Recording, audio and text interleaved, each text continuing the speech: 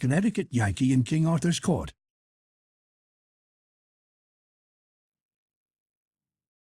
Chapter 1. Camelot. Camelot. Camelot, said I to myself. I don't seem to remember hearing of it before. Name of the asylum, likely. It was a soft, reposeful summer landscape, as lovely as a dream, and as lonesome as Sunday. The air was full of the smell of flowers and the buzzing of insects and the twittering of birds, and there were no people, no wagons, there was no stir of life, nothing going on. The road was mainly a winding path with hoofprints in it, and now and then a faint trace of wheels on either side in the grass, wheels that apparently had a tire as broad as one's hand. Presently a fair slip of a girl about 10 years old, with a cataract of golden hair streaming down over her shoulders, came along. Around her head she wore a hoop of flame-red poppies. It was as sweet an outfit as ever I saw what there was of it. She walked indolently along, with a mind at rest, its peace reflected in her innocent face. The circus man paid no attention to her, didn't even seem to see her. And she was no more startled at his fantastic makeup than if she was used to his like every day of her life. She was going by as indifferently as she might have gone by a couple of cows. But when she happened to notice me, then there was a change. Up went her hands, and she was turned to stone. Her mouth dropped open, her eyes stared wide and timorously. She was the picture of astonished curiosity touched with fear. And there she stood, gazing, in a sort of stupefied fascination, till we turned a corner of the wood and were lost to her view. That she should be startled at me instead of at the other man was too many for me. I couldn't make head or tail of it. And that she should seem to consider me a spectacle and totally overlook her own merits in that respect was another puzzling thing, and a display of magnanimity, too, that was surprising in one so young.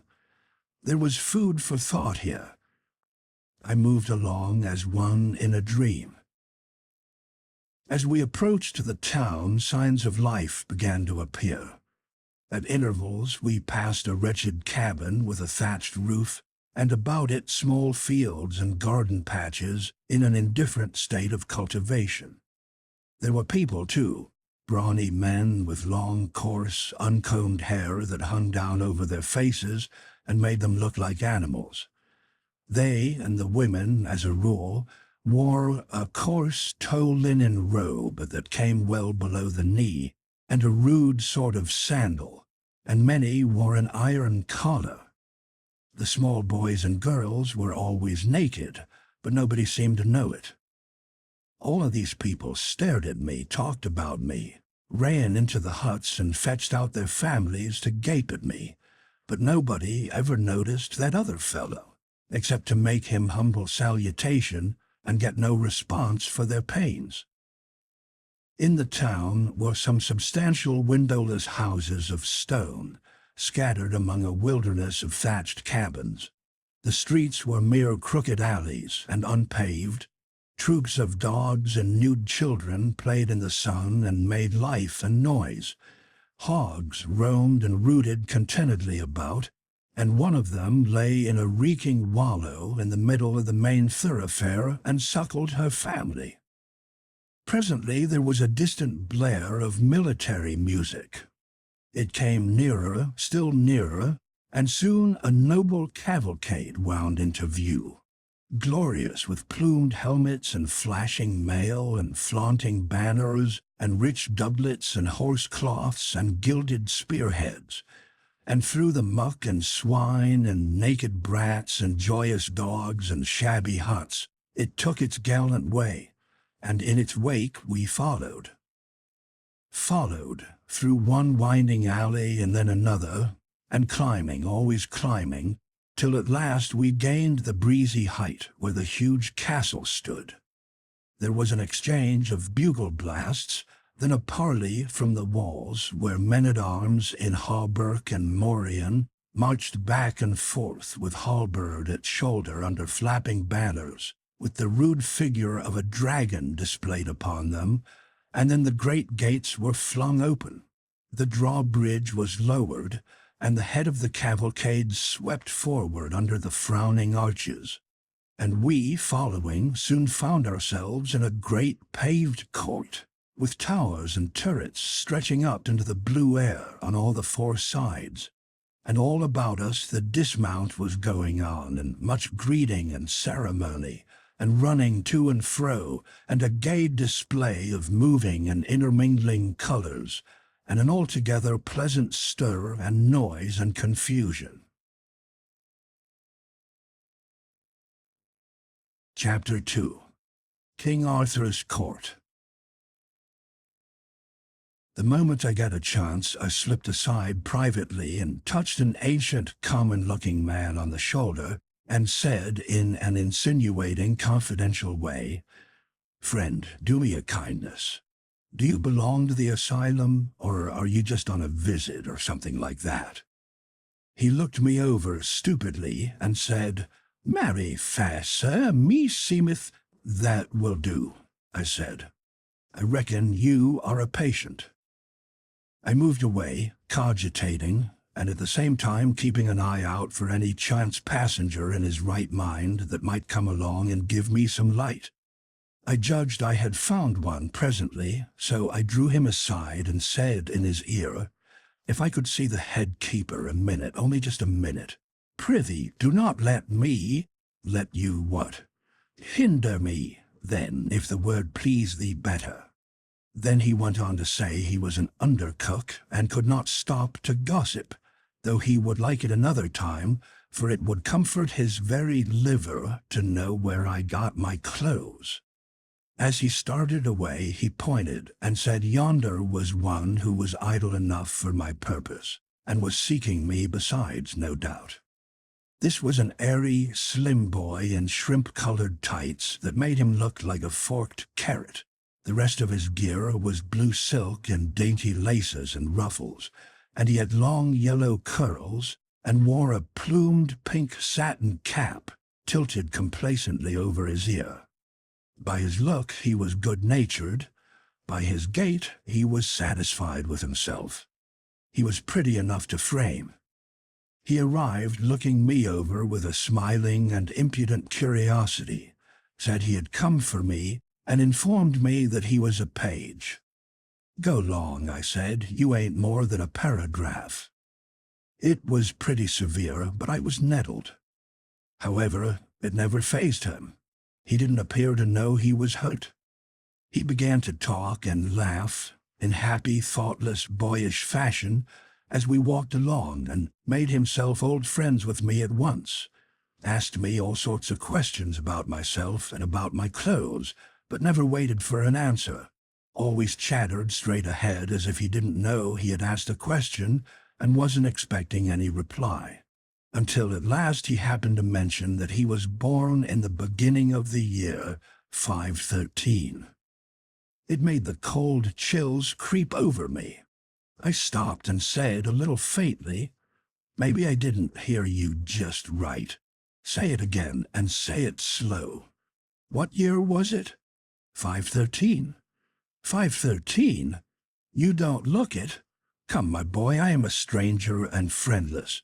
Be honest and honorable with me. Are you in your right mind?" He said he was. "Are these other people in their right minds?" He said they were. "And this isn't an asylum? I mean, it isn't a place where they cure crazy people?" He said it wasn't. "Well then," I said, "either I am a lunatic or something just as awful has happened. Now tell me, honest and true, where am I?" "In King Arthur's court." I waited a minute to let that idea shudder its way home, and then said, "And, according to your notions, what year is it now?" 528, 19th of June. I felt a mournful sinking at the heart and muttered, "I shall never see my friends again." Never, never again.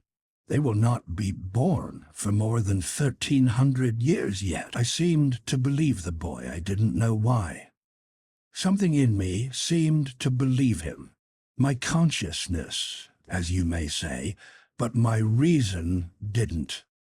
My reason straight away began to clamor. That was natural.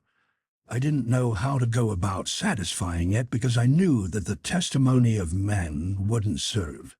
My reason would say they were lunatics and throw out their evidence. But all of a sudden I stumbled on the very thing just by luck.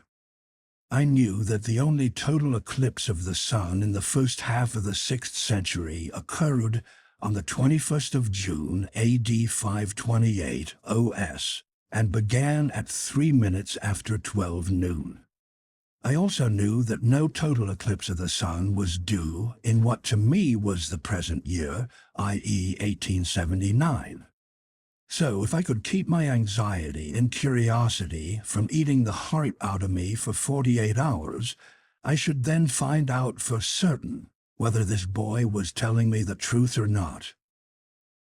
Wherefore, being a practical Connecticut man, I now shoved this whole problem clear out of my mind till its appointed day and hour should come, in order that I might turn all my attention to the circumstances of the present moment, and be alert and ready to make the most out of them that could be made. One thing at a time is my motto, and just play that thing for all it is worth, even if it's only 2 pair and a jack. I made up my mind to 2 things. If it was still the 19th century and I was among lunatics and couldn't get away, I would presently boss that asylum or know the reason why. And if, on the other hand, it really was the 6th century, all right, I didn't want any softer thing. I would boss the whole country inside of 3 months. For I judged I would have the start of the best educated man in the kingdom by a matter of 1,300 years and upward. I'm not a man to waste time after my mind's made up and there's work on hand. So I said to the page, "Now, Clarence, my boy, if that might happen to be your name, I'll get you to post me up a little if you don't mind. What is the name of that apparition that brought me here?" "My master and thine? That is the good knight and great lord Sir Kay the Seneschal, foster brother to our liege the king." "Very good. Go on, tell me everything." He made a long story of it, but the part that had immediate interest for me was this. He said I was Sir Kay's prisoner, and that in the due course of custom I would be flung into a dungeon and left there on scant commons until my friends ransomed me, unless I chanced to rot first.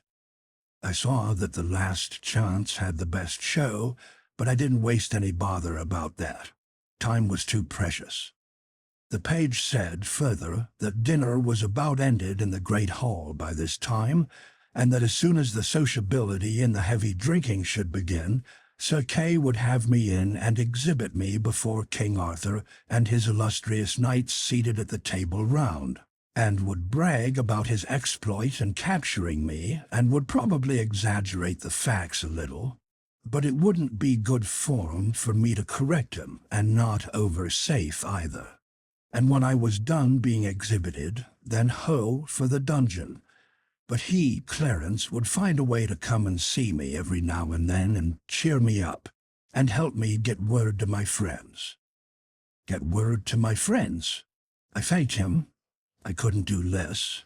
And about this time a lackey came to say I was wanted.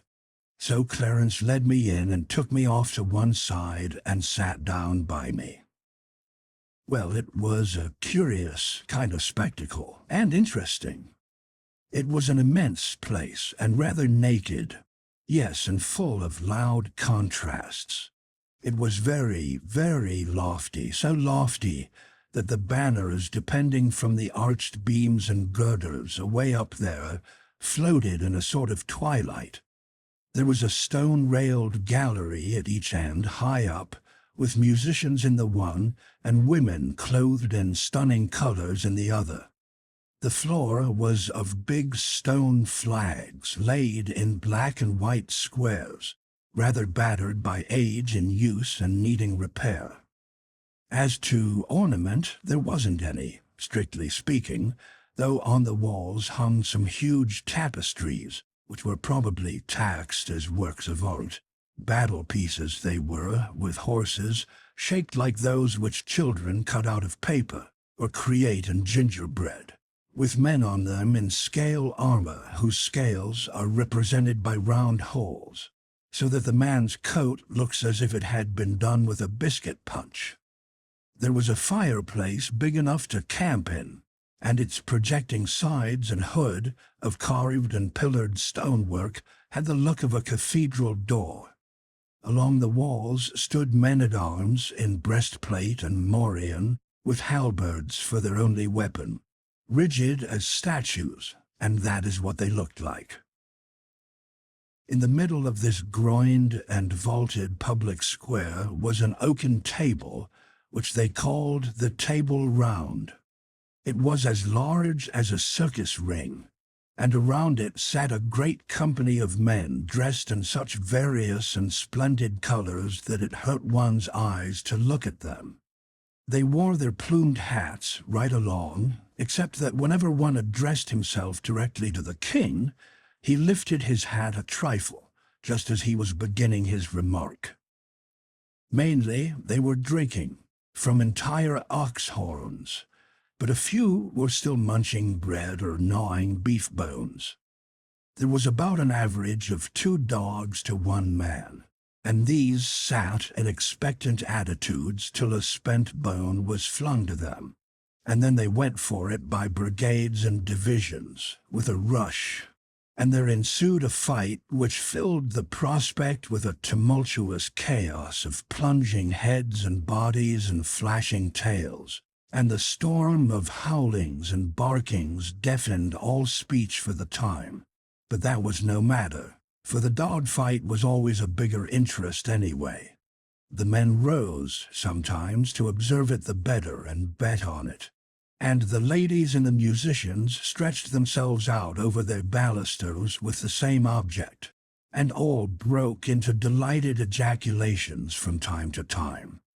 In the end, the winning dog stretched himself out comfortably with his bone between his paws, and proceeded to growl over it and gnaw it, and grease the floor with it, just as 50 others were already doing, and the rest of the court resumed their previous industries and entertainments.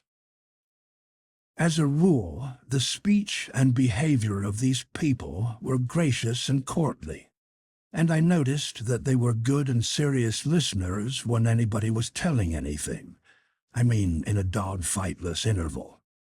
And plainly, too, they were a childlike and innocent lot, telling lies of the stateliest pattern with a most gentle and winning naivety, and ready and willing to listen to anybody else's lie and believe it too. It was hard to associate them with anything cruel or dreadful, and yet they dealt in tales of blood and suffering with a guileless relish that made me almost forget to shudder. I was not the only prisoner present. There were 20 or more.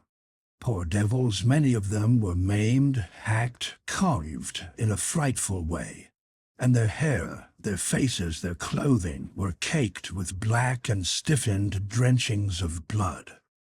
They were suffering sharp physical pain, of course, and weariness, and hunger and thirst, no doubt, and at least none had given them the comfort of a wash, or even the poor charity of a lotion for their wounds. Yet you never heard them utter a moan or a groan, or saw them show any sign of restlessness, or any disposition to complain. The thought was forced upon me, the rascals. They have served other people so in their day. It being their own turn now, they were not expecting any better treatment than this. So their philosophical bearing is not an outcome of mental training, intellectual fortitude, reasoning. It is mere animal training. They are white Indians. Chapter 3. Knights of the Table Round. Mainly the Round Table talk was monologues, narrative accounts of the adventures in which these prisoners were captured, and their friends and backers killed and stripped of their steeds and armor. As a general thing, as far as I could make out, these murderous adventures were not forays undertaken to avenge injuries, nor to settle old disputes or sudden fallings out. No, as a rule they were simply duels between strangers, duels between people who had never even been introduced to each other, and between whom existed no cause of offense whatever. Many a time I had seen a couple of boys, strangers, meet by chance and say simultaneously, "I can lick you," and go at it on the spot. But I had always imagined until now that that sort of thing belonged to children only, and was a sign and mark of childhood. But here were these big boobies sticking to it and taking pride in it clear up into full age and beyond. Yet there was something very engaging about these great simple-hearted creatures, something attractive and lovable. There did not seem to be brains enough in the entire nursery, so to speak, to bait a fish hook with. But you didn't seem to mind that after a little, because you soon saw that brains were not needed in a society like that, and indeed would have marred it, hindered it, spoiled its symmetry, perhaps rendered its existence impossible. There was a fine manliness observable in almost every face, and in some a certain loftiness and sweetness that rebuked your belittling criticisms and stilled them. A most noble benignity and purity reposed in the countenance of him they called Sir Galahad, and likewise in the king's also. And there was majesty and greatness in the giant frame and high bearing of Sir Lancelot of the Lake. There was presently an incident which centred the general interest upon this Sir Lancelot. At a sign from a sort of master of ceremonies, 6 or 8 of the prisoners rose and came forward in a body, and knelt on the floor and lifted up their hands toward the ladies' gallery, and begged the grace of a word with the Queen.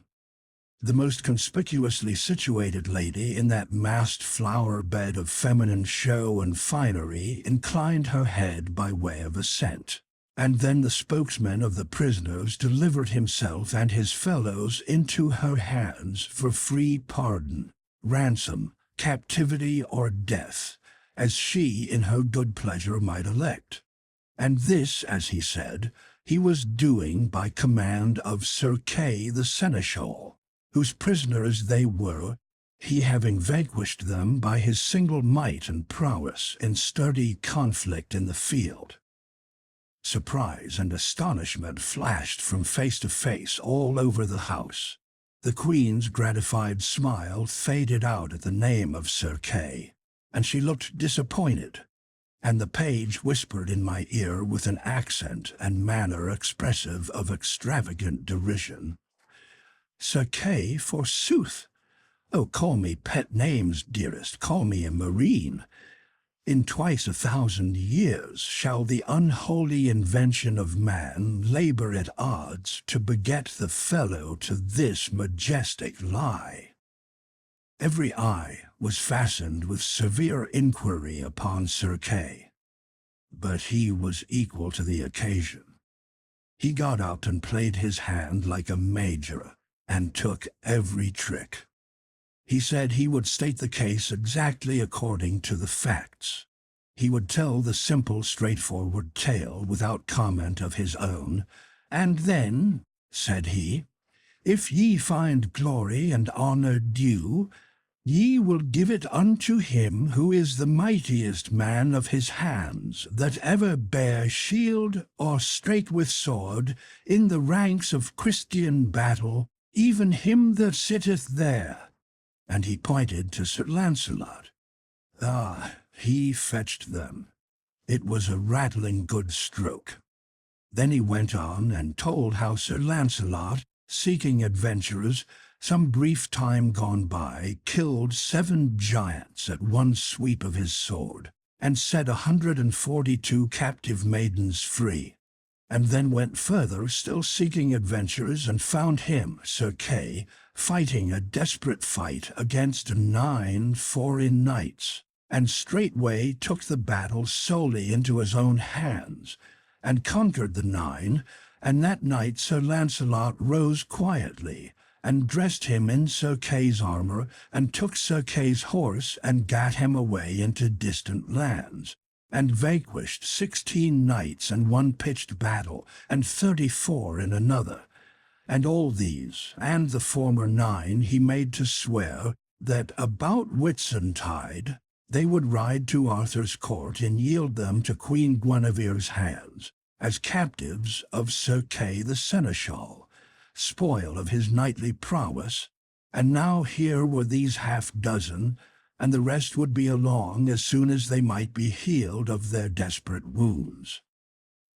Well, it was touching to see the Queen blush and smile, and look embarrassed and happy, and fling furtive glances at Sir Lancelot that would have got him shot in Arkansas to a dead certainty. Everybody praised the valor and magnanimity of Sir Lancelot, and as for me, I was perfectly amazed that one man all by himself should have been able to beat down and capture such battalions of practiced fighters. I said as much to Clarence, but this mocking featherhead only said, "And Sir Kay had had time to get another skin of sour wine into him, ye had seen the accompt doubled." I looked at the boy in sorrow, and as I looked I saw the cloud of a deep despondency settle upon his countenance. I followed the direction of his eye, and saw that a very old and white-bearded man, clothed in a flowing black gown, had risen, and was standing at the table upon unsteady legs, and feebly swaying his ancient head, and surveying the company with his watery and wandering eye. The same suffering look that was in the page's face was observable in all the faces around, the look of dumb creatures who know that they must endure and make no moan. "Marry, we shall have it again," sighed the boy. "That same old weary tale that he hath told 1,000 times in the same words, and that he will tell till he dieth. Every time he hath gotten his barrel full, and feeleth his exaggeration mellow working. Would God I had died, or I saw this day." Who is it? Merlin, the mighty liar and magician. Perdition singe him for the weariness he worketh with this one tale. But that men fear him, for that he hath the storms and the lightnings and all the devils that be in hell at his beck and call, they would have dug his entrails out these many years ago to get at that tale and squelch it. He telleth it always in the third person, making believe he is too modest to glorify himself. Maledictions light upon him, misfortune be his dole. Good friend, prithee call me for evensong. The boy nestled himself upon my shoulder and pretended to go to sleep. The old man began his tale, and presently the lad was asleep in reality. So also were the dogs, and the court, the lackeys, and the files of men-at-arms. The droning voice droned on. A soft snoring arose on all sides, and supported it like a deep and subdued accompaniment of wind instruments. Some heads were bowed upon folded arms, some lay back with open mouths that issued unconscious music. The flies buzzed and bit, unmolested. The rats swarmed softly out from 100 holes and pattered about, and made themselves at home everywhere. And one of them sat up like a squirrel on the king's head, and held a bit of cheese in its hands and nibbled it, and dribbled the crumbs in the king's face with naive and impudent irreverence. It was a tranquil scene, and restful to the weary eye in the jaded spirit. This was the old man's tale. He said, Right, so the king and Merlin departed, and went until an hermit that was a good man and a great leech. So the hermit searched all his wounds, and gave him good salves. So the king was there 3 days, and then were his wounds well amended, that he might ride and go, and so departed. And as they rode, Arthur said, I have no sword, no force. Footnote from Mark Twain, no matter. Said Merlin, hereby is a sword that shall be yours, and I may. So they rode till they came to a lake, the which was of fair water and broad, and in the midst of the lake Arthur was ware of an arm clothed in white samite, that held a fair sword in that hand. Lo, said Merlin, yonder is that sword that I spake of. With that they saw a damsel going upon the lake. What damsel is that? Said Arthur. That is the lady of the lake, said Merlin, and within that lake is a rock, and therein is as fair a place as any on earth, and richly beseen, and this damsel will come to you anon, and then speak ye fair to her, that she will give you that sword. Anon withal came the damsel unto Arthur, and saluted him, and he her again. Damsel, said Arthur, what sword is that yonder the arm holdeth above the water? I would it were mine, for I have no sword. Sir Arthur King, said the damsel, that sword is mine, and if ye will give me a gift when I ask it you, ye shall have it. By my faith, said Arthur, I will give you what gift ye will ask. Well, said the damsel, go ye into yonder barge, and row yourself to the sword, and take it, and the scabbard with you, and I will ask my gift when I see my time. So Sir Arthur and Merlin alight, and tied their horses to 2 trees, and so they went into the ship, and when they came to the sword that the hand held, Sir Arthur took it up by the handles, and took it with him. And the arm and the hand went under the water. And so they came unto the land, and rode forth. And then Sir Arthur saw a rich pavilion. What signifieth yonder pavilion? It is the knight's pavilion, said Merlin, that ye fought with last, Sir Pellinore. But he is out, he is not there. He hath ado with a knight of yours, that knight Eglame, and they have fought together, but at the last Eglame fled, and else he had been dead. And he hath chased him even to Carleon, and we shall meet with him anon in the highway.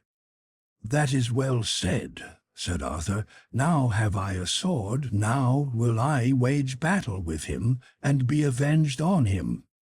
Sir, ye shall not so, said Merlin, for the knight is weary of fighting and chasing, so that ye shall have no worship to have ado with him.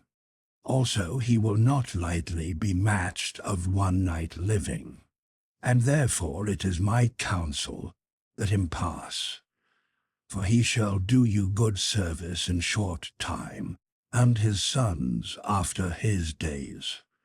Also ye shall see that day in short space ye shall be right glad to give him your sister to wed. When I see him I will do as ye advise me, said Arthur. Then Sir Arthur looked on the sword, and liked it passing well. Whether liketh you better, said Merlin, the sword or the scabbard? Me liketh better the sword, said Arthur. Ye are more unwise, said Merlin, for the scabbard is worth 10 of the sword. For while ye have the scabbard upon you, ye shall never lose no blood, be ye never so sore wounded. Therefore keep well the scabbard always with you." So they rode into Carlion, and by the way they met with Sir Pellinore. But Merlin had done such a craft that Pellinore saw not Arthur, and he passed by without any words. "I marvel," said Arthur, "that the knight would not speak." "Sir," said Merlin, "he saw you not, for and he had seen you, ye had not lightly departed." So they came unto Carlion, whereof his knights were passing glad. And when they heard of his adventures, they marvelled that he would jeopard his person so alone. But all men of worship said it was merry to be under such a chieftain that would put his person in adventure, as other poor knights did. Chapter 4. Sir Dinadan, the Humorist. It seemed to me that this quaint lie was most simply and beautifully told, but then I had heard it only once, and that makes a difference. It was pleasant to the others when it was fresh, no doubt.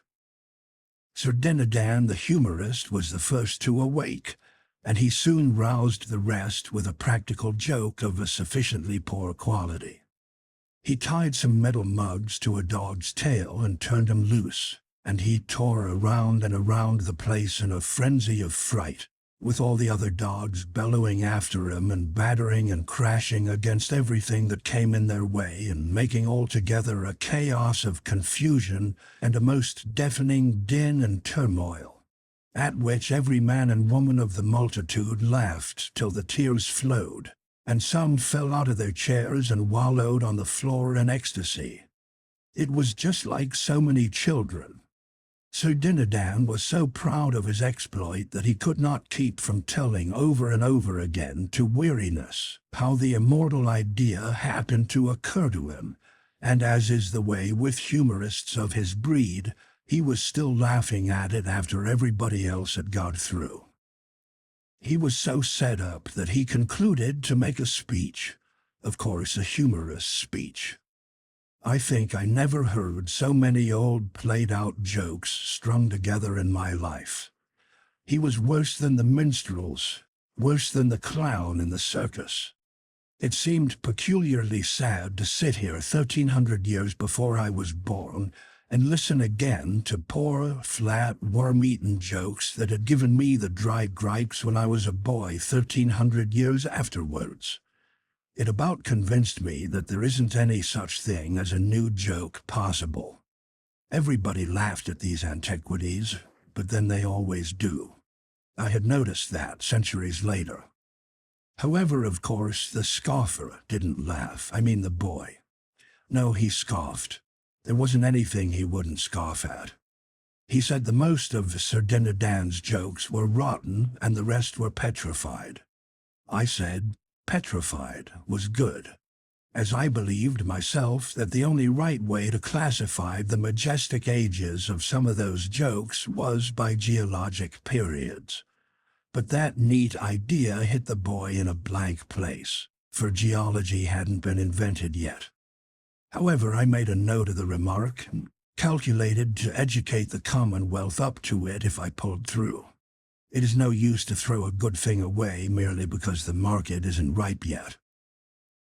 Now Sir Kay arose and began to fire up on his history mill with me for fuel. It was time for me to feel serious, and I did. Sir Kay told how he had encountered me in a far land of barbarians, who all wore the same ridiculous garb that I did, a garb that was a work of enchantment, and intended to make the wearer secure from hurt by human hands. However, he had nullified the force of the enchantment by prayer, and had killed my 13 knights in a 3 hours' battle, and taken me prisoner, sparing my life in order that so strange a curiosity as I was might be exhibited, to the wonder and admiration of the king and the court.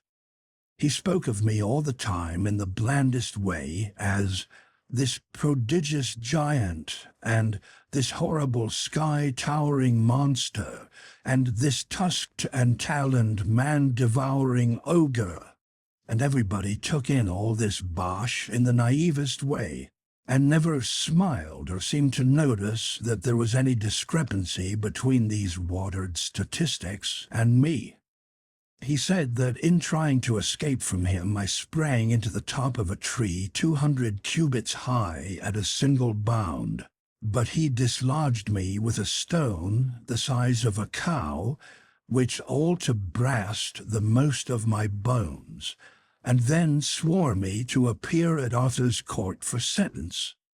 He ended by condemning me to die at noon on the 21st, and was so little concerned about it that he stopped to yawn before he named the date. I was in a dismal state by this time indeed. I was hardly enough in my right mind to keep the run of a dispute that sprung up as to how I had better be killed, the possibility of the killing being doubted by some because of the enchantment in my clothes. And yet it was nothing but an ordinary suit of $15 slop shops. Still, I was sane enough to notice this detail, to wit, many of the terms used in the most matter-of-fact way by this great assemblage of the first ladies and gentlemen in the land would have made a Comanche blush. Indelicacy is too mild a term to convey the idea. However, I had read Tom Jones and Roderick Random and other books of that kind, and knew that the highest and first ladies and gentlemen in England had remained little or no cleaner in their talk, and in the morals and conduct which such talk implies, clear up to 100 years ago. In fact, clear into our own 19th century, in which century, broadly speaking, the earliest samples of the real lady and real gentleman discoverable in English history, or in European history for that matter, may be said to have made their appearance. Suppose Sir Walter, instead of putting the conversations into the mouths of his characters, had allowed the characters to speak for themselves. We should have had talk from Rebecca and Ivanhoe and the soft Lady Rowena, which would embarrass a tramp in our day. However, to the unconsciously indelicate, all things are delicate. King Arthur's people were not aware that they were indecent, and I had presence of mind enough not to mention it. They were so troubled about my enchanted clothes that they were mightily relieved at last when old Merlin swept the difficulty away for them with a common-sense hint. He asked them why they were so dull. Why didn't it occur to them to strip me? In half a minute I was as naked as a pair of tongs. And dear, dear to think of it, I was the only embarrassed person there. Everybody discussed me, and did it as unconcernedly as if I had been a cabbage. Queen Guinevere was as naively interested as the rest, and said she had never seen anybody with legs just like mine before. It was the only compliment I got, if it was a compliment. Finally, I was carried off in one direction, and my perilous clothes in another. I was shoved into a dark and narrow cell in a dungeon, with some scant remnants for dinner, some mouldy straw for a bed, and no end of rats for company. Chapter 5. An Inspiration. I was so tired that even my fears were not able to keep me awake long. When I next came to myself, they seemed to have been asleep a very long time. My first thought was, well, what an astonishing dream I've had. I reckon I've waked only just in time to keep from being hanged or drowned or burned or something. I'll nap again till the whistle blows, and then I'll go down to the arms factory and have it out with Hercules. But just then I heard the harsh music of rusty chains and bolts. A light flashed in my eyes, and that butterfly Clarence stood before me. I gasped with surprise. My breath almost got away from me. "What?" I said. "You here yet? Go along with the rest of the dream, scatter." But he only laughed in his light-hearted way and fell to making fun of my sorry plight. "All right," I said resignedly, "let the dream go on. I'm in no hurry." "Prithee, what dream?" "What dream? Why, the dream that I am in Arthur's court, a person who never existed, and that I am talking to you who are nothing but a work of the imagination." "Oh, law, indeed. And is it a dream that you're to be burned tomorrow? Oh, answer me that." The shock that went through me was distressing. I now began to reason that my situation was in the last degree serious, dream or no dream, for I knew by past experience of the lifelike intensity of dreams that to be burned to death even in a dream would be very far from being a jest, and was a thing to be avoided by any means, fair or foul, that I could contrive. So I said beseechingly, "Ah, Clarence, good boy, only friend I've got. For you are my friend, aren't you? Don't fail me. Help me to devise some way of escaping from this place." "Now do but hear thyself. Escape? Why, man, the corridors are in guard and keep of men-at-arms." "No doubt, no doubt. But how many, Clarence?" "Not many, I hope." "Full a score? One may not hope to escape." After a pause, hesitatingly, "And there be other reasons, and weightier." "Other ones, what are they?" "Well, they say, oh, but I daren't, indeed daren't." "Why, poor lad, what is the matter? Why do you blench? Why do you tremble so?" "Oh, in sooth, there is need. I do want to tell you, but come, come, be brave, be a man, speak out. There's a good lad." He hesitated, pulled one way by desire, the other way by fear. Then he stole to the door and peeped out, listening, and finally crept close to me and put his mouth to my ear, and told me his fearful news in a whisper, and with all the cowering apprehension of one who was venturing upon awful ground, and speaking of things whose very mention might be freighted with death. "Merlin in his malice has woven a spell about this dungeon, and there bides not the man in these kingdoms that would be desperate enough to essay to cross its lines with you. Now God pity me, I have told it. Ah, be kind to me, be merciful to a poor boy who means thee well, for an thou betray me, I am lost."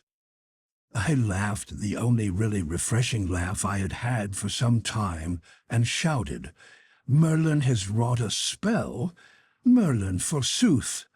That cheap old humbug, that maundering old ass? Bosh! Pure bosh, the silliest bosh in the world.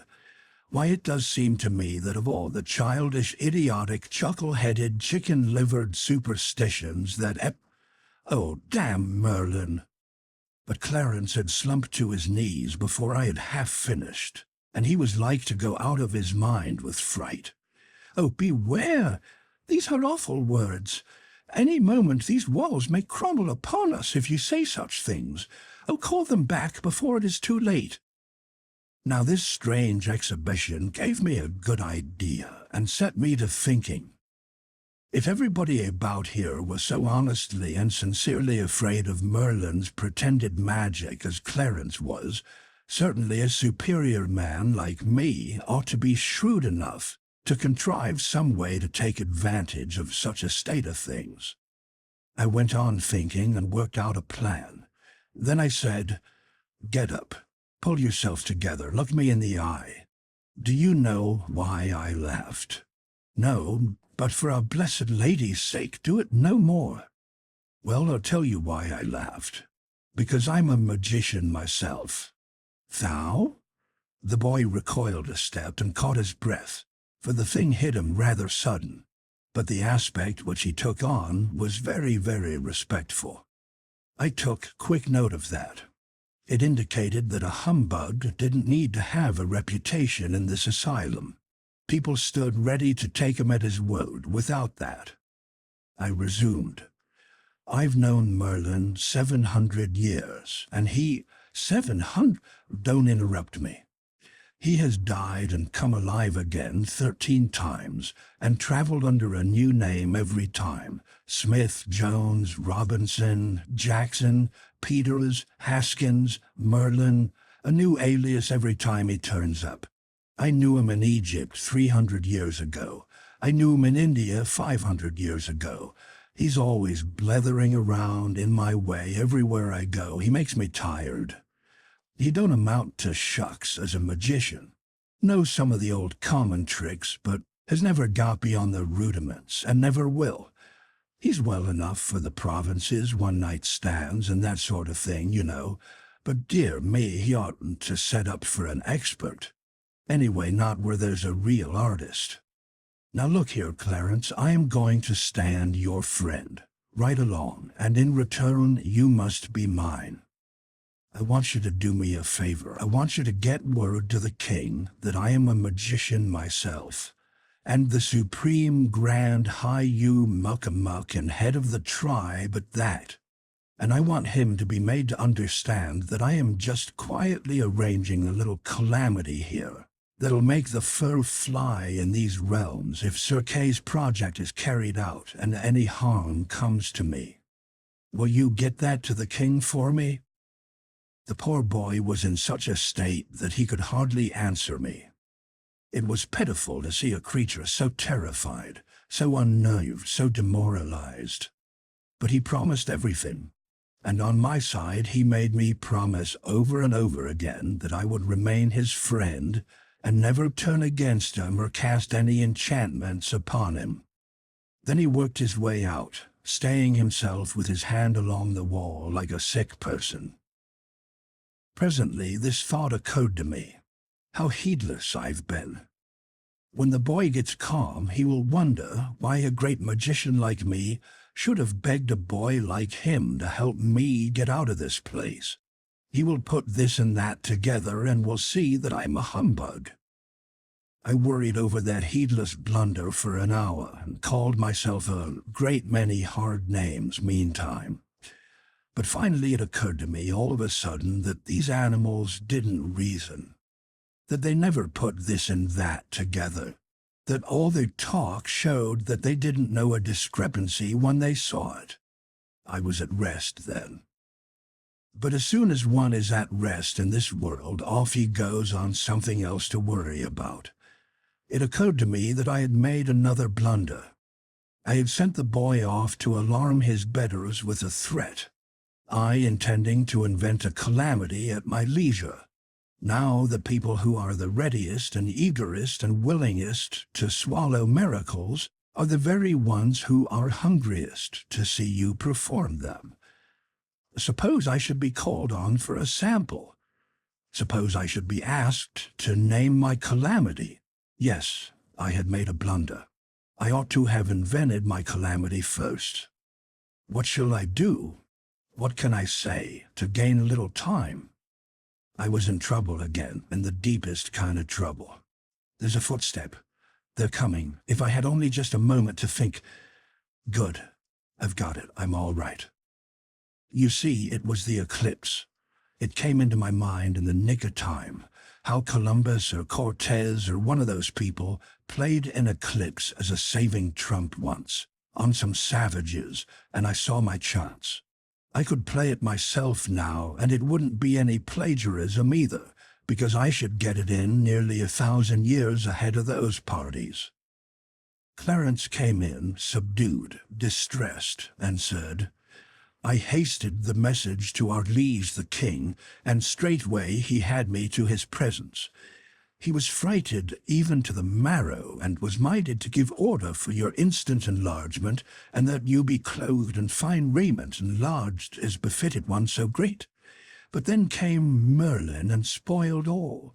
For he persuaded the king that you are mad, and know not whereof you speak, and said your threat is but foolishness and idle vapouring. They disputed long, but in the end Merlin, scoffing, said, Wherefore have he not named his brave calamity? Verily it is because he cannot.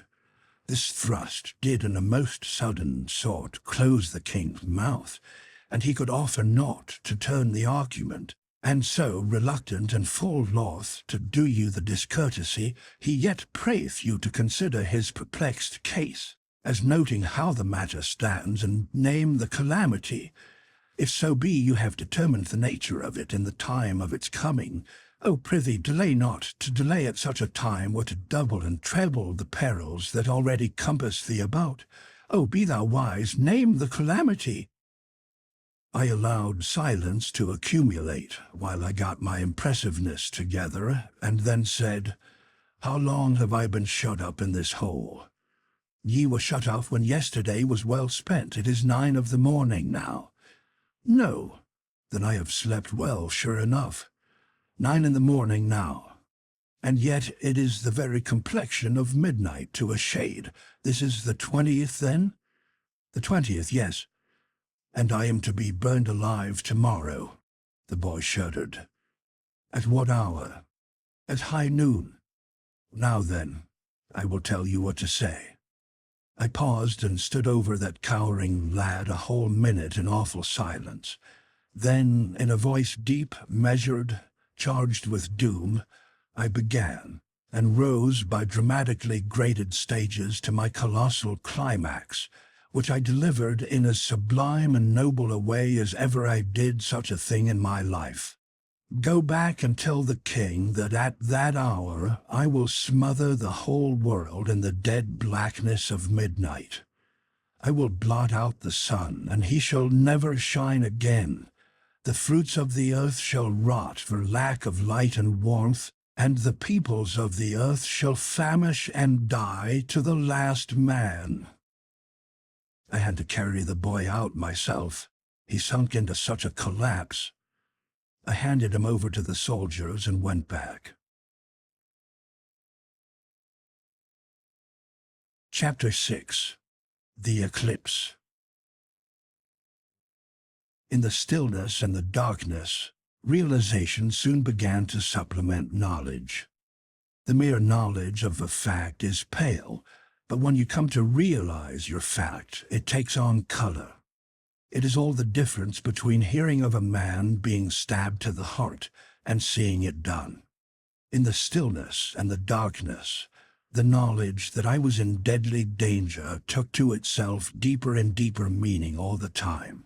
A something which was realization crept inch by inch through my veins and turned me cold. But it is a blessed provision of nature that at times like these, as soon as a man's mercury has got down to a certain point, there comes a revulsion, and he rallies. Hope springs up and cheerfulness along with it, and then he's in good shape to do something for himself, if anything can be done. When my rally came, it came with a bound. I said to myself that my eclipse would be sure to save me, and make me the greatest man in the kingdom besides. And straightway my mercury went up to the top of the tube, and my solicitudes all vanished. I was as happy a man as there was in the world. I was even impatient for tomorrow to come. I so wanted to gather in that great triumph and be the center of all the nation's wonder and reverence. Besides, in a business way, it would be the making of me. I knew that. Meantime, there was one thing which had got pushed into the background of my mind. That was the half-conviction that when the nature of my proposed calamity should be reported to those superstitious people, it would have such an effect that they would want to compromise. So by and by, when I heard footsteps coming, that thought was recalled to me, and I said to myself, as sure as anything, it's the compromise. Well, if it is good, all right, I will accept. But if it isn't, I mean to stand my ground and play my hand for all it is worth. The door opened and some men-at-arms appeared. The leader said, "The steak is ready. Come." The steak! The strength went out of me, and I almost fell down. It is hard to get one's breath at such a time. Such lumps come into one's throat and such gaspings. But as soon as I could speak, I said, "But this is a mistake. The execution is tomorrow. order changed, been set forward a day, haste thee. I was lost. There was no help for me. I was dazed, stupefied. I had no command over myself. I only wandered purposely about, like one out of his mind. So the soldiers took hold of me and pulled me along with them out of the cell and along the maze of underground corridors, and finally into the fierce glare of daylight in the upper world. As we stepped into the vast enclosed court of the castle, I got a shock. For the first thing I saw was the stake, standing in the center, and near it the piled faggots and a monk. On all four sides of the court the seated multitudes rose, rank above rank, forming sloping terraces that were rich with color. The king and the queen sat in their thrones, the most conspicuous figures there, of course. To note all this occupied but a second. The next second, Clarence had slipped from some place of concealment and was pouring news into my ear, his eyes beaming with triumph and gladness. He said, "'Tis through me the change was wrought, and main hard have I worked to do it too." But when I revealed to them the calamity in store and saw how mighty was the terror it did engender, then saw I also that this was the time to strike. Wherefore I diligently pretended unto this and that and the other one, that your power against the sun could not reach its full until the morrow, and so if any would save the sun and the world, you must be slain today, while your enchantments are but in the weaving and lack potency. Odds bodkins, it was but a dull lie, a most indifferent invention, but you should have seen them seize it and swallow it in the frenzy of their fright, as it were salvation sent from heaven. And all the while I was laughing in my sleeve the one moment to see them so cheaply deceived, and glorifying God the next, that he was content to let the meanest of his creatures be his instrument to the saving of thy life.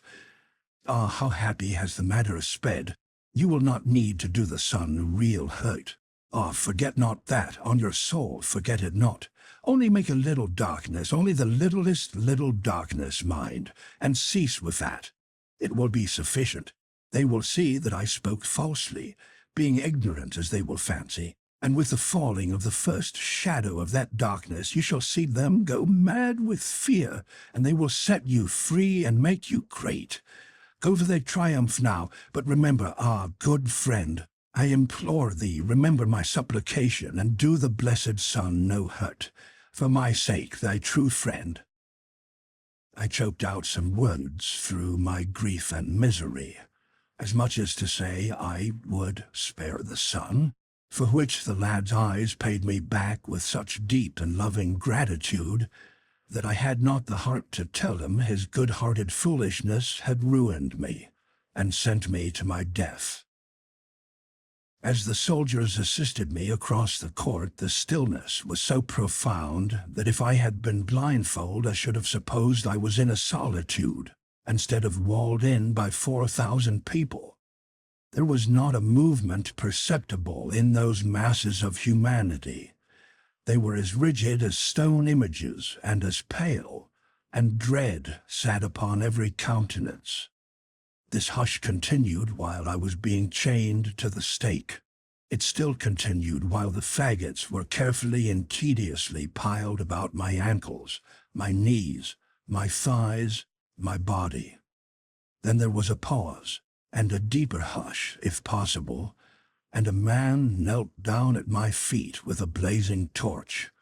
The multitude strained forward, gazing, and parting slightly from their seats without knowing it. The monk raised his hands above my head, and his eyes toward the blue sky, and began some words in Latin. In this attitude he droned on and on a little while, and then stopped. I waited 2 or 3 moments, and then looked up. He was standing there petrified. With a common impulse, the multitude rose slowly up and stared into the sky. I followed their eyes. As sure as guns, there was my eclipse beginning. The life went boiling through my veins. I was a new man. The rim of black spread slowly into the sun's disk. My heart beat higher and higher, and still the assemblage and the priests stared into the sky motionless. I knew that this gaze would be turned upon me next. When it was, I was ready. I was in one of the most grand attitudes I ever struck, with my arms stretched up, pointing to the sun. It was a noble effect. You could see the shudders sweep the mass like a wave. Two shouts rang out, one close upon the heels of the other. "Apply the torch! I forbid it!" The one was from Merlin, the other from the king. Merlin started from his place to apply the torch himself, I judged. I said, "Stay where you are. If any man moves, even the king, before I give him leave, I will blast him with thunder. I will consume him with lightnings." The multitude sank meekly into their seats, and I was just expecting they would. Merlin hesitated a moment or two, and I was on pins and needles during that little while. Then he sat down, and I took a good breath, for I knew I was master of the situation now. The king said, "Be merciful, fair sir, and essay no further in this perilous matter, lest disaster follow. It was reported to us that your powers could not attain unto their full strength until the morrow, but your majesty thinks the report may have been a lie?" It was a lie. That made an immense effect. Up went appealing hands everywhere, and the king was assailed with a storm of supplications that I might be bought off at any price, and the calamity stayed. The king was eager to comply. He said, "Name any terms, reverend sir, even to the halving of my kingdom, but banish this calamity, spare the sun." My fortune was made. I would have taken him up in a minute, but I couldn't stop an eclipse. The thing was out of the question. So I asked time to consider. The king said, "How long, good sir? Be merciful. Look, it groweth darker moment by moment. Prithee, how long?" "Not long. Half an hour, maybe an hour." There were 1,000 pathetic protests, but I couldn't shorten up any, for I couldn't remember how long a total eclipse lasts. I was in a puzzled condition anyway and wanted to think. Something was wrong about that eclipse, and the fact was very unsettling. If this wasn't the one I was after, how was I to tell whether this was the 6th century or nothing but a dream? Dear me, if I could only prove it was the latter. Here was a glad new hope. If the boy was right about the date, and this was surely the 20th, it wasn't the 6th century. I reached for the monk's sleeve in considerable excitement and asked him what day of the month it was. Hang him. He said it was the 21st. It made me turn cold to hear him. I begged him not to make any mistake about it, but he was sure. He knew it was the 21st. So that feather-headed boy had botched things again. The time of day was right for the eclipse. I had seen that for myself in the beginning, by the dial that was nearby. Yes, I was in King Arthur's court, and I might as well make the most out of it I could. The darkness was steadily growing, the people becoming more and more distressed. I now said, "I have reflected, Sir King. For a lesson, I will let this darkness proceed, and spread night in the world. But whether I blot out the sun for good or restore it, shall rest with you. These are the terms, to wit, you shall remain king over all your dominions, and receive all the glories and honors that belong to the kingship. But you shall appoint me your perpetual minister and executive, and give me for my services 1% of such actual increase of revenue over and above its present amount as I may succeed in creating for the state. If I can't live on that, I shan't ask anybody to give me a lift. Is it satisfactory?" There was a prodigious roar of applause, and out of the midst of it the king's voice rose, saying, "Away with his bonds, and set him free, and do him homage, high and low, rich and poor, for he is become the king's right hand, is clothed with power and authority, and his seat is upon the highest step of the throne. Now sweep away this creeping night, and bring the light and cheer again, that all the world may bless thee." But I said, that a common man should be shamed before the world is nothing, but it were dishonor to the king if any that saw his minister naked should not also see him delivered from his shame. If I might ask that my clothes be brought again. "They are not meet," the king broke in. "Fetch raiment of another sort, clothe him like a prince." My idea worked. I wanted to keep things as they were till the eclipse was total. Otherwise they would be trying again to get me to dismiss the darkness, and of course I couldn't do it. Sending for the clothes gained some delay, but not enough. So I had to make another excuse. I said it would be but natural if the king should change his mind and repent to some extent of what he had done under excitement. Therefore I would let the darkness grow a while, and if at the end of a reasonable time the king had kept his mind the same, the darkness should be dismissed. Neither the king nor anybody else was satisfied with that arrangement, but I had to stick to my point. It grew darker and darker and blacker, while I struggled with those awkward 6th century clothes. It got to be pitch dark at last, and the multitude groaned with horror to feel the cold, uncanny night breezes fan through the place and see the stars come out and twinkle in the sky. At last the eclipse was total, and I was very glad of it, but everybody else was in misery, which was quite natural. I said, "The king, by his silence, still stands to the terms." Then I lifted up my hands, stood just so for a moment. Then I said, with the most awful solemnity, "Let the enchantment dissolve and pass harmless away." There was no response for a moment in that deep darkness and that graveyard hush. But when the silver rim of the sun pushed itself out a moment or two later, the assemblage broke loose with a vast shout and came pouring down like a deluge to smother me with blessings and gratitude. And Clarence was not the last of the wash, to be sure. Chapter 7. Merlin's Tower. Inasmuch as I was now the second personage in the kingdom, as far as political power and authority were concerned, much was made of me. My raiment was of silks and velvets and cloth of gold, and by consequence was very showy, also uncomfortable. But habit would soon reconcile me to my clothes, I was aware of that.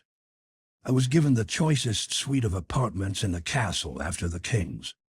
They were aglow with loud-colored silken hangings, but the stone floors had nothing but rushes on them for a carpet, and they were misfit rushes at that, being not all of one breed.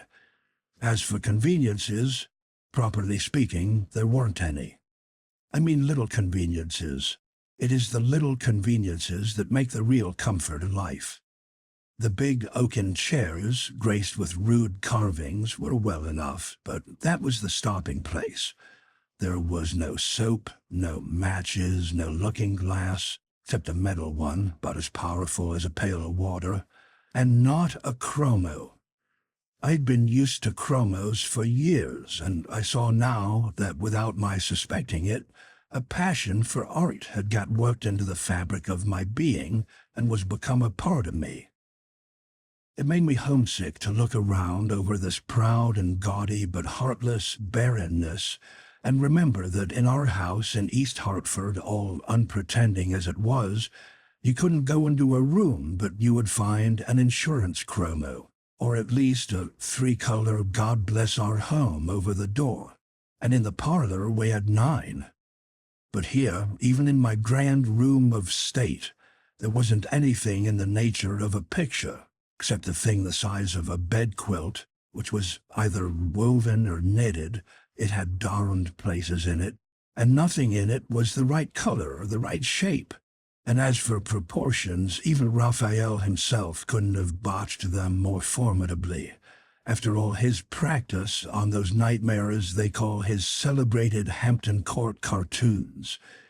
Raphael was a bird. We had several of his chromos. One was his miraculous draught of fishes, where he puts in a miracle of his own, puts 3 men into a canoe which wouldn't have held a dog without upsetting. I always admired to study Raphael's art. It was so fresh and unconventional. There wasn't even a bell or a speaking tube in the castle.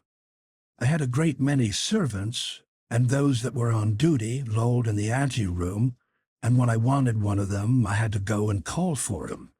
There was no gas, there were no candles. A bronze dish half full of boarding-house butter with a blazing rag floating in it was the thing that produced what was regarded as light. A lot of these hung along the walls and modified the dark, just toned it down enough to make it dismal. If you went out at night, your servants carried torches. There were no books, pens, paper, or ink, and no glass in the openings they believed to be windows. It is a little thing, glass is, until it is absent. Then it becomes a big thing. But perhaps the worst of all was that there wasn't any sugar, coffee, tea, or tobacco.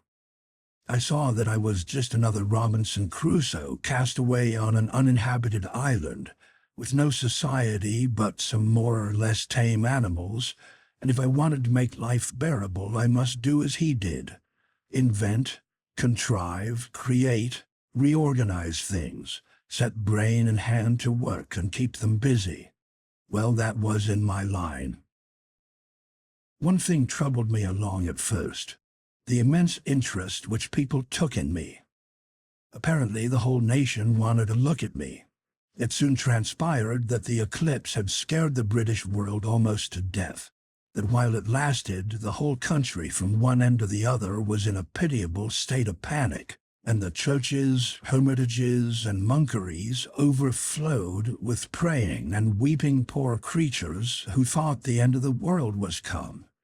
Then had followed the news that the producer of this awful event was a stranger, a mighty magician at Arthur's court, that he could have blown out the sun like a candle and was just going to do it when his mercy was purchased, and he then dissolved his enchantments and was now recognized and honored as the man who had, by his unaided might, saved the globe from destruction and its peoples from extinction.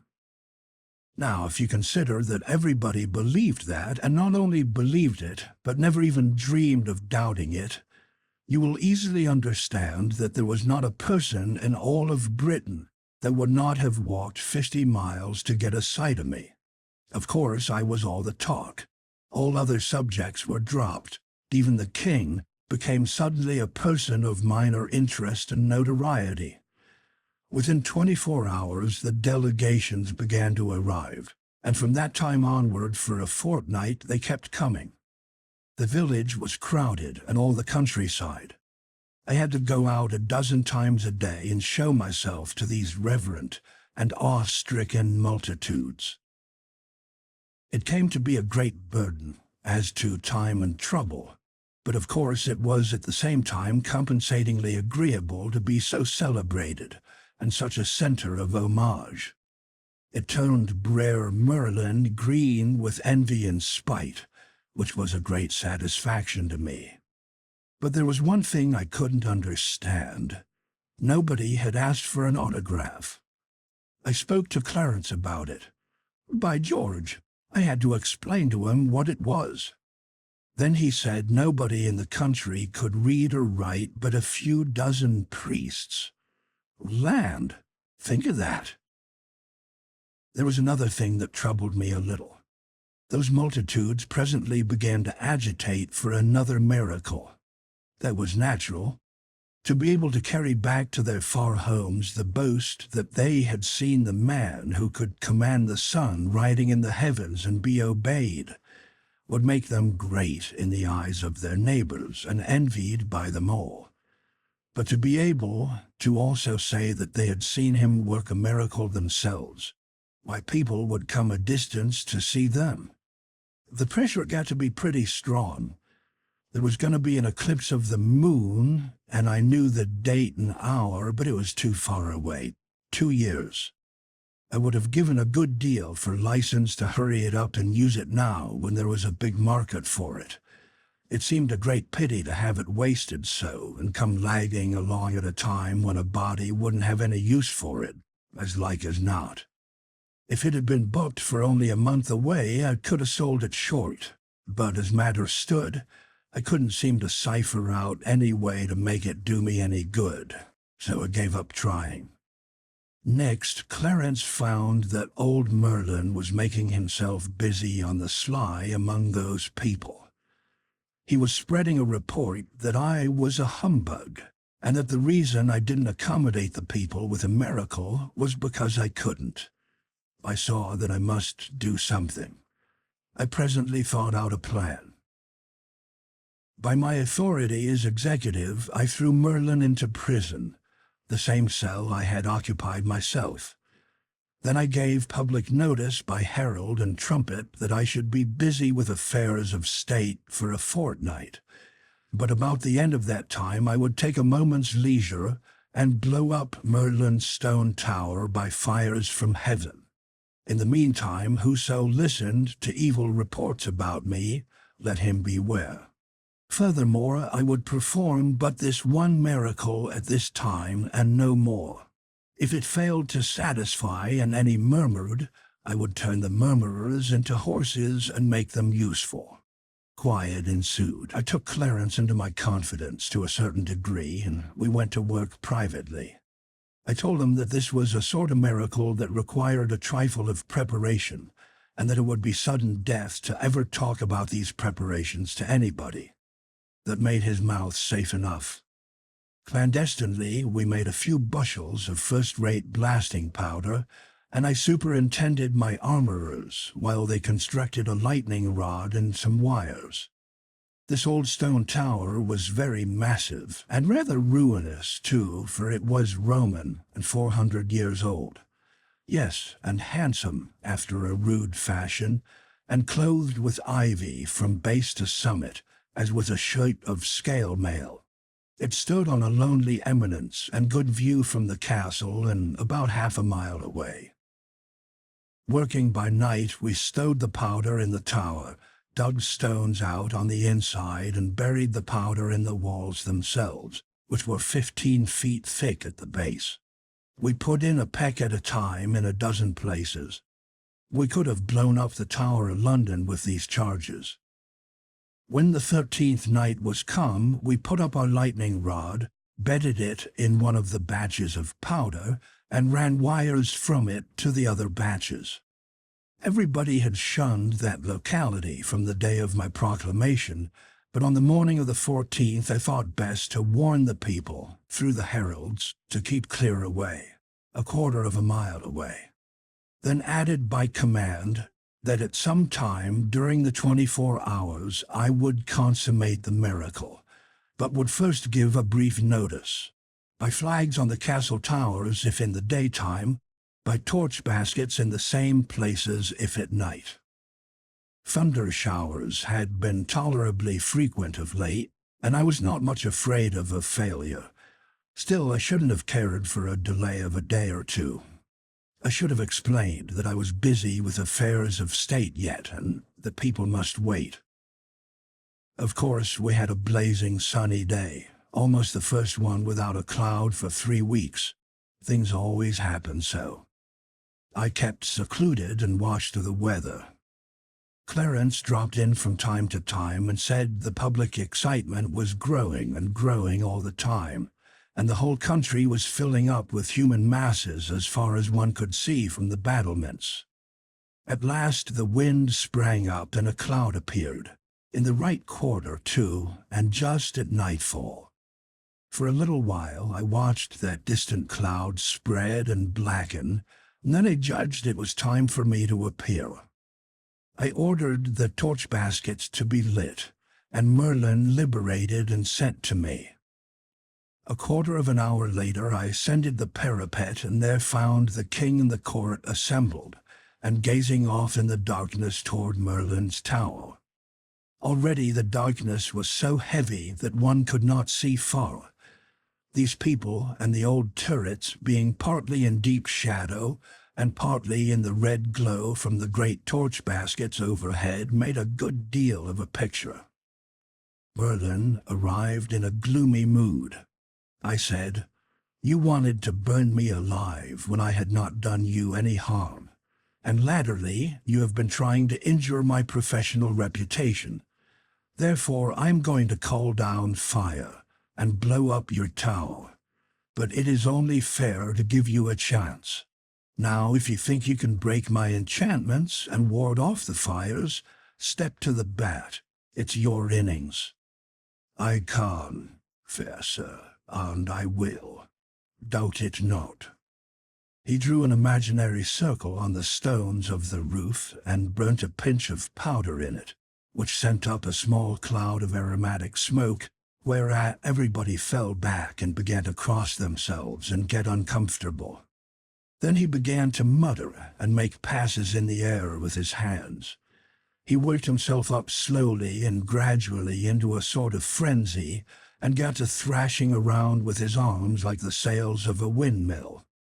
By this time the storm had about reached us. The gusts of wind were flaring the torches and making the shadows swash about. The first heavy drops of rain were falling. The world abroad was black as pitch. The lightning began to wink fitfully. Of course, my rod would be loading itself now. In fact, things were imminent. So I said, "You have had time enough. I have given you every advantage and not interfered. It is plain your magic is weak. It is only fair that I begin now." I made about 3 passes in the air, and then there was an awful crash, and that old tower leaped into the sky in chunks, along with a vast volcanic fountain of fire that turned night to noonday, and showed 1,000 acres of human beings groveling on the ground in a general collapse of consternation. Well, it rained mortar and masonry the rest of the week.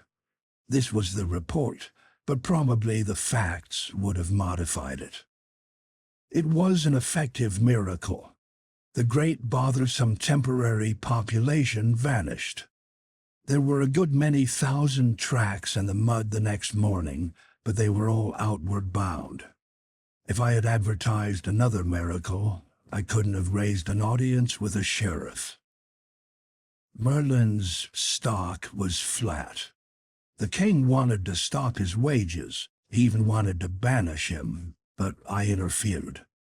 I said he would be useful to work the weather and attend to small matters like that, and I would give him a lift now and then when his poor little parlor magic soured on him.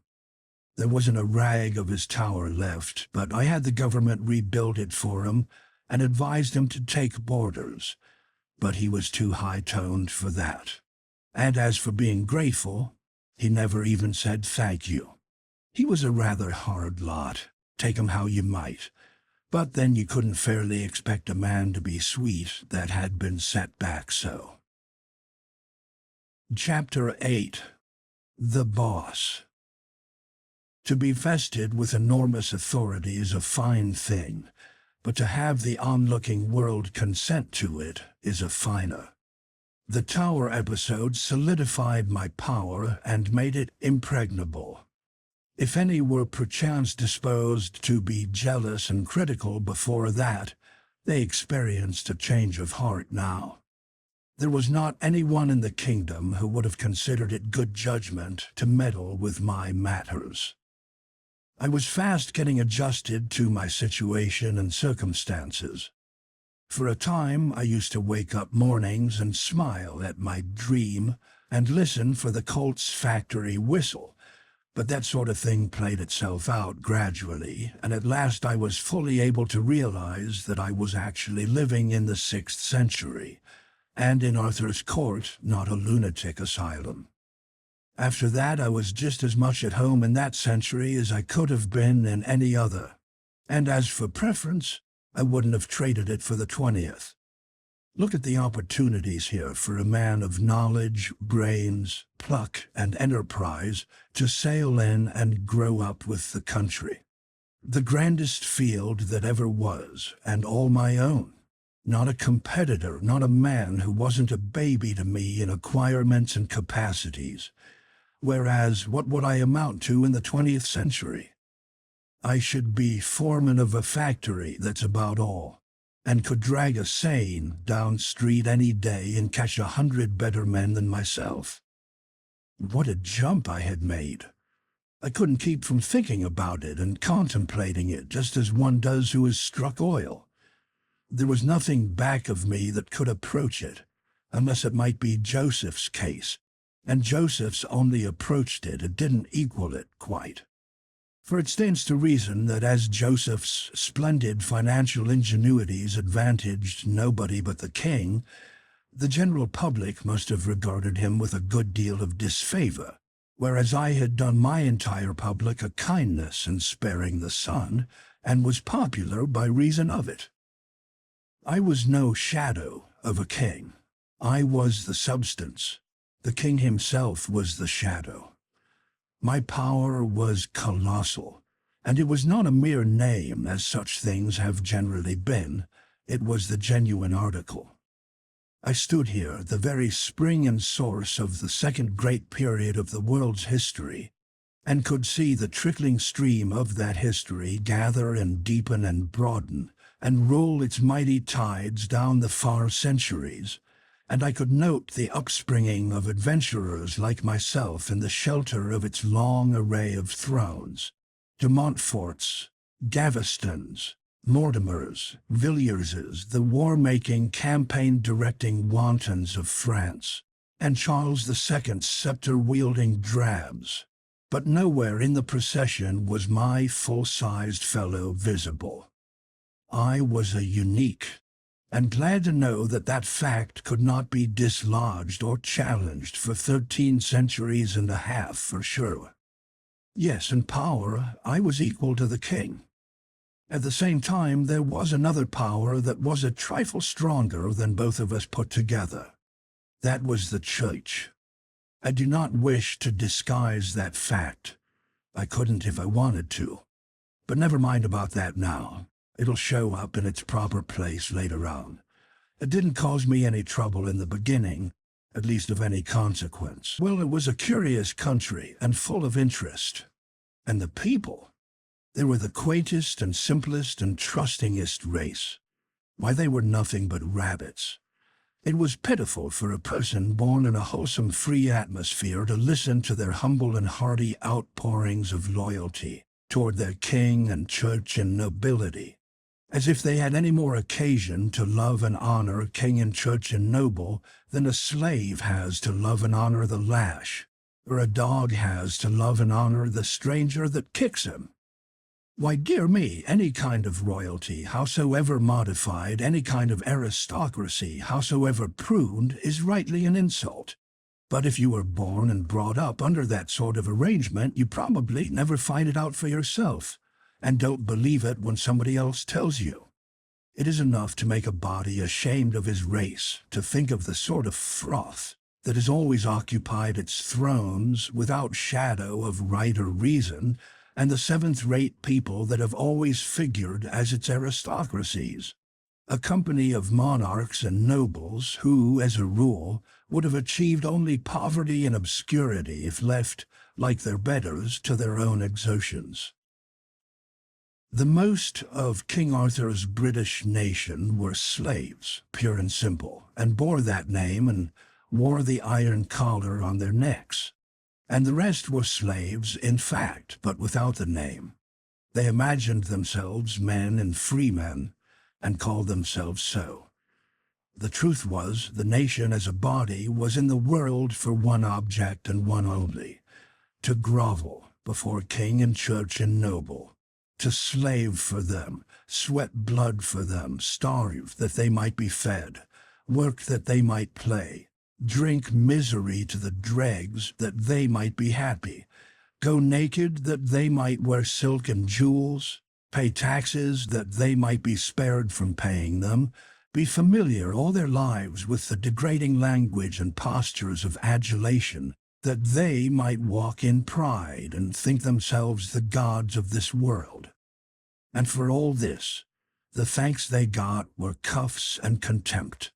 And so poor-spirited were they that they took even this sort of attention as an honor.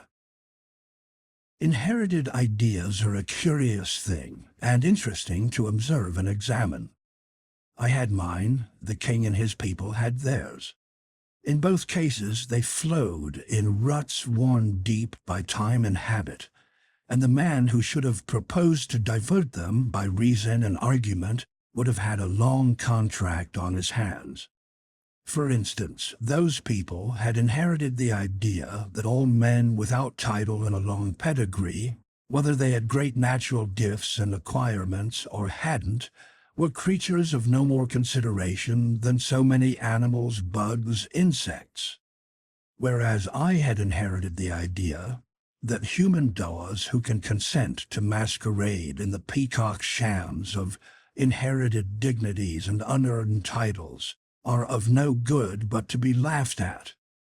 The way I was looked upon was odd, but it was natural. You know how the keeper and the public regard the elephant in the menagerie. Well, that is the idea.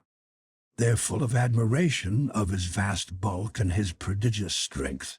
They speak with pride of the fact that he can do 100 marvels which are far and away beyond their own powers. And they speak with the same pride of the fact that in his wrath he is able to drive 1,000 men before him. But does that make him one of them? No. The raggedest tramp in the pit would smile at the idea. He couldn't comprehend it, couldn't take it in, couldn't in any remote way conceive of it. Well, to the king, the nobles, and all the nation, down to the very slaves and tramps, I was just that kind of an elephant and nothing more. I was admired, also feared. But it was as an animal is admired and feared. The animal is not reverenced, neither was I. I was not even respected. I had no pedigree, no inherited title. So in the king's and nobles' eyes, I was mere dirt. The people regarded me with wonder and awe, but there was no reverence mixed with it. Through the force of inherited ideas, they were not able to conceive of anything being entitled to that, except pedigree and lordship. There you see the hand of that awful power, the Roman Catholic Church. In 2 or 3 little centuries it had converted a nation of men to a nation of worms. Before the day of the Church's supremacy in the world, men were men and held their heads up and had a man's pride and spirit and independence.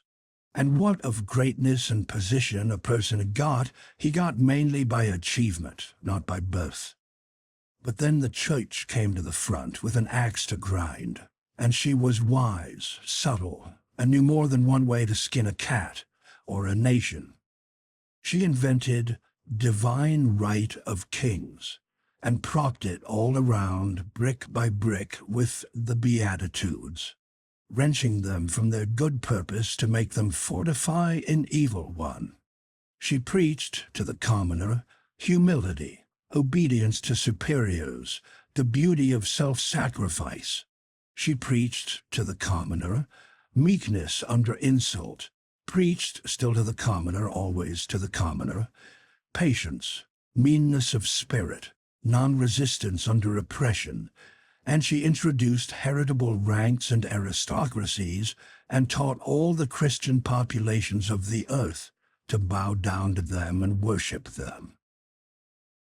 Even down to my birth century, that poison was still in the blood of Christendom.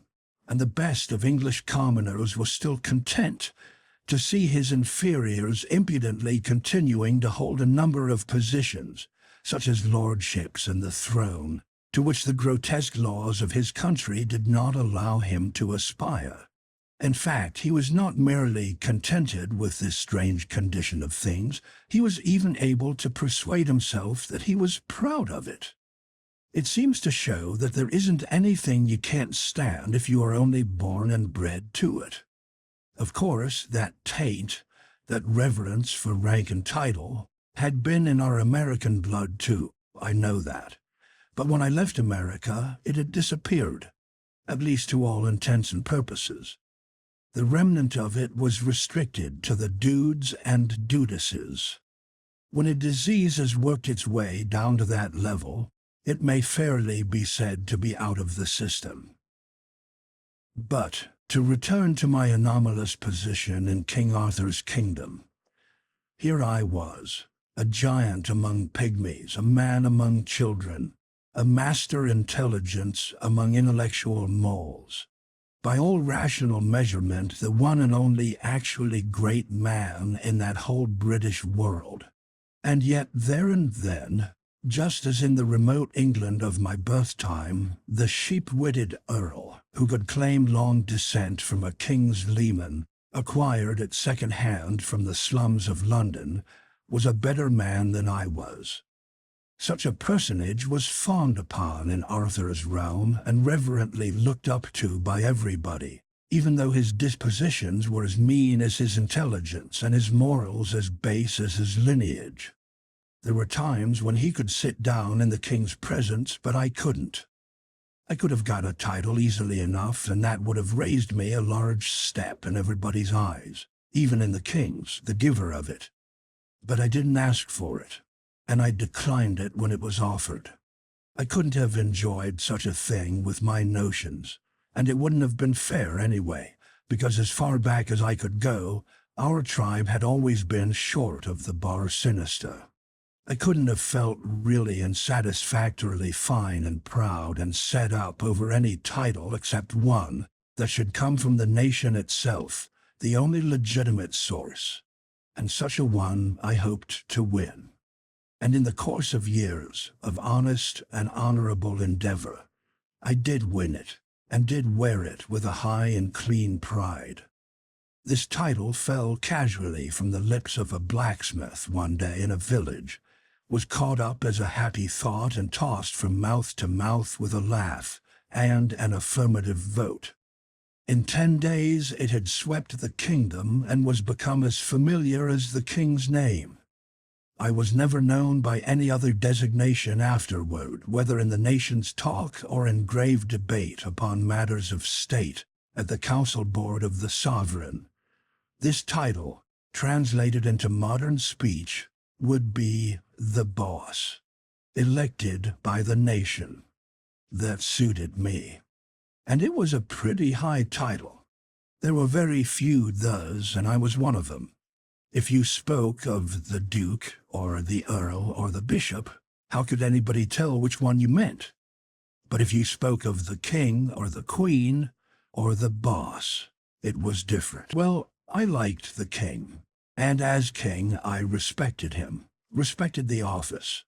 At least respected it as much as I was capable of respecting any unearned supremacy. But as men I looked down upon him and his nobles, privately.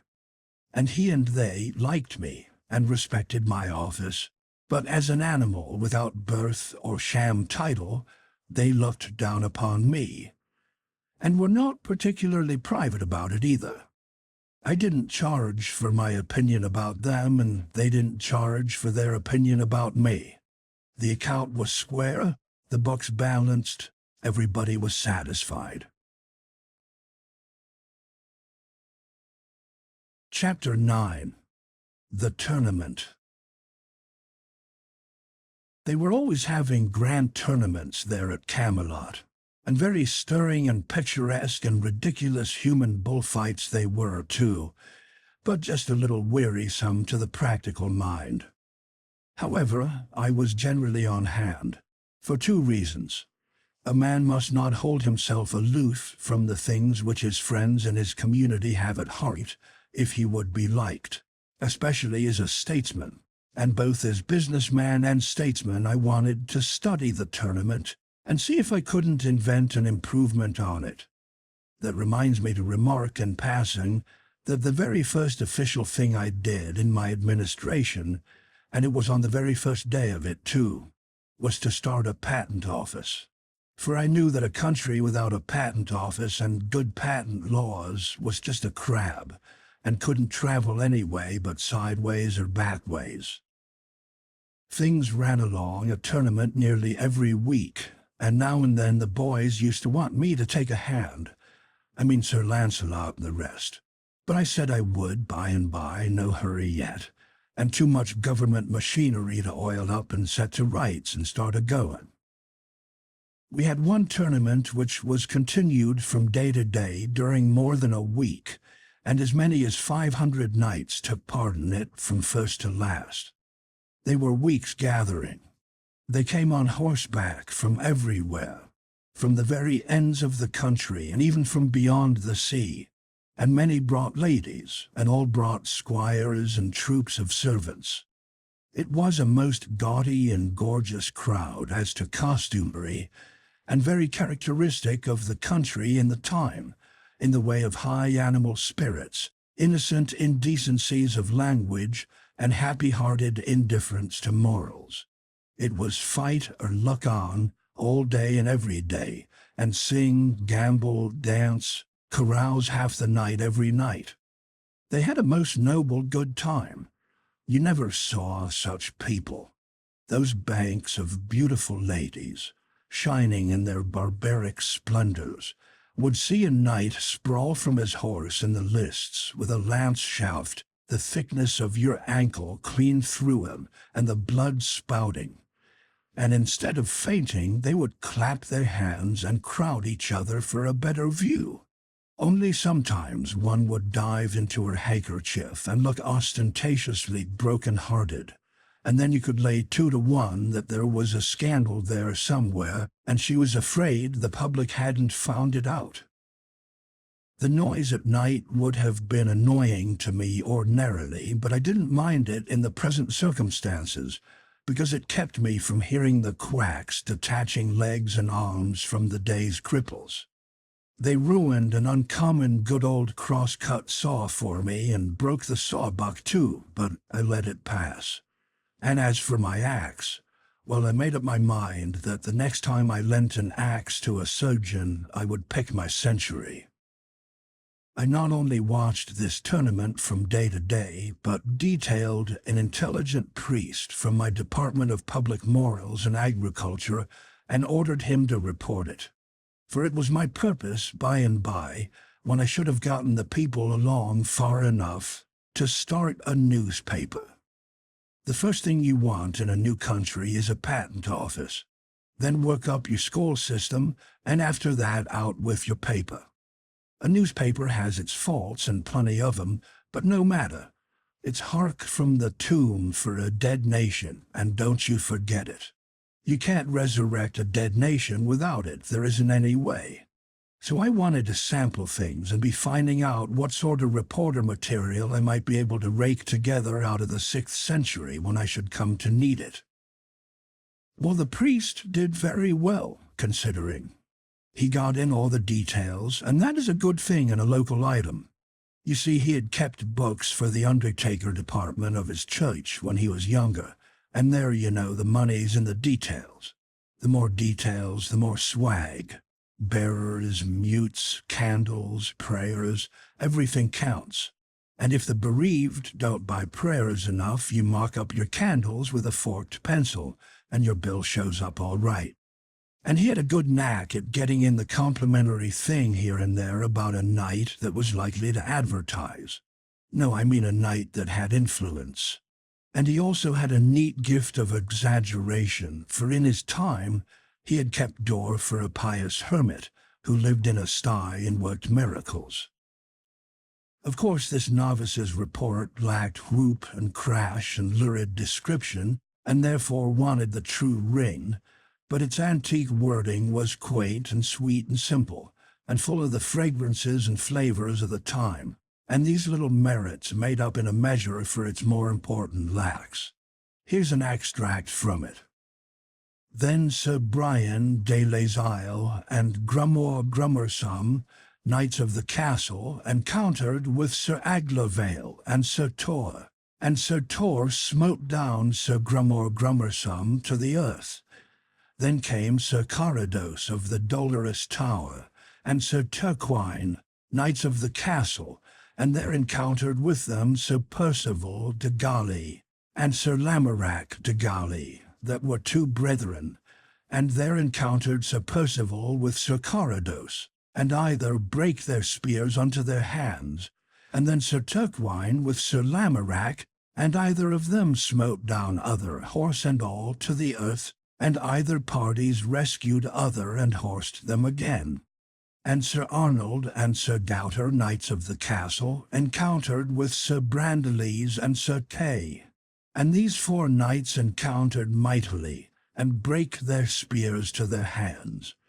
Then came Sir Pertolope from the castle, and there encountered with him Sir Lionel, and there Sir Pertolope, the Green Knight, smote down Sir Lionel, brother to Sir Lancelot.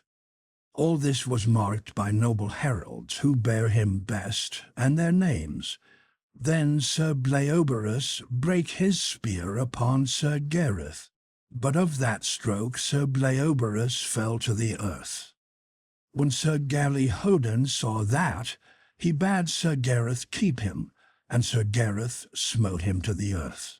Then Sir Galahad got a spear to avenge his brother, and in the same wise Sir Gareth served him, and Sir Dinadan and his brother La Cote Maletil, and Sir Sagramore le Desirous, and Sir Dodinus le Savage. All these he bare down with one spear. When King Aswisance of Ireland saw Sir Gareth fair, so he marvelled what he might be, that one time seemed green, and another time at his again coming he seemed blue. And thus at every course that he rode to and fro he changed his colour, so that there might neither king nor knight have ready cognizance of him. Then Sir Agwisance, the King of Ireland, encountered with Sir Gareth, and there Sir Gareth smote him from his horse, saddle and all. And then came King Carados of Scotland, and Sir Gareth smote him down, horse and man. And in the same wise he served King Uriens of the land of Gaul. And then there came in Sir Bagdemagus, and Sir Gareth smote him down, horse and man, to the earth. And Bagdemagus' son, Meliganus, brake a spear upon Sir Gareth mightily and knightly. And then Sir Galahalt, the noble prince, cried on high, Knight with the many colours, well hast thou justed. Now make thee ready, that I may just with thee. Sir Gareth heard him, and he gat a great spear, and so they encountered together. And there the prince brake his spear, but Sir Gareth smote him upon the left side of the helm, that he reeled here and there, and he had fallen down had not his men recovered him. Truly, said King Arthur, that knight with the many colours is a good knight. Wherefore the king called unto him Sir Lancelot, and prayed him to encounter with that knight. Sir, said Lancelot, I may as well find in my heart for to forbear him at this time, for he hath had travail enough this day, and when a good knight doth so well upon some day, it is no good knight's part to let him of his worship, and namely, when he seeth a knight hath done so great labour. For peradventure, said Sir Lancelot, his quarrel is here this day, and peradventure he is best beloved with this lady of all that be here. For I see well he paineth himself, and enforceth him to do great deeds. And therefore, said Sir Lancelot, as for me, this day he shall have the honour, though it lay in my power to put him from it, I would not. There was an unpleasant little episode that day, which for reasons of state I struck out of my priest's report. You will have noticed that Gary was doing some great fighting in the engagement. When I say Gary, I mean Sir Gareth. Gary was my private pet name for him. It suggests that I had a deep affection for him, and that was the case. But it was a private pet name only, and never spoken aloud to anyone, much less to him. Being a noble, he would not have endured a familiarity like that from me. Well, to proceed. I sat in the private box set apart for me as the king's minister. While Sir Dinadan was waiting for his turn to enter the lists, he came in there and sat down and began to talk, for he was always making up to me because I was a stranger, and he liked to have a fresh market for his jokes, the most of them having reached that stage of wear where the teller has to do the laughing himself while the other person looks sick. I had always responded to his efforts as well as I could, and felt a very deep and real kindness for him too, for the reason that, if by malice of fate he knew the one particular anecdote which I had heard oftenest, and had most hated and most loathed all my life, he had at least spared it me. It was one which I had heard attributed to every humorous person who had ever stood on American soil, from Columbus down to Artemus Ward. It was about a humorous lecturer who flooded an ignorant audience with the killingest jokes for an hour and never got a laugh. And then, when he was leaving, some gray simpletons wrung him gratefully by the hand and said it had been the funniest thing they'd ever heard, and it was all they could do to keep from laughing right out in meeting. That anecdote never saw the day that it was worth the telling. And yet I had sat under the telling of it hundreds and thousands and millions and billions of times, and cried and cursed all the way through. Then who can hope to know what my feelings were, to hear this armor-plated ass start in on it again, in the murky twilight of tradition before the dawn of history, while even Lactantius might be referred to as the late Lactantius, and the Crusades wouldn't be born for 500 years yet. Just as he finished, the callboy came, so haw-hawing like a demon, he went rattling and clanking out like a crate of loose castings, and I knew nothing more. It was some minutes before I came to, and then I opened my eyes just in time to see Sir Gareth fetch him an awful welt, and I unconsciously out with the prayer, "I hope to gracious he's killed." But by ill luck, before I had got halfway through with the words, Sir Gareth crashed into Sir Sagramore le Desirous, and sent him thundering over his horse's crupper, and Sir Sagramore caught my remark and thought I meant it for him. Well, whenever one of those people got a thing into his head, there was no getting it out again. I knew that, so I saved my breath and offered no explanations. As soon as Sir Sagramore got well, he notified me that there was a little account to settle between us, and he named a day 3 or 4 years in the future, place of settlement, the lists where the offense had been given. I said I would be ready when he got back. You see, he was going for the Holy Grail. The boys all took a flyer at the Holy Grail now and then. It was a several years' cruise. They always put in the long absence, snooping around in the most conscientious way, though none of them had any idea where the Holy Grail really was, and I don't think any of them actually expected to find it, or would have known what to do with it if he had run across it. You see, it was just the Northwest Passage of that day, as you may say. That was all. Every year expeditions went out Holy Grailing, and next year relief expeditions went out to hunt for them. There was worlds of reputation in it, but no money. Why, they actually wanted me to put in. Well, I should smile. Chapter 10. Beginnings of Civilization. The Round Table soon heard of the challenge, and of course it was a good deal discussed. for such things interested the boys. The king thought I ought now to set forth in quest of adventures, so that I might gain renown and be the more worthy to meet Sir Sagramore when the several years should have rolled away. I excused myself for the present. I said it would take me 3 or 4 years yet to get things well fixed up and going smoothly. Then I should be ready. All the chances were that at the end of that time Sir Sagramore would still be out grailing, so no valuable time would be lost by the postponement. I should then have been in office 6 or 7 years, and I believed my system and machinery would be so well developed that I could take a holiday without its working any harm. I was pretty well satisfied with what I had already accomplished. In various quiet nooks and corners, I had the beginnings of all sorts of industries underway, nuclei of future vast factories, the iron and steel missionaries of my future civilization. In these were gathered together the brightest young minds I could find, and I kept agents out raking the country for more all the time. I was training a crowd of ignorant folk into experts in every sort of handiwork and scientific calling. These nurseries of mine went smoothly and privately along undisturbed in their obscure country retreats, for nobody was allowed to come into their precincts without a special permit, for I was afraid of the church.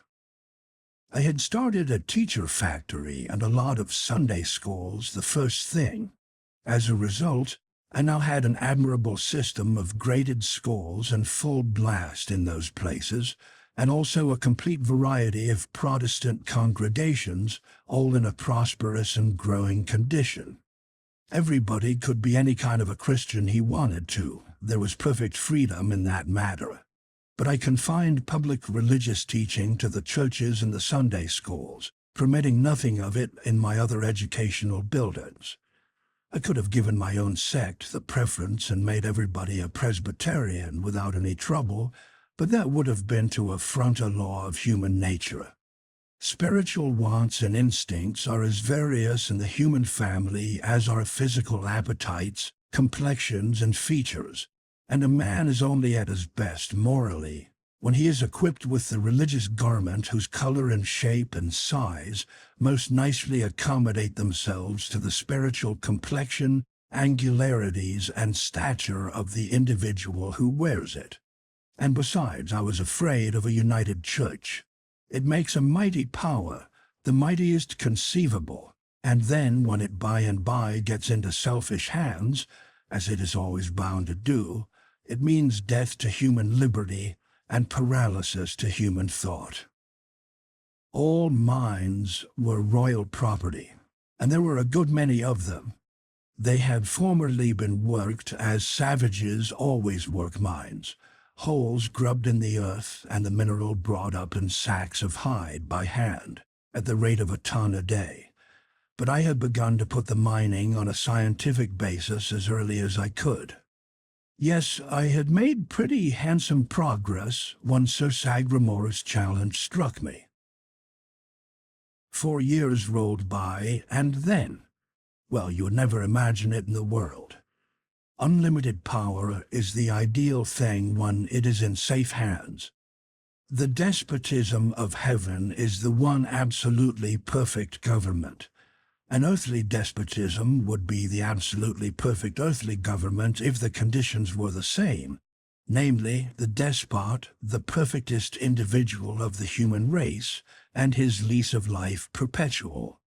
But, as a perishable perfect man must die, and leave his despotism in the hands of an imperfect successor, an earthly despotism is not merely a bad form of government, it is the worst form that is possible. My works showed what a despot could do with the resources of a kingdom at his command. Unsuspected by this dark land, I had the civilization of the 19th century booming under its very nose. It was fenced away from the public view, but there it was, a gigantic and unassailable fact, and to be heard from yet if I lived and had luck.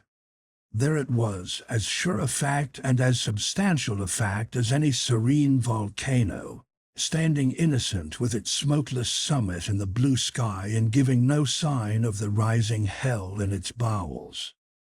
My schools and churches were children 4 years before. They were grown up now.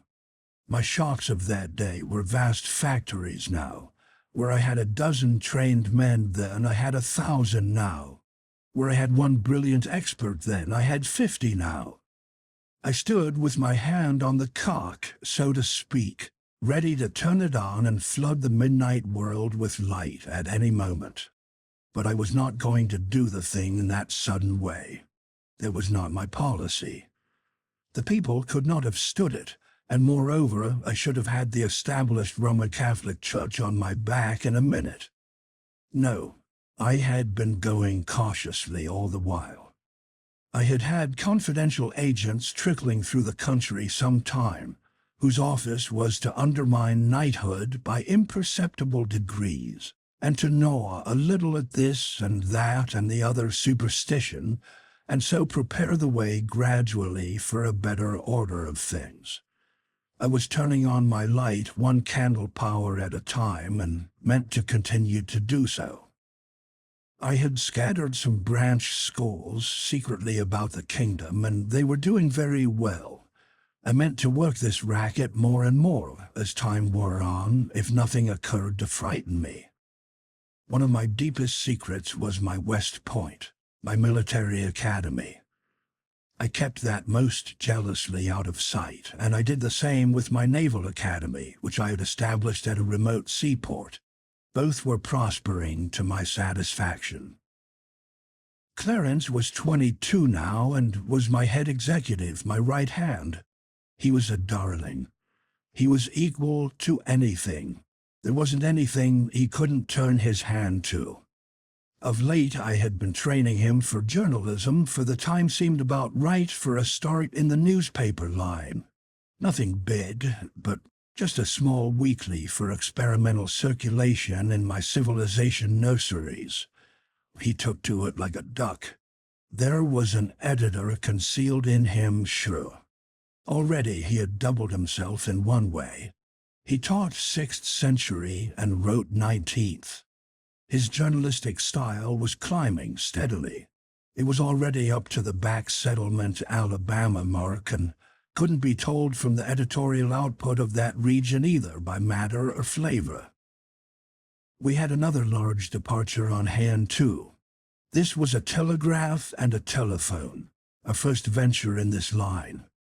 These wires were for private service only as yet, and must be kept private until a riper day should come. We had a gang of men on the road working mainly by night. They were stringing ground wires. We were afraid to put up poles, for they would attract too much inquiry. Ground wires were good enough in both instances, for my wires were protected by an insulation of my own invention, which was perfect. My men had orders to strike across country, avoiding roads and establishing connection with any considerable towns whose lights betrayed their presence, and leaving experts in charge. Nobody could tell you how to find any place in the kingdom, for nobody ever went intentionally to any place, but only struck it by accident in his wanderings, and then generally left it without thinking to inquire what its name was. At one time and another we had sent out topographical expeditions to survey and map the kingdom, but the priests had always interfered and raised trouble. So we had given the thing up for the present.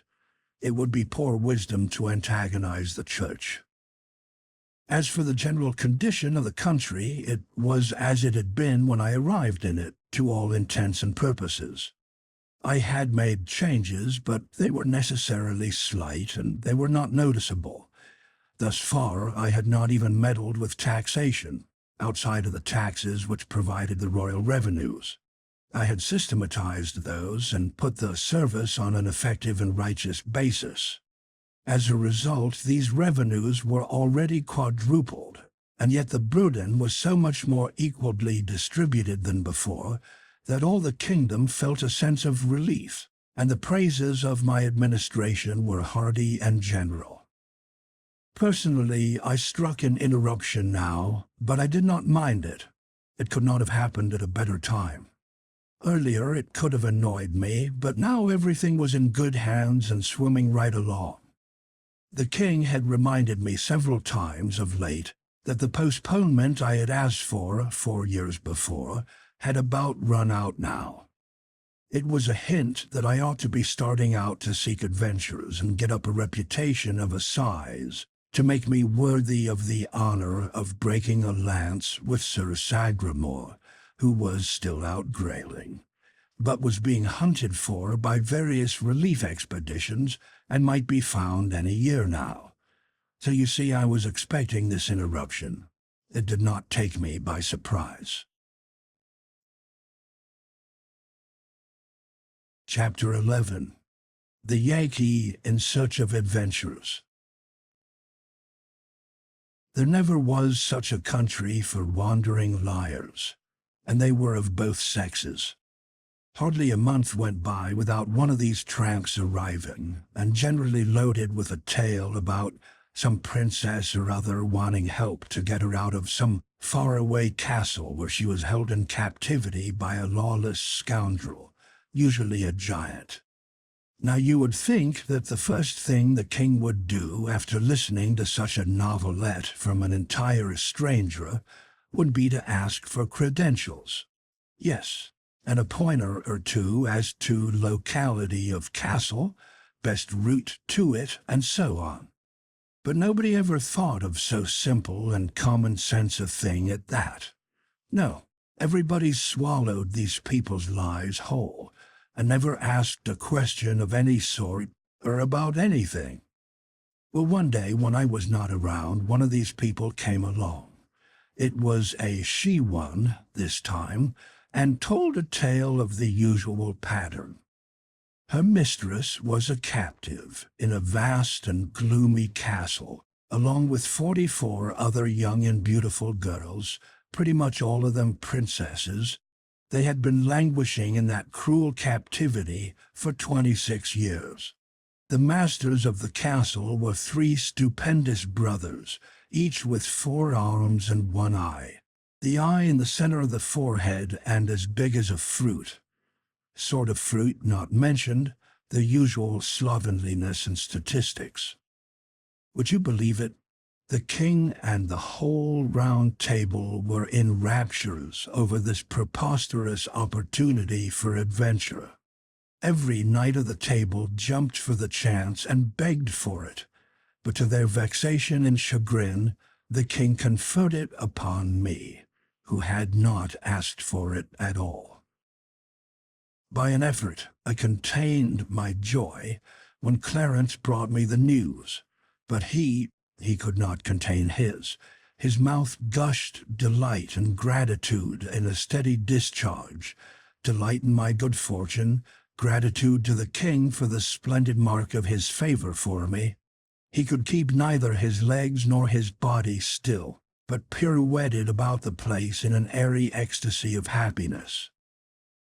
On my side, I could have cursed the kindness that conferred upon me this benefaction, but I kept my vexation under the surface for policy's sake, and did what I could to let on to be glad. Indeed, I said I was glad, and in a way it was true. I was as glad as a person is when he is scalped. Well, one must make the best of things, and not waste time with useless fretting, but get down to business and see what can be done. In all lies there is wheat among the chaff. I must get at the wheat in this case. So I sent for the girl, and she came. She was a comely enough creature, and soft and modest, but if signs went for anything, she didn't know as much as a lady's watch. I said, "My dear, have you been questioned as to particulars?" She said she hadn't. Well, I didn't expect you had, but I thought I would ask, to make sure. It's the way I've been raised. Now you mustn't take it unkindly if I remind you that as we don't know you, we must go a little slow. You may be all right, of course, and we'll hope that you are, but to take it for granted isn't business. You understand that. I'm obliged to ask you a few questions. Just answer up fair and square, and don't be afraid. Where do you live when you are at home? In the land of Moder, fair sir. Land of Moder. I don't remember hearing of it before. Parents living? As to that I know not if they be yet on live, sith it is many years that I have lain shut up in the castle. Your name, please. I hight the Demoiselle Alessandre La Carteloise, and it please you. Do you know anybody here who can identify you? That were not likely, fair lord, I being come hither now for the first time. Have you brought any letters, any documents, any proofs that you are trustworthy and truthful? Of a surety, no, and wherefore should I? Have I not a tongue, and cannot I say all that myself? But you're saying it, you know, and somebody else is saying it, is different. Different?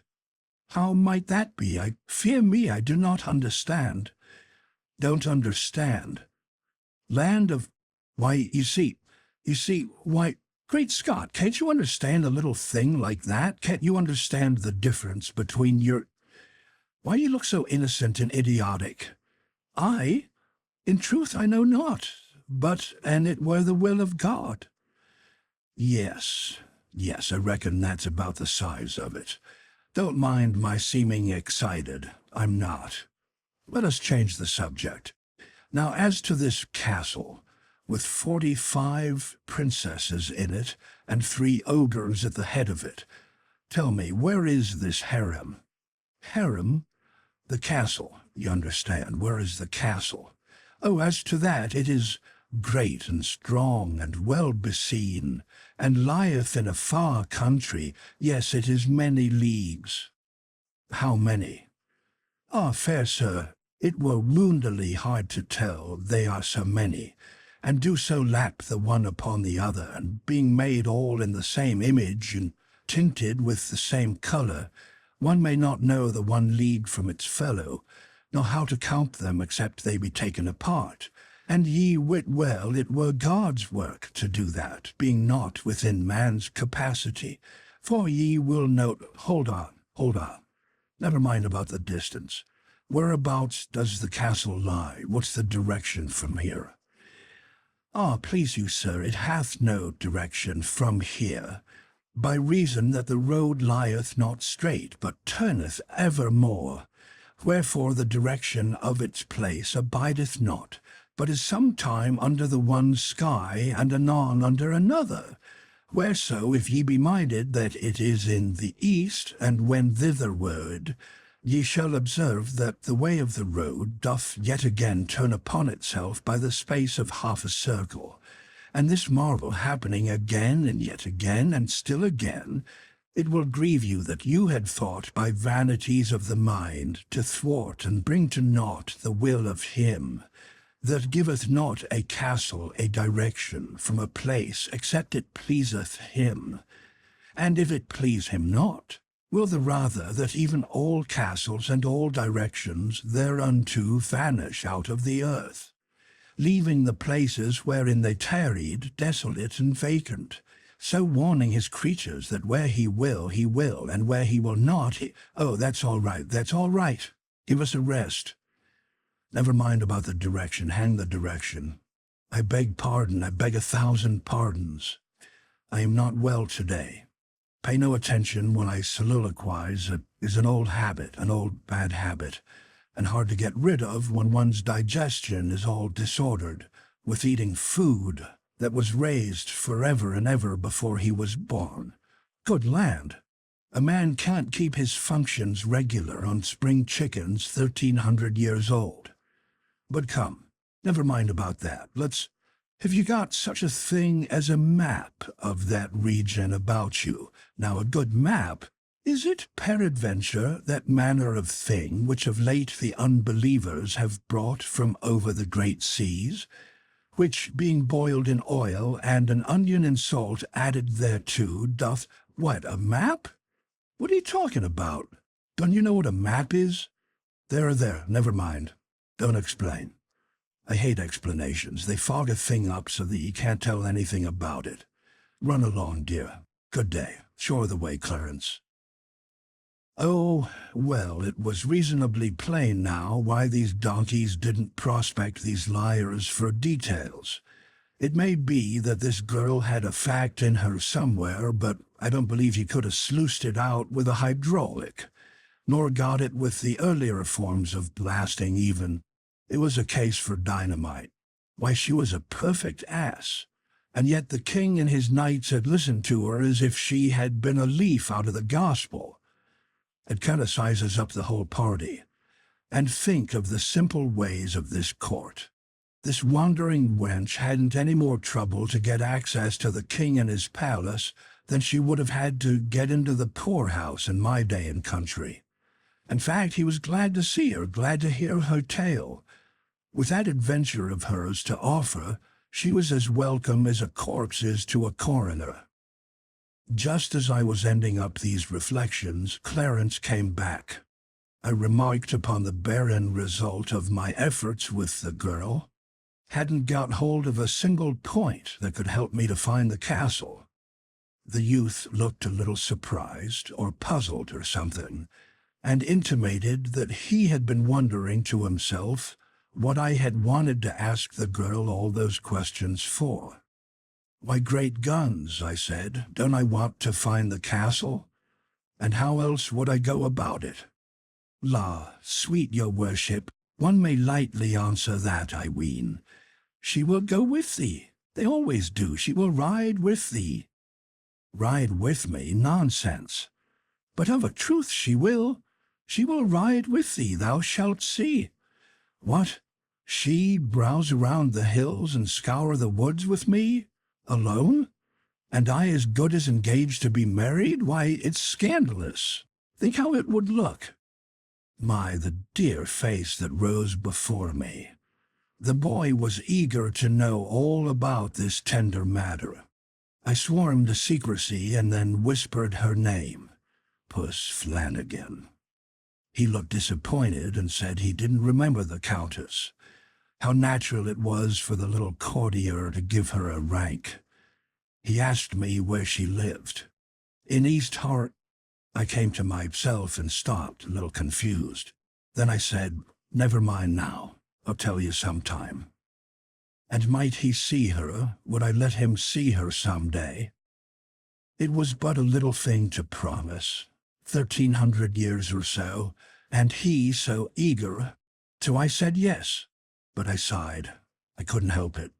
And yet there was no sense in sighing, for she wasn't born yet. But that is the way we are made. We don't reason where we feel, we just feel. My expedition was all the talk that day and that night, and the boys were very good to me and made much of me and seemed to have forgotten their vexation and disappointment, and come to be as anxious for me to hive those ogres and set those ripe old virgins loose as if it were themselves that had the contract. Well, they were good children, but just children, that is all. And they gave me no end of points about how to scout for giants, and how to scoop them in, and they told me all sorts of charms against enchantments, and gave me salves and other rubbish to put on my wounds. But it never occurred to one of them to reflect that if I was such a wonderful necromancer as I was pretending to be, I ought not to need salves or instructions or charms against enchantments, and least of all, arms and armor, on a foray of any kind, even against fire-spouting dragons and devils hot from perdition, let alone such poor adversaries as these I was after, these commonplace ogres of the back settlements. I was to have an early breakfast and start at dawn, for that was the usual way, but I had the demon's own time with my armor, and this delayed me a little. It is troublesome to get into, and there is so much detail. First you wrap a layer or two of blanket around your body for a sort of cushion and to keep off the cold iron. Then you put on your sleeves and a shirt of chainmail. These are made of small steel links woven together, and they form a fabric so flexible that if you toss your shirt onto the floor, it slumps into a pile like a peck of wet fish net. It is very heavy and is nearly the uncomfortablest material in the world for a nightshirt, yet plenty used it for that. Tax collectors and reformers and one-horse kings with a defective title, and those sorts of people. Then you put on your shoes, flat boats roofed over with interleaving bands of steel, and screw your clumsy spurs into the heels. Next you buckle your greaves on your legs and your cuisses on your thighs, then come your back plate and your breastplate, and you begin to feel crowded. Then you hitch onto the breastplate the half petticoat of broad overlapping bands of steel, which hangs down in front but is scalloped out behind so you can sit down, and isn't any real improvement on an inverted coal scuttle, either for looks or for wear, or to wipe your hands on. Next you belt on your sword, then you put your stovepipe joints onto your arms, your iron gauntlets onto your hands, your iron rat trap onto your head with a rag of steel web hitched onto it to hang over the back of your neck, and there you are, snug as a candle in a candle mold. This is no time to dance. Well, a man that is packed away like that is a nut that isn't worth the cracking. There is so little of the meat when you get down to it by comparison with the show. The boys helped me or I never could have got in. Just as we finished, Sir Bedivere happened in, and I saw that, like as not, I hadn't chosen the most convenient outfit for a long trip. How stately he looked, and tall and broad and grand. He had on his head a conical steel casque that only came down to his ears, and for visor had only a narrow steel bar that extended down to his upper lip and protected his nose, and all the rest of him from neck to heel was flexible chainmail, trousers and all. But pretty much all of him was hidden under his outside garment, which of course was of chainmail, as I said, and hung straight from his shoulders to his ankles, and from his middle to the bottom, both before and behind, was divided, so that he could ride and let the skirts hang down on each side. He was going grailing, and it was just the outfit for it, too. I would have given a good deal for that ulster, but it was too late now to be fooling around. The sun was just up, the king and the court were all on hand to see me off and wish me luck, so it wouldn't be etiquette for me to tarry. You don't get on your horse yourself, no. If you tried it, you would get disappointed. They carry you out just as they carry a sunstruck man to the drugstore, and put you on, and help get you to rights and fix your feet in the stirrups, and all the while you do feel so strange and stuffy and like somebody else, like somebody that has been married on a sudden or struck by lightning, or something like that, and hasn't quite fetched around yet, and is sort of numb, and can't just get his bearings.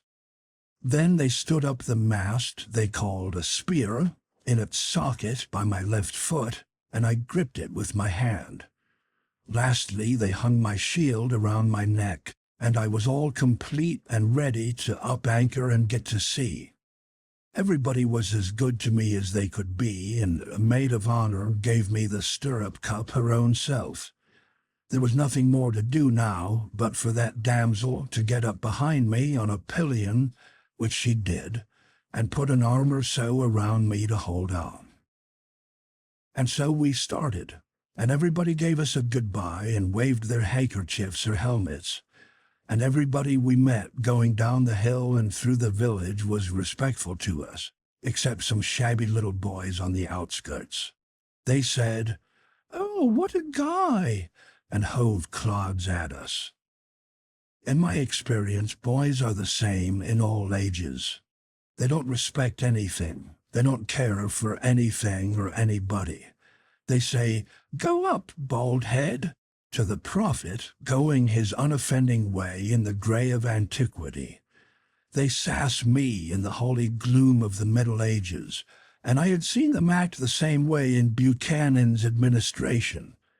I remember because I was there and helped. The prophet had his bears and settled with his boys, and I wanted to get down and settle with mine, but it wouldn't answer, because I couldn't have got up again. I hate a country without a derrick. Chapter 12. Slow Torture. Straight off, we were in the country. It was most lovely and pleasant in those sylvan solitudes in the early cool morning in the first freshness of autumn. From hilltops we saw fair green valleys lying spread out below, with streams winding through them, and island groves of trees here and there, and huge lonely oaks scattered about and casting black blots of shade. And beyond the valleys we saw the ranges of hills, blue with haze, stretching away in billowy perspective to the horizon, with at wide intervals a dim fleck of white or gray on a wave summit, which we knew was a castle. We crossed broad natural lawns sparkling with dew, and we moved like spirits, the cushioned turf giving out no sound of footfall. We dreamed along through glades in a mist of green light that got its tint from the sun-drenched roof of leaves overhead, and by our feet, in the clearest and coldest of runlets, went frisking and gossiping over its reefs and making a sort of whispering music, comfortable to hear, and at times we left the world behind and entered into the solemn great deeps and rich gloom of the forest, where furtive wild things whisked and scurried by and were gone before you could even get your eye on the place where the noise was, and where only the earliest birds were turning out and getting to business with a song here and a quarrel yonder, and a mysterious far-off hammering and drumming for worms on a tree trunk, away somewhere in the impenetrable remoteness of the woods. And by, out we would swing again into the glare.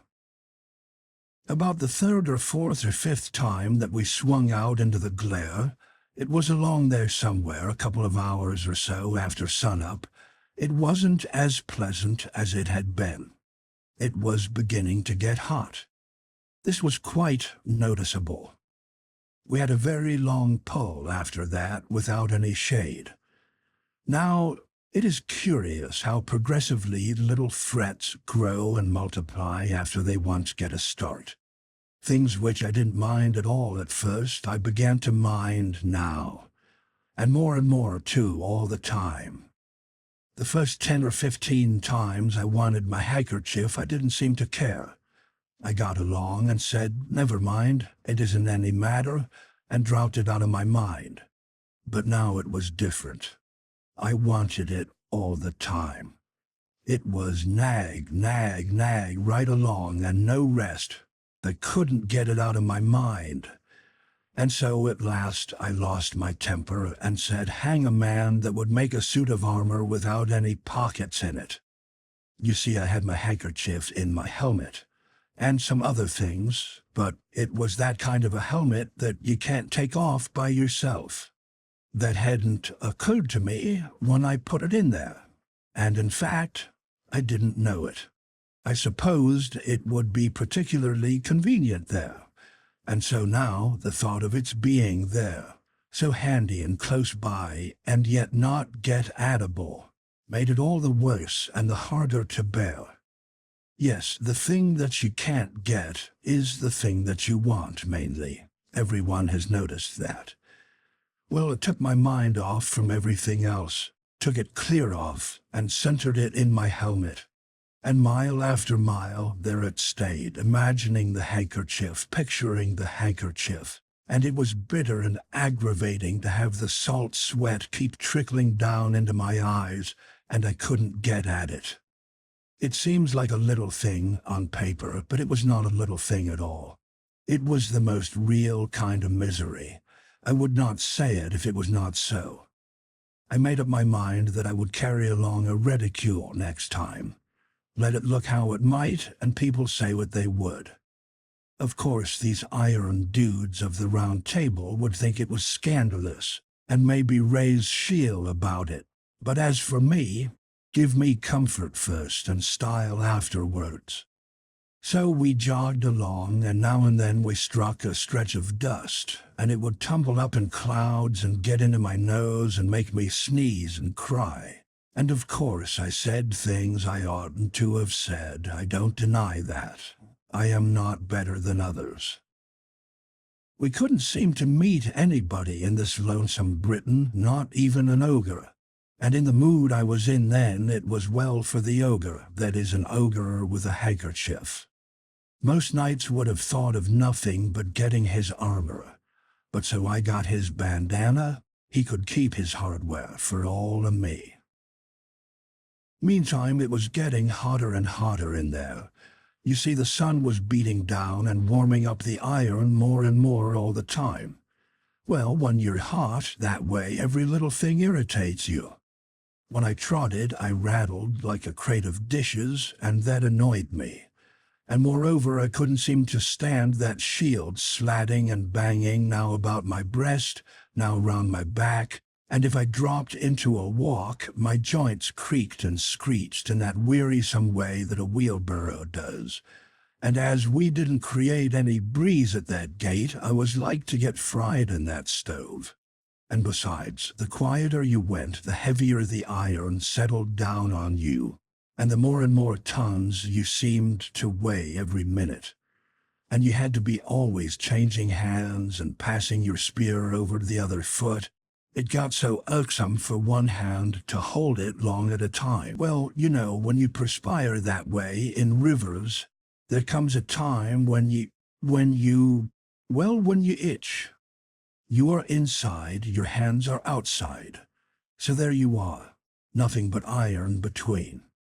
It is not a light thing, let it sound as it may. First it is one place, then another, then some more. And it goes on spreading and spreading, and at last the territory is all occupied, and nobody can imagine what you feel like, nor how unpleasant it is.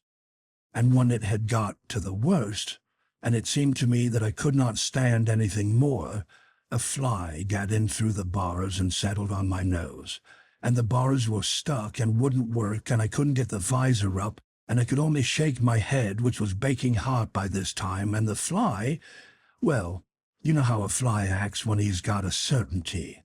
He only minded the shaking enough to change from nose to lip and lip to ear and buzz all around in there, and keep on lighting and biting in a way that a person, already so distressed as I was, simply could not stand. So I gave in and got Alison to unship the helmet and relieve me of it. Then she emptied the conveniences out of it and fetched it full of water, and I drank and then stood up, and she poured the rest down inside the armor. One cannot think how refreshing it was. She continued to fetch and pour until I was well soaked and thoroughly comfortable. It was good to have a rest and peace, but nothing is quite perfect in this life at any time. I had made a pipe a while back, and also some pretty fair tobacco. Not the real thing, but what some of the Indians use, the inside bark of the willow, dried. These comforts had been in the helmet, and now I had them again, but no matches.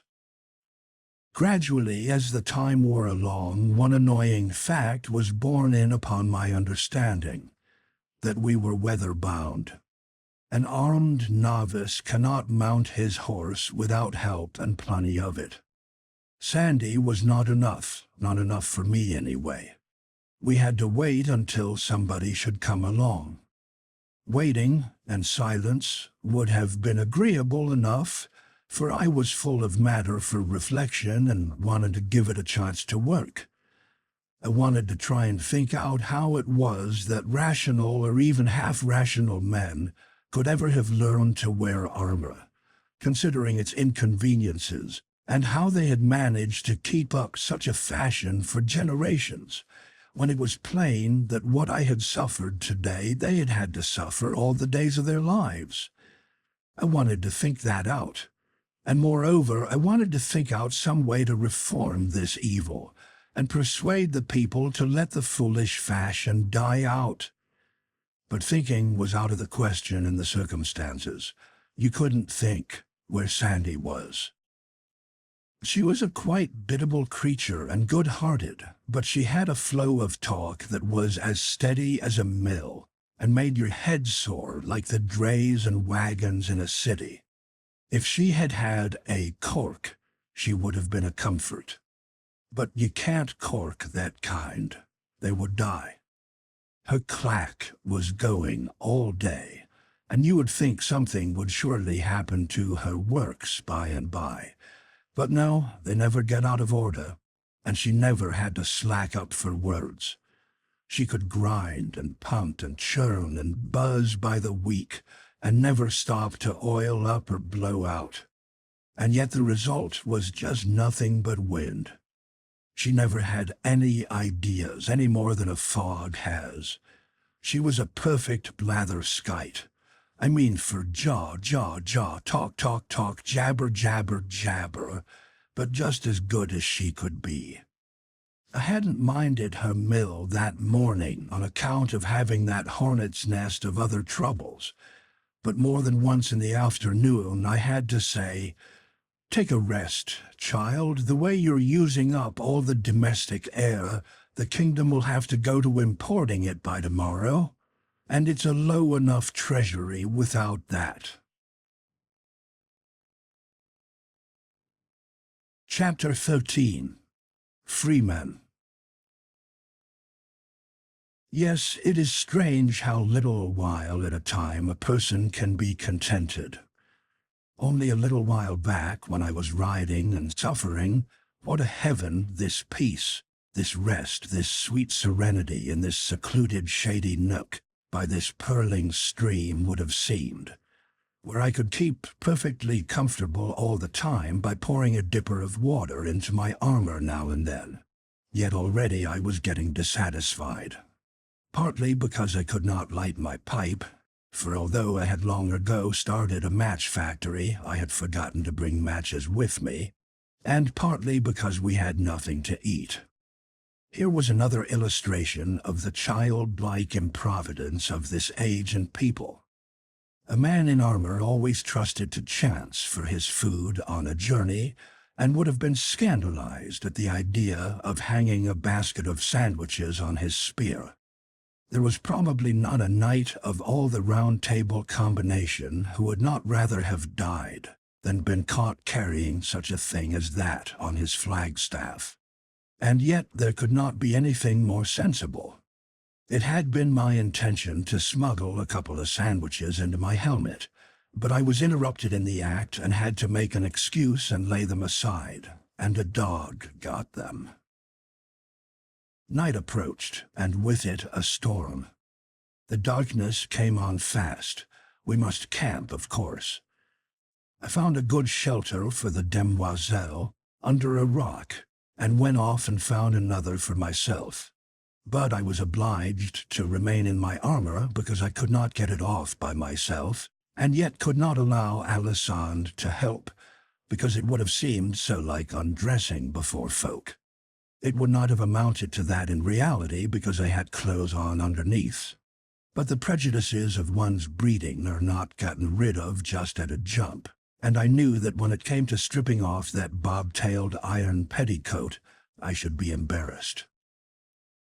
With the storm came a change of weather, and the stronger the wind blew and the wilder the rain lashed around, the colder and colder it got.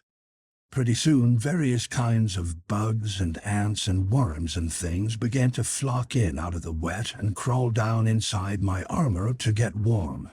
And while some of them behaved well enough and snuggled up amongst my clothes and got quiet, the majority were of a restless, uncomfortable sort and never stayed still, but went on prowling and hunting for they did not know what. especially the ants, which went tickling along in wearisome procession from one end of me to the other by the hour, and are a kind of creatures which I never wish to sleep with again. It would be my advice to persons situated in this way to not roll or thrash around, because this excites the interest of all the different sorts of animals and makes every last one of them want to turn out and see what is going on, and this makes things worse than they were before, and of course makes you objurgate harder too if you can. Still, if one did not roll and thrash around, he would die. So perhaps it is as well to do one way as the other. There is no real choice. Even after I was frozen solid, I could still distinguish that tickling, just as a corpse does when he is taking electric treatment. I said I would never wear armor after this trip. All those trying hours whilst I was frozen and yet was in a living fire, as you may say, on account of that swarm of crawlers, that same unanswerable question kept circling and circling through my tired head. How do people stand this miserable armor? How have they managed to stand it all these generations? How can they sleep at night for dreading the tortures of the next day? When the morning came at last, I was in a bad enough plight. Seedy, drowsy, fagged from want of sleep, weary from thrashing around, famished from long fasting, pining for a bath and to get rid of the animals, and crippled with rheumatism. And how had it fared with the nobly born, the titled aristocrat, the demoiselle Alessandre la Cartoloise? Why, she was as fresh as a squirrel. She had slept like the dead, and as for a bath, probably neither she nor any other noble in the land had ever had one, and so she was not missing it. Measured by modern standards, they were merely modified savages, those people. This noble lady showed no impatience to get to breakfast, and that smacks of the savage, too. On their journeys, those Britons were used to long fasts, and knew how to bear them, and also how to freight up against probable fasts before starting, after the style of the Indian and the anaconda. As like as not, Sandy was loaded for a 3-day stretch. We were off before sunrise, Sandy riding and I limping along behind. In half an hour we came upon a group of ragged poor creatures who had assembled to mend the thing which was regarded as a road. They were as humble as animals to me, and when I proposed to breakfast with them, they were so flattered, so overwhelmed by this extraordinary condescension of mine, that at first they were not able to believe that I was in earnest. My lady put up her scornful lip and withdrew to one side. She said in their hearing that she would as soon think of eating with the other cattle, a remark which embarrassed these poor devils merely because it referred to them, and not because it insulted or offended them, for it didn't. And yet they were not slaves, not chattels. By a sarcasm of law and phrase, they were free men.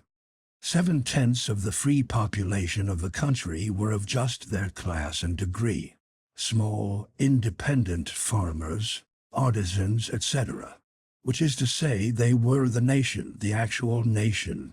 They were about all of it that was useful or worth saving or really respect-worthy, and to subtract them would have been to subtract the nation and leave behind some dregs, some refuse, in the shape of a king, nobility, and gentry, idle, unproductive, acquainted mainly with the arts of wasting and destroying, and of no sort of use or value in any rationally constructed world. And yet, by ingenious contrivance, this gilded minority, instead of being in the tail of the procession where it belonged, was marching head up and banners flying at the other end of it, had elected itself to be the nation, and these innumerable clans had permitted it so long that they had come at last to accept it as a truth, and not only that, but to believe it right, and as it should be.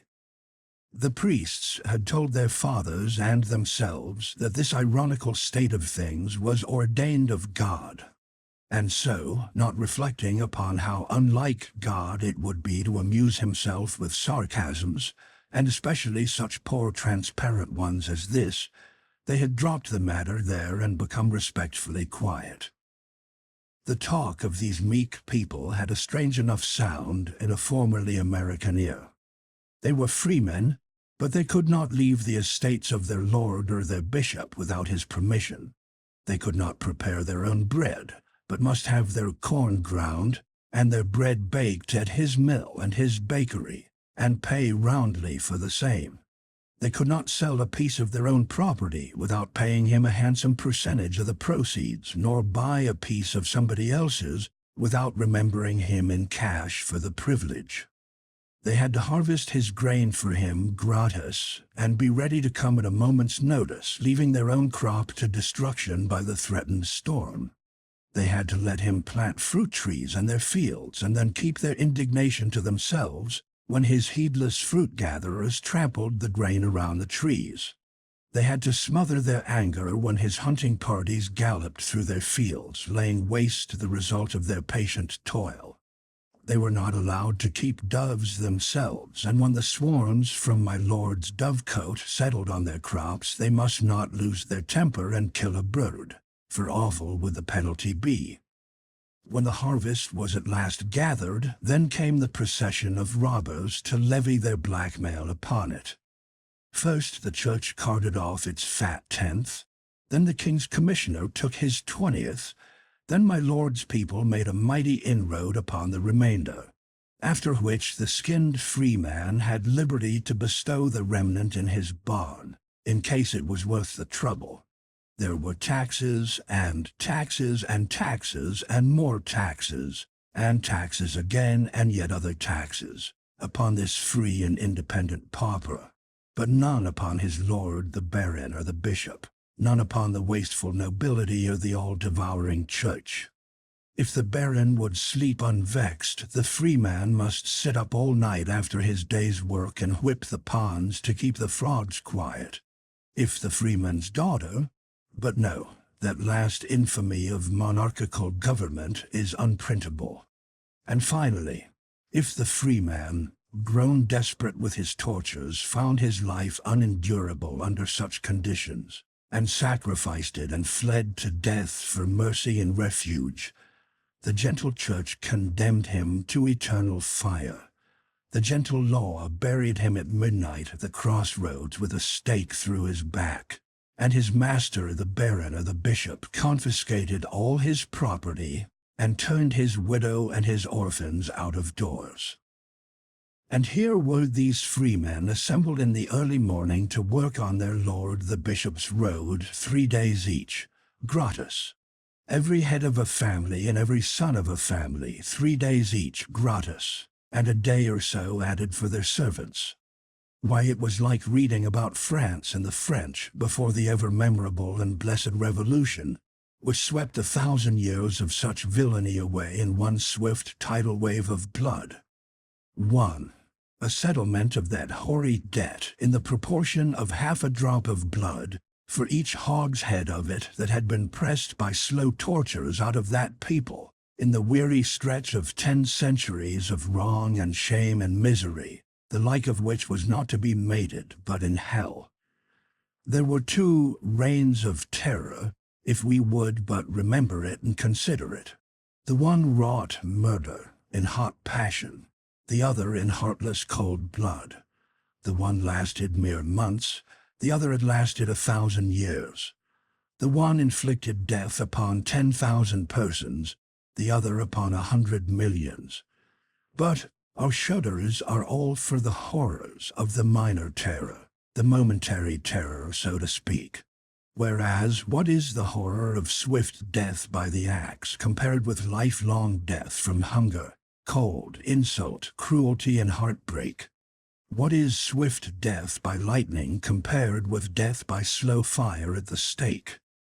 A city cemetery could contain the coffins filled by that brief terror which we have all been so diligently taught to shiver at and mourn over. But all France could hardly contain the coffins filled by that older and real terror, that unspeakably bitter and awful terror which none of us has been taught to see in its vastness or pity as it deserves. These poor, ostensible freemen, who were sharing their breakfast and their talk with me, were as full of humble reverence for their king and church and nobility as their worst enemy could desire. There was something pitifully ludicrous about it. I asked them if they supposed a nation of people ever existed who, with a free vote in every man's hand, would elect that a single family and its descendants should reign over it forever, whether gifted or boobies, to the exclusion of all other families, including the voters, and would also elect that a certain 100 families should be raised to dizzy summits of rank, and clothed on with offensive transmissible glories and privileges to the exclusion of the rest of the nation's families, including his own. They all looked unhit and said they didn't know, that they had never thought about it before, and it hadn't ever occurred to them that a nation could be so situated that every man could have a say in the government. I said I had seen one, and that it would last until it had an established church. Again, they were all unhit, at first. But presently one man looked up and asked me to state that proposition again, and state it slowly so it could soak into his understanding. I did it, and after a little he had the idea, and he brought his fist down and said he didn't believe a nation where every man had a vote would voluntarily get down in the mud and dirt in any such way, and that to steal from a nation its will and preference must be a crime and the first of all crimes. I said to myself, this one's a man. If I were backed by enough of his sort, I would make a strike for the welfare of this country, and try to prove myself its loyalist citizen by making a wholesome change in its system of government. You see, my kind of loyalty was loyalty to one's country, not to its institutions or its office holders. The country is the real thing, the substantial thing, the eternal thing. It is the thing to watch over and care for and be loyal to. Institutions are extraneous, they are its mere clothing, and clothing can wear out, become ragged, cease to be comfortable, cease to protect the body from winter, disease, and death. To be loyal to rags, to shout for rags, to worship rags, to die for rags. That is a loyalty of unreason. It is pure animal. It belongs to monarchy, was invented by monarchy. Let monarchy keep it. I was from Connecticut, whose constitution declares that all political power is inherent in the people, and all free governments are founded on their authority and instituted for their benefit, and that they have at all times an undeniable and indefeasible right to alter their form of government in such a manner as they may think expedient. Under that gospel, the citizen who thinks he sees that the Commonwealth's political clothes are worn out, and yet holds his peace and does not agitate for a new suit, is disloyal. He is a traitor. That he may be the only one who thinks he sees this decay does not excuse him. It is his duty to agitate anyway, and it is the duty of the others to vote him down if they do not see the matter as he does. And now here I was, in a country where a right to say how the country should be governed was restricted to 6 persons in each 1,000 of its population. For the 994 to express dissatisfaction with the regnant system and propose to change it would have made the whole 6 shudder as one man. It would have been so disloyal, so dishonorable, such putrid black treason. So to speak, I was become a stockholder in a corporation where 994 of the members furnished all the money and did all the work, and the other 6 elected themselves to a permanent board of direction and took all the dividends. It seemed to me that what the 994 dupes needed was a new deal. The thing that would have best suited the circus side of my nature would have been to resign the boss-ship and get up an insurrection and turn it into a revolution. But I knew that the Jack Cade or the Wat Tyler who tries such a thing without first educating his materials up to revolution grade is almost absolutely certain to get left. I had never been accustomed to getting left, even if I do say it myself. Wherefore, the deal, which had been for some time working into shape in my mind, was of a quite different pattern from the Cade Tyler sort. So I did not talk blood and insurrection to that man there who sat munching black bread with that abused and mistaught herd of human sheep, but took him aside and talked matter of another sort to him. After I had finished, I got him to lend me a little ink from his veins, and with this and a sliver I wrote on a piece of bark, "Put him in the man factory," and gave it to him, and said, "Take it to the palace at Camelot and give it into the hands of Amyas le Poulet, whom I call Clarence, and he will understand." "He is a priest, then," said the man, and some of the enthusiasm went out of his face. "How? A priest? Didn't I tell you that no chattel of the church, no bond slave of pope or bishop can enter my man factory?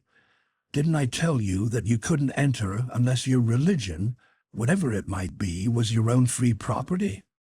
Marry, it is so, and for that I was glad.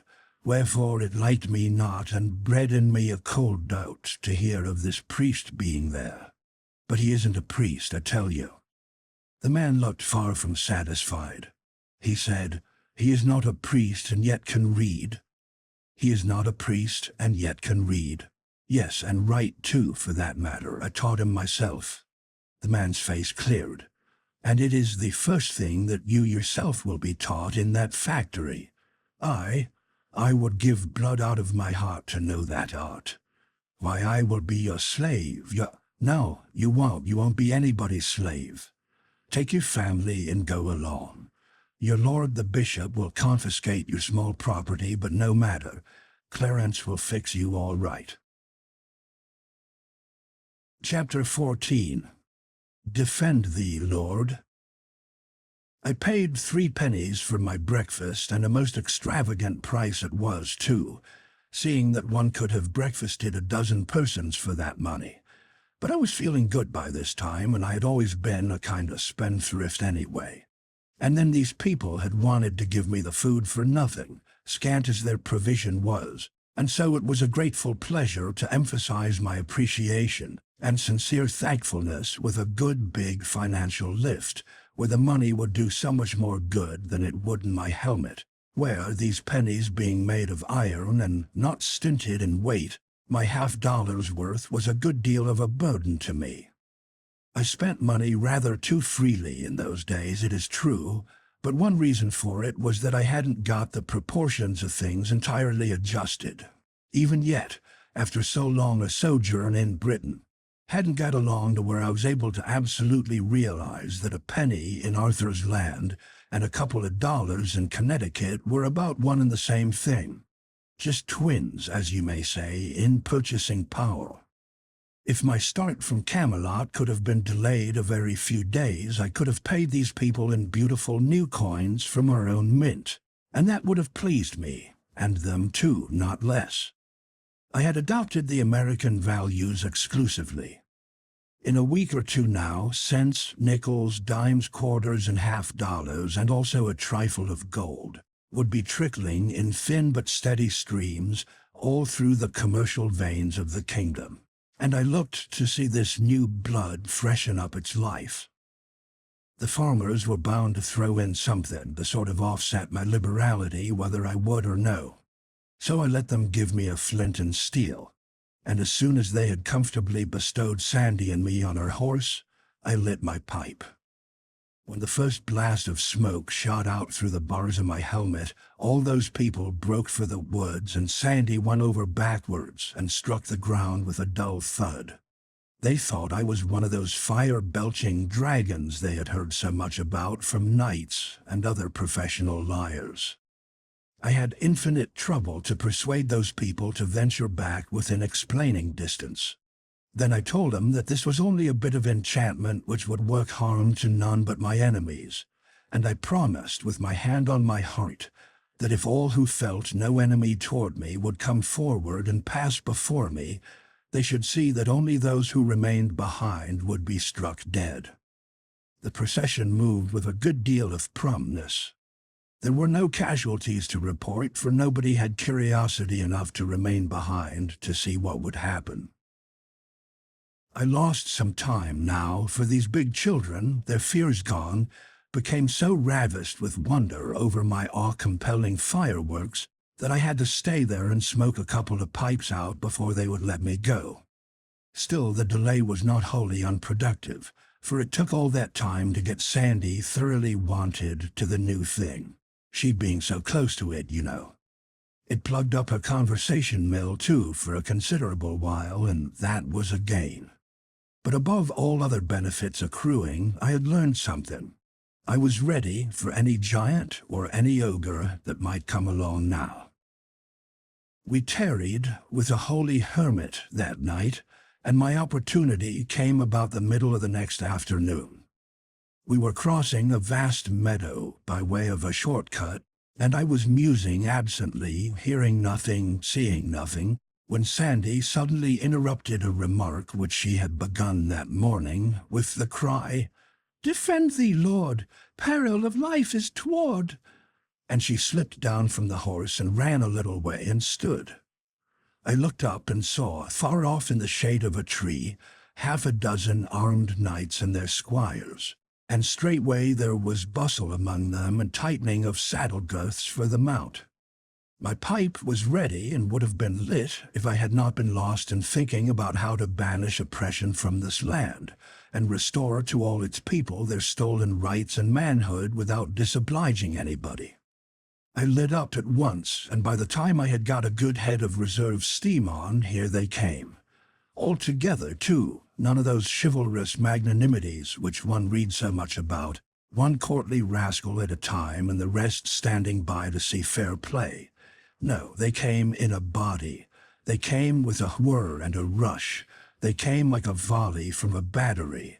Came with heads low down, plumes streaming out behind, lances advanced at a level.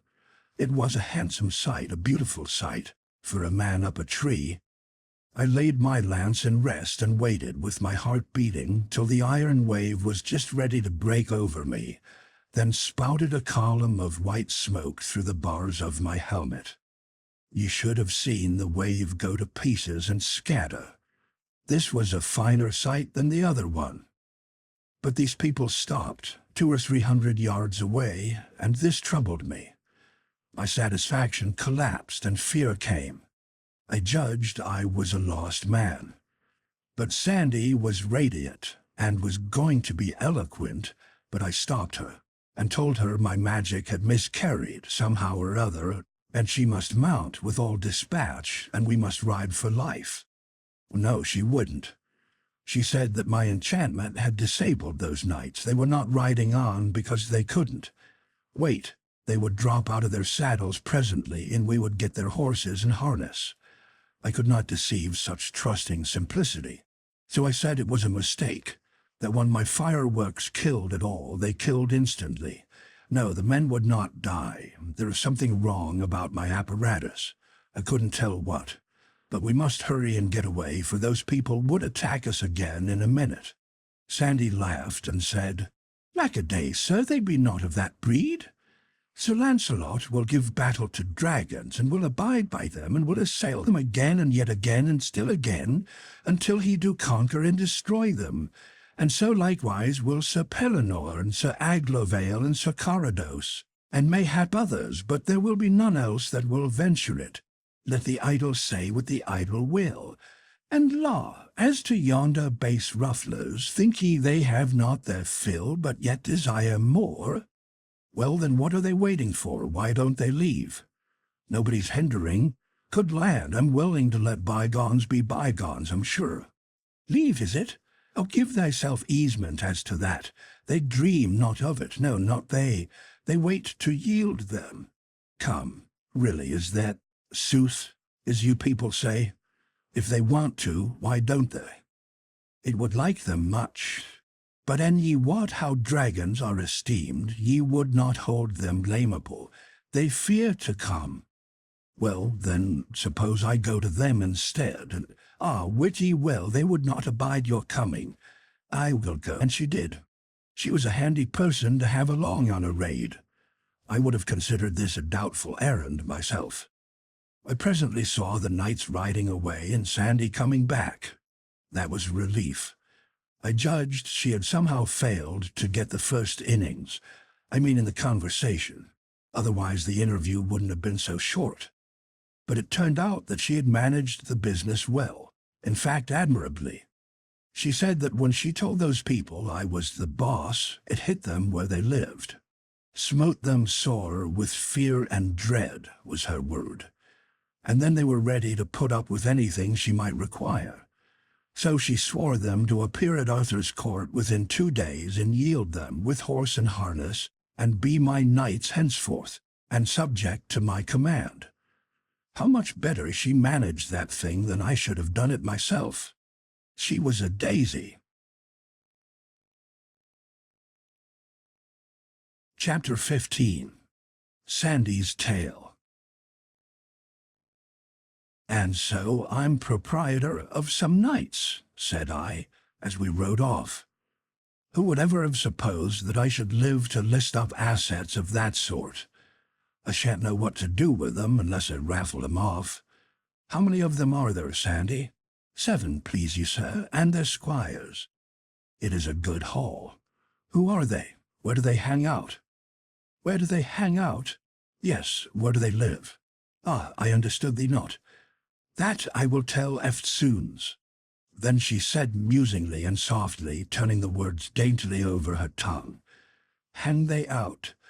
Hang they out? Where hang? Where do they hang out? Right so. Where do they hang out?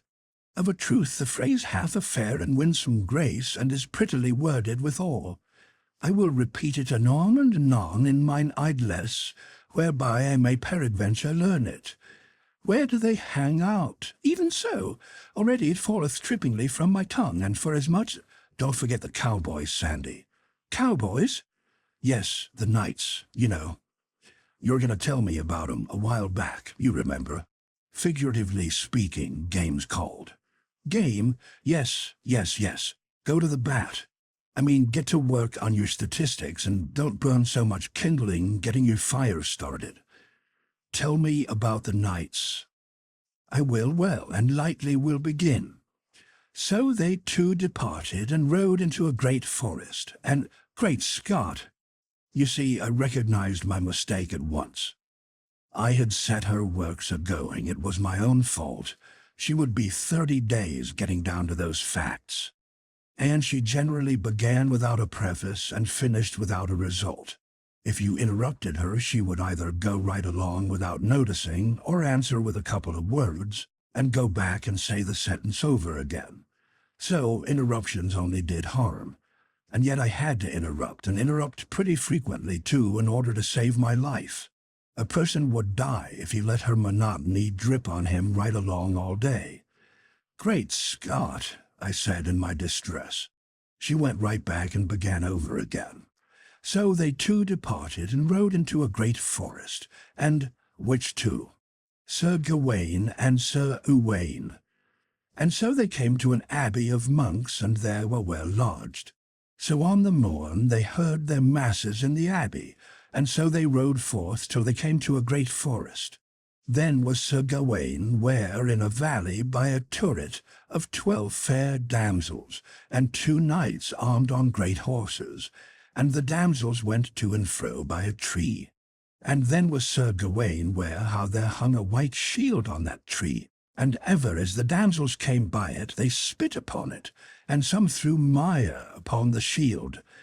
Now, if I hadn't seen the like myself in this country, Sandy, I wouldn't believe it. But I've seen it, and I can just see those creatures now parading before that shield and acting like that. The women here do certainly act like all possessed. Yes, and I mean your best, too, society's very choicest brands. The humblest hello girl along 10,000 miles a wire could teach gentleness, patience, modesty, manners to the highest duchess in Arthur's land." "Hello girl?" "Yes, but don't you ask me to explain. It's a new kind of a girl. They don't have them here. One often speaks sharply to them when they are not the least in fault, and he can't get over feeling sorry for it and ashamed of himself in 1300 years. It's such shabby, mean conduct and so unprovoked. The fact is, no gentleman ever does it, though I myself, if I've got to confess, peradventure never mind her, never mind her. I tell you, I could never explain her so you would understand. Even so be it, if you are so minded. Then Sir Gawain and Sir Uwaine went and saluted them, and asked them why they did that despite to the shield. Sirs, said the damsels, we shall tell you. There is a knight in this country that owneth this white shield, and he is a passing good man of his hands, but he hateth all ladies and gentlewomen, and therefore we do all this despite to the shield. I will say you, said Sir Gawain, it beseemeth evil a good knight to despise all ladies and gentlewomen, and peradventure though he hate you, he hath some cause. And peradventure he loveth in some other places ladies and gentlewomen, and to be loved again, and he such a man of prowess as ye speak of. Man of prowess, yes, that is the man to please them, Sandy. Man of brains, that is a thing they never think of. Tom Sayers, John Heenan, John L. Sullivan, pity but you could be here. You would have your legs under the round table and a sir in front of your names within the 24 hours, and you could bring about a new distribution of the married princesses and duchesses of the court in another 24. The fact is, it is just a sort of polished-up court of Comanches, and there isn't a squaw in it who doesn't stand ready at the dropping of a hat to desert to the buck with the biggest string of scalps at his belt. And he be such a man of prowess as ye speak of, said Sir Gawain. Now what is his name? Sir, said they, his name is Marhaus, the king's son of Ireland. Son of the king of Ireland, you mean. The other form doesn't mean anything. And look out and hold on tight now, we must jump this gully. There, we're all right now. This horse belongs in the circus. He's born before his time. I know him well, said Sir Uwaine. He is a passing good knight, as any is on live. On live. If you've got a fault in the world, Sandy, it is that you are a shade too archaic. But it isn't any matter. For I saw him once proved at a justs, where many knights were gathered, and that time there might no man withstand him. Ah, said Sir Gawain, damsels, methinketh ye are to blame. For it is to suppose he that hung that shield there will not be long therefrom, and then may those knights match him on horseback, and that is more your worship than thus, for I will abide no longer to see a knight's shield dishonoured. And therewith Sir Uwaine and Sir Gawain departed a little from them, and then were they where Sir Marhaus came riding on a great horse, straight toward them. And when the 12 damsels saw Sir Marhaus, they fled into the turret, as they were wild, so that some of them fell by the way. Then the one of the knights of the tower dressed his shield, and said on high, Sir Marhaus, defend thee. And so they ran together that the knight brake his spear on Marhaus, and Sir Marhaus smote him so hard that he brake his neck, and the horse's back. Well, that is just the trouble about the state of things. It ruins so many horses. That saw the other knight of the turret, and dressed him toward Marhaus, and they went so eagerly together that the knight of the turret was soon smitten down, horse and man stark dead. Another horse gone. I tell you, it is a custom that ought to be broken up. I don't see how people with any feeling can applaud and support it. So these two knights came together with great random. I saw that I had been asleep and missed a chapter, but I didn't say anything. I judged that the Irish knight was in trouble with the visitors by this time, and this turned out to be the case. That Sir Uwaine smote Sir Marhaus, that his spear brast in pieces on the shield, and Sir Marhaus smote him so sore that horse and man he bare to the earth, and hurt Sir Uwaine on the left side. The truth is, Alisande, these archaics are a little too simple. The vocabulary is too limited, and so by consequence descriptions suffer in the matter of variety. They run too much to level Saharas of fact, and not enough to picturesque detail. This throws about them a certain air of the monotonous. In fact, the fights are all alike.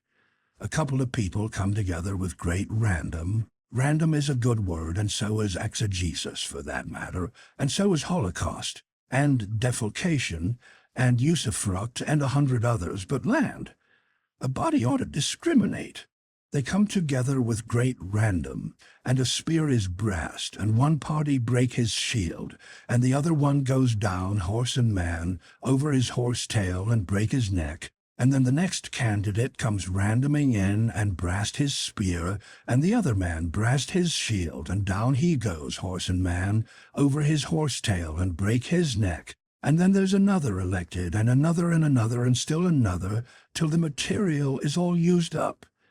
And when you come to figure up results, you can't tell one fight from another, nor who whipped, and as a picture of living, raging, roaring battles show, why, it's pale and noiseless, just ghosts scuffling in a fog. Dear me, what would this barren vocabulary get out of the mightiest spectacle? The burning of Rome in Nero's time, for instance. Why, it would merely say, town burned down, no insurance, boy brast a window, fireman break his neck. Why, that ain't a picture. It was a good deal of a lecture, I thought. But it didn't disturb Sandy, didn't turn a feather. Her steam soared steadily up again the minute I took off the lid. Then Sir Marhaus turned his horse and rode toward Gawain with his spear. And when Sir Gawain saw that, he dressed his shield, and they aventured their spears, and they came together with all the might of their horses, that either knight smote other so hard in the midst of their shields, but Sir Gawain's spear brake, I knew it would. But Sir Marhaus's spear held, and therewith Sir Gawain and his horse rushed down to the earth, just so, and brake his back. And lightly Sir Gawain rose upon his feet and pulled out his sword, and dressed him toward Sir Marhaus on foot, and therewith either came unto other eagerly, and smote together with their swords, that their shields flew in cantels, and they bruised their helms and their hauberks, and wounded each other. But Sir Gawain, fro it past 9 of the clock, waxed by the space of 3 hours ever stronger and stronger, and thrice his might was increased. All this espied Sir Marhaus, and had great wonder how his might increased. And so they wounded other passing sore, and then when it was come noon, the pelting sing-song of it carried me forward to scenes and sounds of my boyhood days. New Haven! 10 minutes for refreshments. Conductor'll strike the gong bell 2 minutes before train leaves. Passengers for the shoreline, please take seats in the rear car. This car don't go no further. Apples, oranges, bananas, sandwiches, popcorn. And waxed past noon and drew toward evensong. Sir Gawain's strength feebled and waxed passing faint, that unless he might dure any longer, and Sir Marhaus was then bigger and bigger, which strained his armour, of course, and yet little would one of these people mind a small thing like that. And so, Sir Knight, said Sir Marhaus, I have well felt that ye are a passing good knight, and a marvellous man of might, as ever I felt any, while it lasteth, and our quarrels are not great, and therefore it were a pity to do you hurt, for I feel you are passing feeble. Ah, said Sir Gawain, gentle knight, ye say the word that I should say. And therewith they took off their helms, and either kissed other, and there they swore together either to love other as brethren, but I lost the thread there, and dozed off to slumber, thinking about what a pity it was that men with such superb strength enabling them to stand up cased in cruelly burdensome iron, and drenched with perspiration, and hack and batter and bang each other for 6 hours on a stretch, should not have been born at a time when they could put it to some useful purpose. Take a jackass, for instance. A jackass has that kind of strength and puts it to a useful purpose, and is valuable to this world because he is a jackass. But a nobleman is not valuable because he is a jackass. It is a mixture that is always ineffectual and should never have been attempted in the first place. And yet once you start a mistake, the trouble is done, and you never know what is going to come of it. When I came to myself again and began to listen, I perceived that I had lost another chapter, and that Alisande had wandered a long way off with her people. And so they rode and came into a deep valley full of stones, and thereby they saw a fair stream of water. Above thereby was the head of the stream a fair fountain, and 3 damsels sitting thereby. In this country, said Sir Marhaus, came never knight since it was christened, but he found strange adventures. This is not good form, Alisande. Sir Marhaus, the king's son of Ireland, talks like all the rest. You ought to give him a brogue, or at least a characteristic expletive. By this means one would recognize him as soon as he spoke, without his ever being named. It is a common literary device with great authors. You should make him say, "In this country, bejabbers, came never knight since it was christened, but he found strange adventures, bejabbers." You see how much better that sounds? Came never knight, but he found strange adventures, bejabbers. Of a truth it doth indeed, fair lord, albeit 'tis passing hard to say, the pet adventure that will not tarry, but better speed with usage. And then they rode to the damsels, and either saluted other, and the eldest had a garland of gold about her head, and she was 60 winter of age or more. The damsel was, "Even so, dear lord, and her hair was white under the garland." Celluloid teeth, $9 a set, as like as not. The loose-fit kind that go up and down like a portcullis when you eat and fall out when you laugh. The second damsel was of 30 winter of age, with a circlet of gold about her head. The third damsel was but 15 year of age. Billows of thought came rolling over my soul, and the voice faded out of my hearing. 15. Break my heart. Ah, my lost darling. Just her age, who was so gentle and lovely and all the world to me, and whom I shall never see again. How the thought of her carries me back over wide seas of memory to a vague, dim time, a happy time, so many, many centuries hence, when I used to wake in the soft summer mornings, out of sweet dreams of her, and say, "Hello, Central," just to hear her dear voice come melting back to me with a "Hello, Hank," that was music of the spheres to my enchanted ear. She got $3 a week, but she was worth it. I could not follow Alisande's further explanation of who our captured knights were now. I mean, in case she should ever get to explaining who they were. My interest was gone, my thoughts were far away and sad. By fitful glimpses of the drifting tale, caught here and there and now and then, I merely noted in a vague way that each of these 3 knights took one of these 3 damsels up behind him on his horse, and one rode north, another east, the other south, to seek adventurers and meet again and lie, after year and day. Year and day, and without baggage. It was of a piece with the general simplicity of the country. The sun was now setting. It was about 3 in the afternoon when Alisande had begun to tell me who the cowboys were, so she had made pretty good progress with it, for her.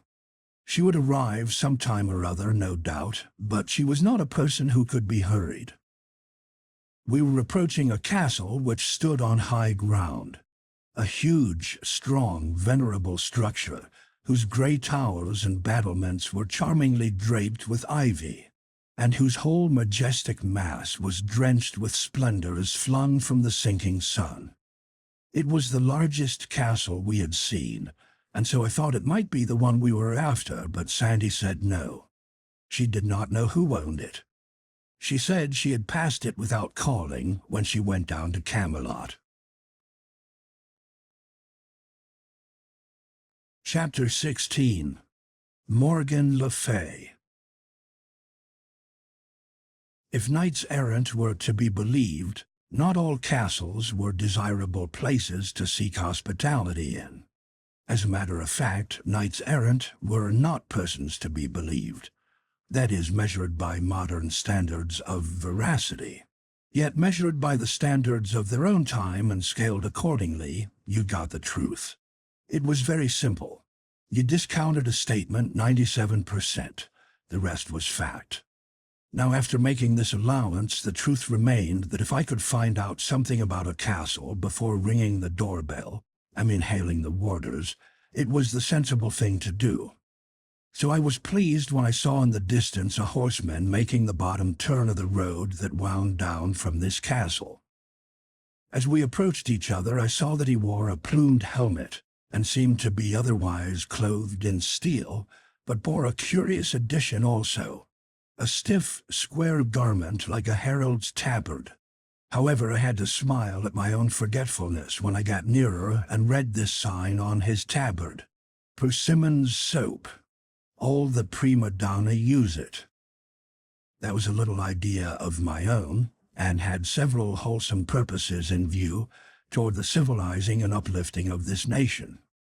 In the first place, it was a furtive, underhand blow at this nonsense of knight-errantry, though nobody suspected that but me.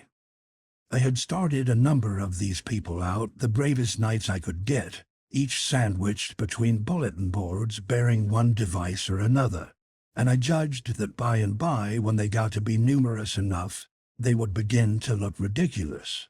And then even the steel-clad ass that hadn't any board would himself begin to look ridiculous because he was out of the fashion. Secondly, these missionaries would gradually, and without creating suspicion or exciting alarm, introduce a rudimentary cleanliness among the nobility, and from them it would work down to the people, if the priests could be kept quiet. This would undermine the church. Would be a step toward that. Next, education, next, freedom, and then she would begin to crumble. It being my conviction that any established church is an established crime, an established slave pen, I had no scruples, but was willing to assail it in any way or with any weapon that promised to hurt it. Why, in my own former day, and remote centuries not yet stirring in the womb of time, there were old Englishmen who imagined that they had been born in a free country, with the Corporation Act and the Test still in force in it, timbers propped against men's liberties and dishonored consciences to shore up an established anachronism with. My missionaries were taught to spell out the gilt signs on their tabards. The showy gilding was a neat idea. I could have got the king to wear a bulletin board for the sake of that barbaric splendor. They were to spell out these signs and then explain to the lords and ladies what soap was, and if the lords and ladies were afraid of it, get them to try it on a dog. The missionary's next move was to get the family together and try it on himself. He was to stop at no experiment, however desperate, that could convince the nobility that soap was harmless. If any final doubt remained, he must catch a hermit. The woods were full of them. Saints they called themselves, and saints they were believed to be. They were unspeakably holy and worked miracles, and everybody stood in awe of them. If a hermit could survive a wash, and that failed to convince a duke, give him up, let him alone. Whenever my missionaries overcame a knight-errant on the road, they washed him, and when he got well, they swore him to go and get a bulletin board and disseminate soap and civilization the rest of his days. As a consequence, the workers in the field were increasing by degrees, and the reform was steadily spreading. My soap factory felt the strain early.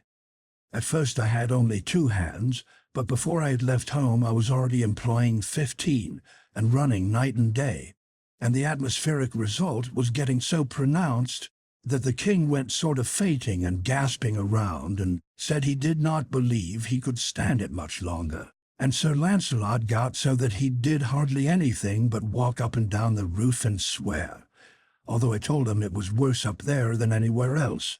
But he said he wanted plenty of air, and he was always complaining that a palace was no place for a soap factory anyway, and said if a man was to start one in his house he would be damned if he wouldn't strangle him. There were ladies present, too, but much these people ever cared for that. They would swear before children if the wind was their way when the factory was going. This missionary knight's name was La Cote Male Tele, and he said that this castle was the abode of Morgan le Fay, sister of King Arthur and wife of King Uriens, monarch of a realm about as big as the District of Columbia. You could stand in the middle of it and throw bricks into the next kingdom. Kings and kingdoms were as thick in Britain as they had been in Little Palestine in Joshua's time, when people had to sleep with their knees pulled up because they couldn't stretch out without a passport. La Cote was much depressed, for he had scored here the worst failure of his campaign. He had not worked off a cake, yet he had tried all the tricks of the trade, even to the washing of a hermit, but the hermit died. This was indeed a bad failure, for this animal would now be dubbed a martyr, and would take his place among the saints of the Roman calendar. Thus made he his moan, this poor Sir La Cote Male Tele, and sorrowed passing sore. And so my heart bled for him, and I was moved to comfort and stay him. Wherefore I said, "Forbear to grieve, fair knight, for this is not a defeat. We have brains, you and I, and for such as have brains there are no defeats, but only victories. Observe how we will turn this seeming disaster into an advertisement for our soap, and the biggest one to draw that was ever thought of. An advertisement that will transform that Mount Washington defeat into a Matterhorn victory. We will put on your bulletin board, 'Patronized by the elect.' How does that strike you?" "Verily, it is wonderly bethought." Well, a body is bound to admit that for just a modest little one-line ad, it's a corker. So the poor colporteur's griefs vanished away. He was a brave fellow and had done mighty feats of arms in his time. His chief celebrity rested upon the events of an excursion like this one of mine, which he had once made with a damsel named Maledicent, who was as handy with her tongue as was Sandy, though in a different way, for her tongue churned forth only railings and insult, whereas Sandy's music was of a kindlier sort. I knew his story well, and so I knew how to interpret the compassion that was in his face when he bade me farewell. He supposed I was having a bitter hard time of it. Sandy and I discussed his story as we rode along, and she said that La Cote's bad luck had begun with the very beginning of that trip, for the king's fool had overthrown him on the first day, and in such cases it was customary for the girl to desert to the conqueror. But Maledicent didn't do it, and also persisted afterward in sticking to him after all his defeats. "But," said I, "suppose the victor should decline to accept his spoil?" She said that that wouldn't answer. He must. He couldn't decline. It wouldn't be regular. I made a note of that. If Sandy's music got to be too burdensome sometime, I would let a knight defeat me on the chance that she would desert to him. In due time we were challenged by the warders from the castle walls, and after a parley admitted. I have nothing pleasant to tell about that visit. But it was not a disappointment, for I knew Mrs. Le Fay by reputation and was not expecting anything pleasant. She was held in awe by the whole realm, for she had made everybody believe she was a great sorceress. All her ways were wicked, all her instincts devilish. She was loaded to the eyelids with cold malice. All her history was black with crime, and among her crimes murder was common. I was most curious to see her, as curious as I could have been to see Satan.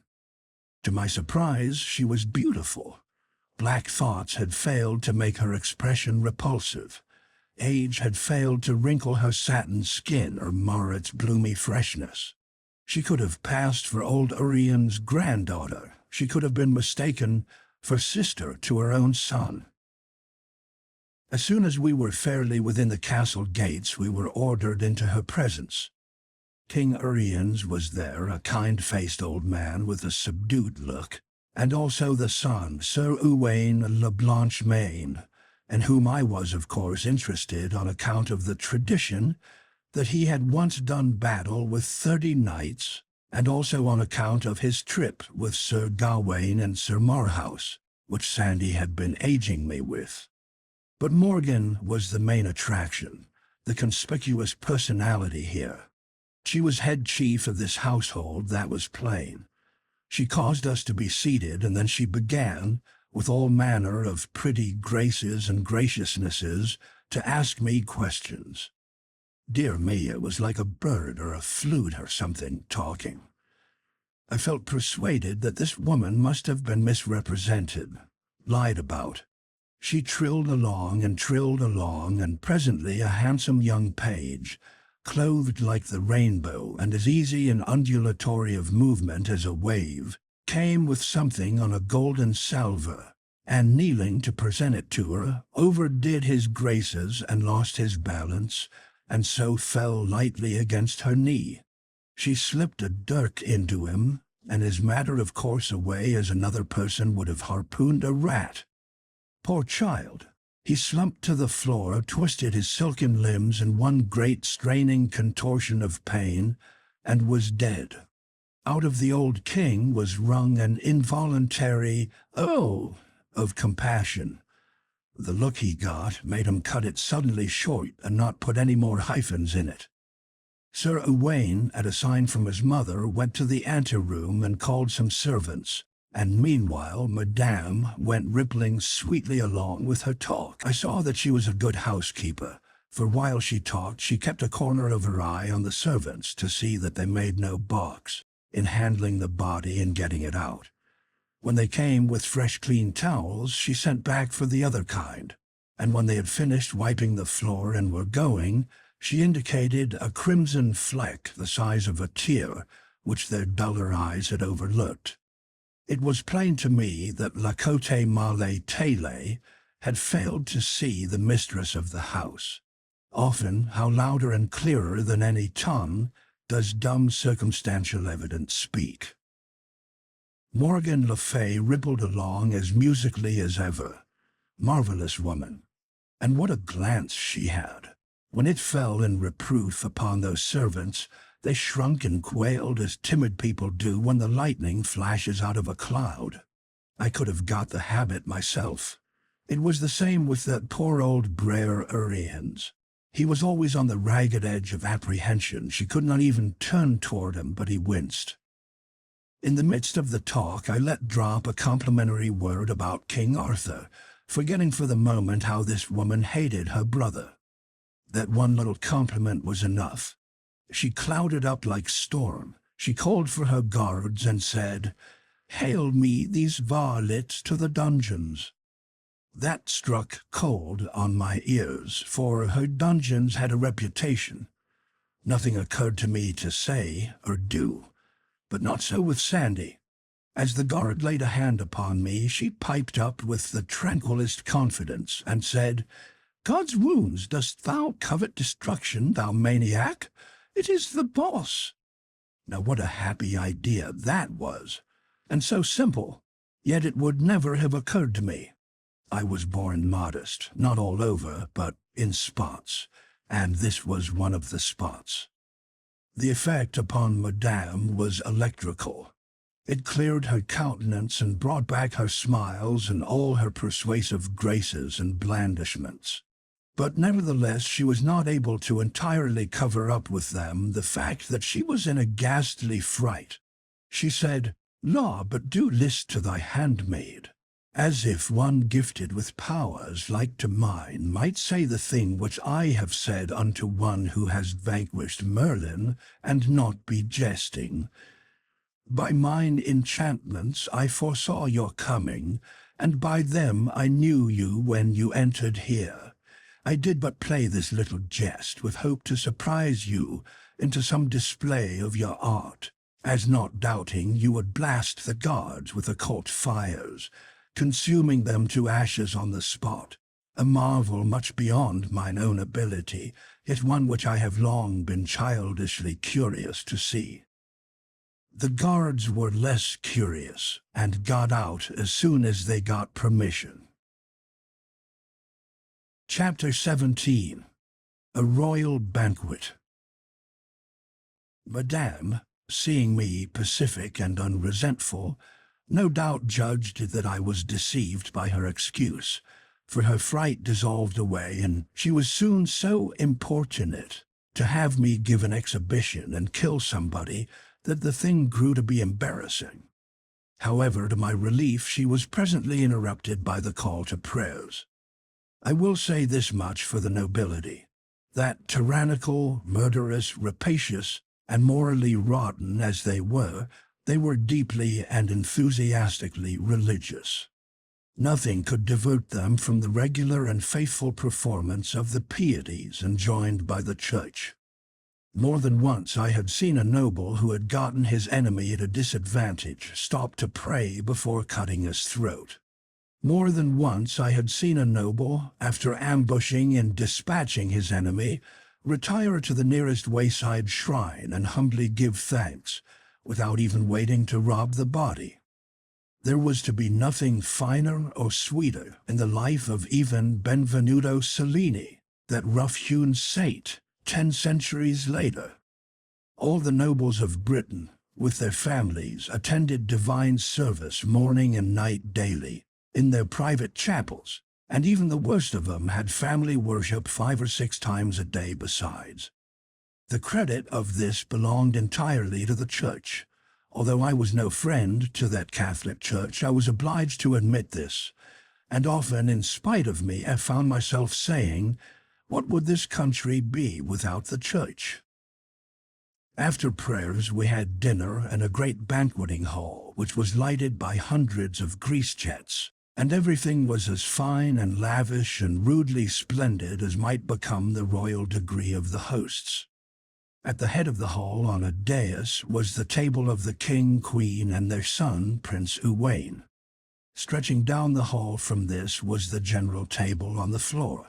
At this, above the salt, sat the visiting nobles and the grown members of their families, of both sexes, the resident court, in effect, 61 persons. Below the salt sat minor officers of the household, with their principal subordinates, altogether 118 persons sitting, and about as many liveried saints standing behind their chairs, or serving in one capacity or another. It was a very fine show. In a gallery, a band with cymbals, horns, harps, and other horrors opened the proceedings with what seemed to be the crude first draft or original agony of the wail known to later centuries as "In the Sweet By and By." It was new and ought to have been rehearsed a little more. For some reason or other, the Queen had the composer hanged after dinner. After this music, the priest, who stood behind the royal table, said a noble long grace in ostensible Latin. Then the battalion of waiters broke away from their posts and darted, rushed, flew, fetched, and carried, and the mighty feeding began, no words anywhere but absorbing attention to business. The rows of chops opened and shut in vast unison, and the sound of it was like to the muffled burr of subterranean machinery. The havoc continued an hour and a half, and unimaginable was the destruction of substantials. Of the chief feature of the feast, the huge wild boar that lay stretched out so portly and imposing at the start, nothing was left but the semblance of a hoop-skirt, and he was but the type and symbol of what had happened to all the other dishes. With the pastries and so on, the heavy drinking began, and the talk. Gallon after gallon of wine and mead disappeared, and everybody got comfortable, then happy, then sparklingly joyous, both sexes, and by pretty noisy. Men told anecdotes that were terrific to hear, but nobody blushed. And when the nub was sprung, the assemblage let go with a hoarse laugh that shook the fortress. Ladies answered back with historiettes that would have almost made Queen Margaret of Navarre or even the great Elizabeth of England hide behind a handkerchief, but nobody hid here, but only laughed, howled, you may say. In pretty much all of these dreadful stories, ecclesiastics were the hardy heroes, but that didn't worry the chaplain any. He had his laugh with the rest. More than that, upon invitation he roared out a song which was of as daring a sort as any that was sung that night. By midnight everybody was fagged out and sore with laughing, and as a rule drunk. Some weepingly, some affectionately, some hilariously, some quarrelsomely, some dead and under the table. Of the ladies, the worst spectacle was a lovely young duchess whose wedding eve this was, and indeed she was a spectacle sure enough. Just as she was, she could have sat in advance for the portrait of the young daughter of the Regent d'Orleans, at the famous dinner whence she was carried, foul-mouthed, intoxicated and helpless, to her bed in the lost and lamented days of the ancient regime.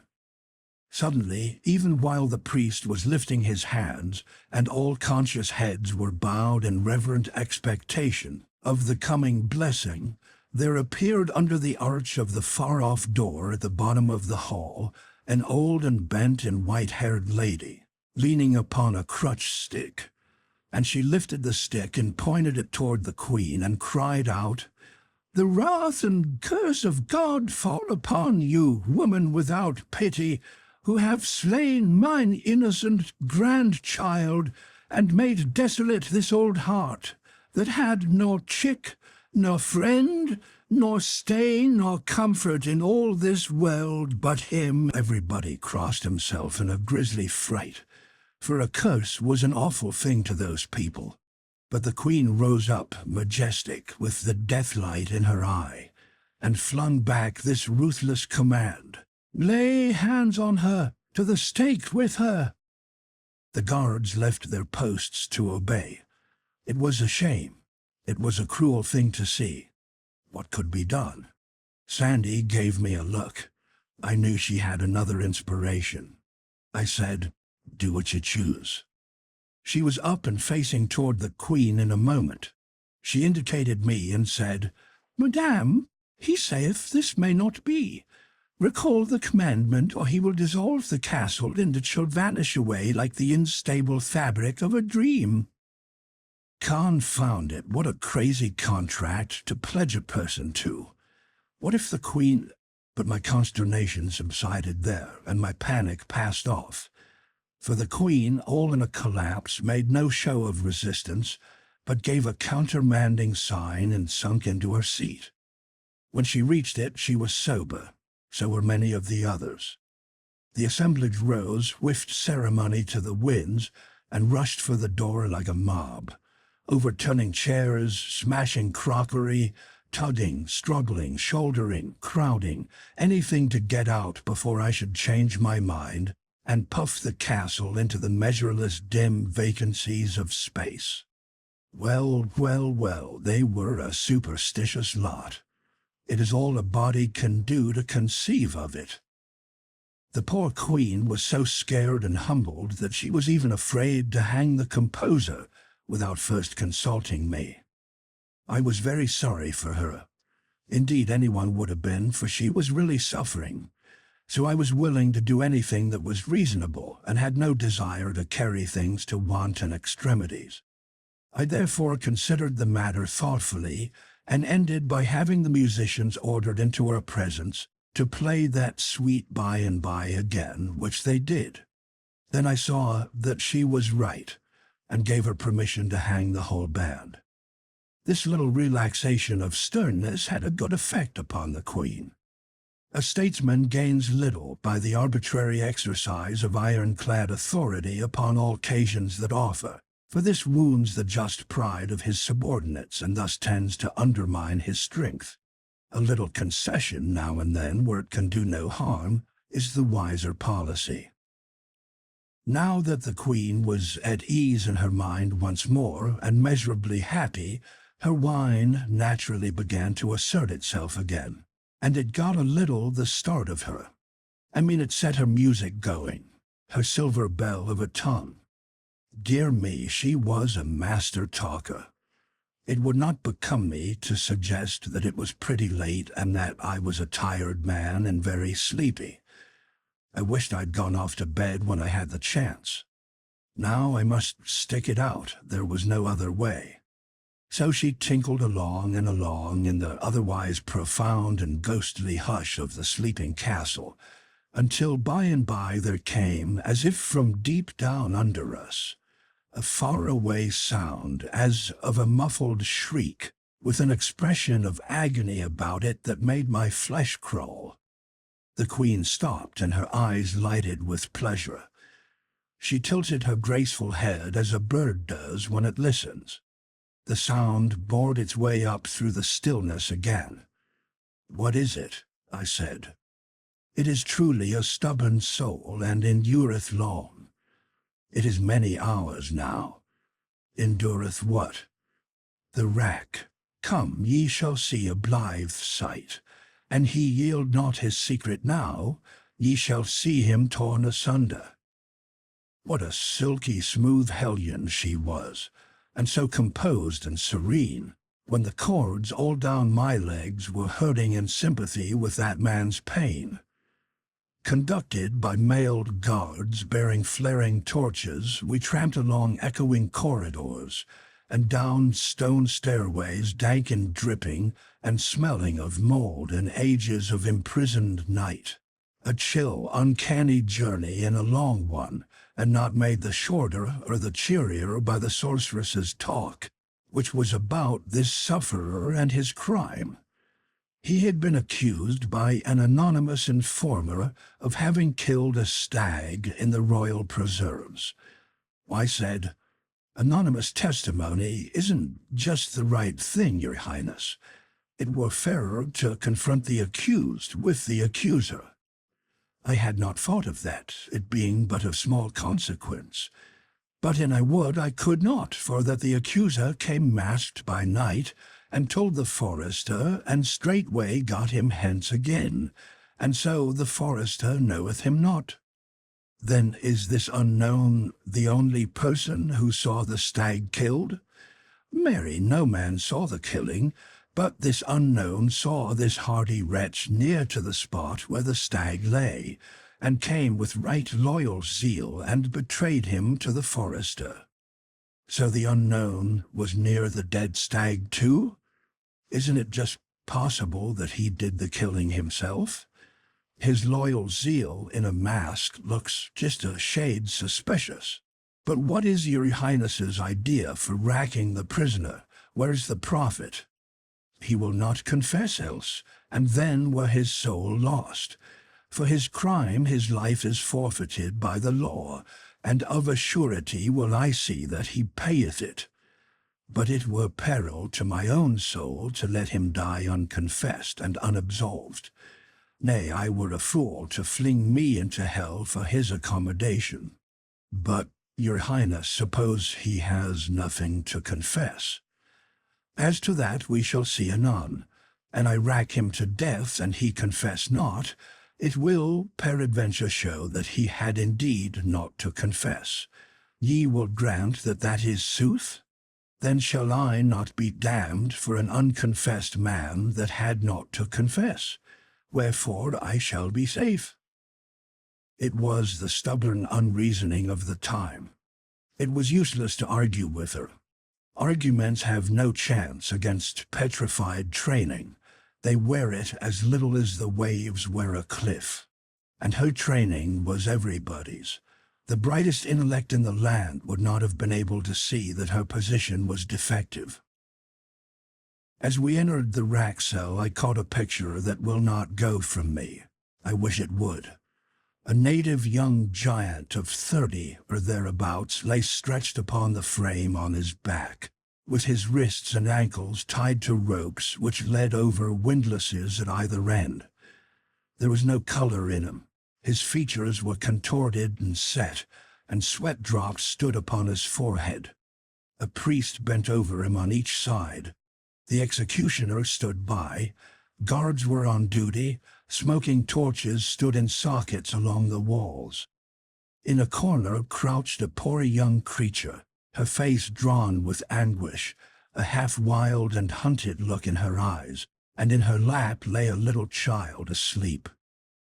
Just as we stepped across the threshold, the executioner gave his machine a slight tone, which wrung a cry from both the prisoner and the woman. But I shouted, and the executioner released the strain without waiting to see who spoke. I could not let this horror go on. It would have killed me to see it. I asked the Queen to let me clear the place and speak to the prisoner privately.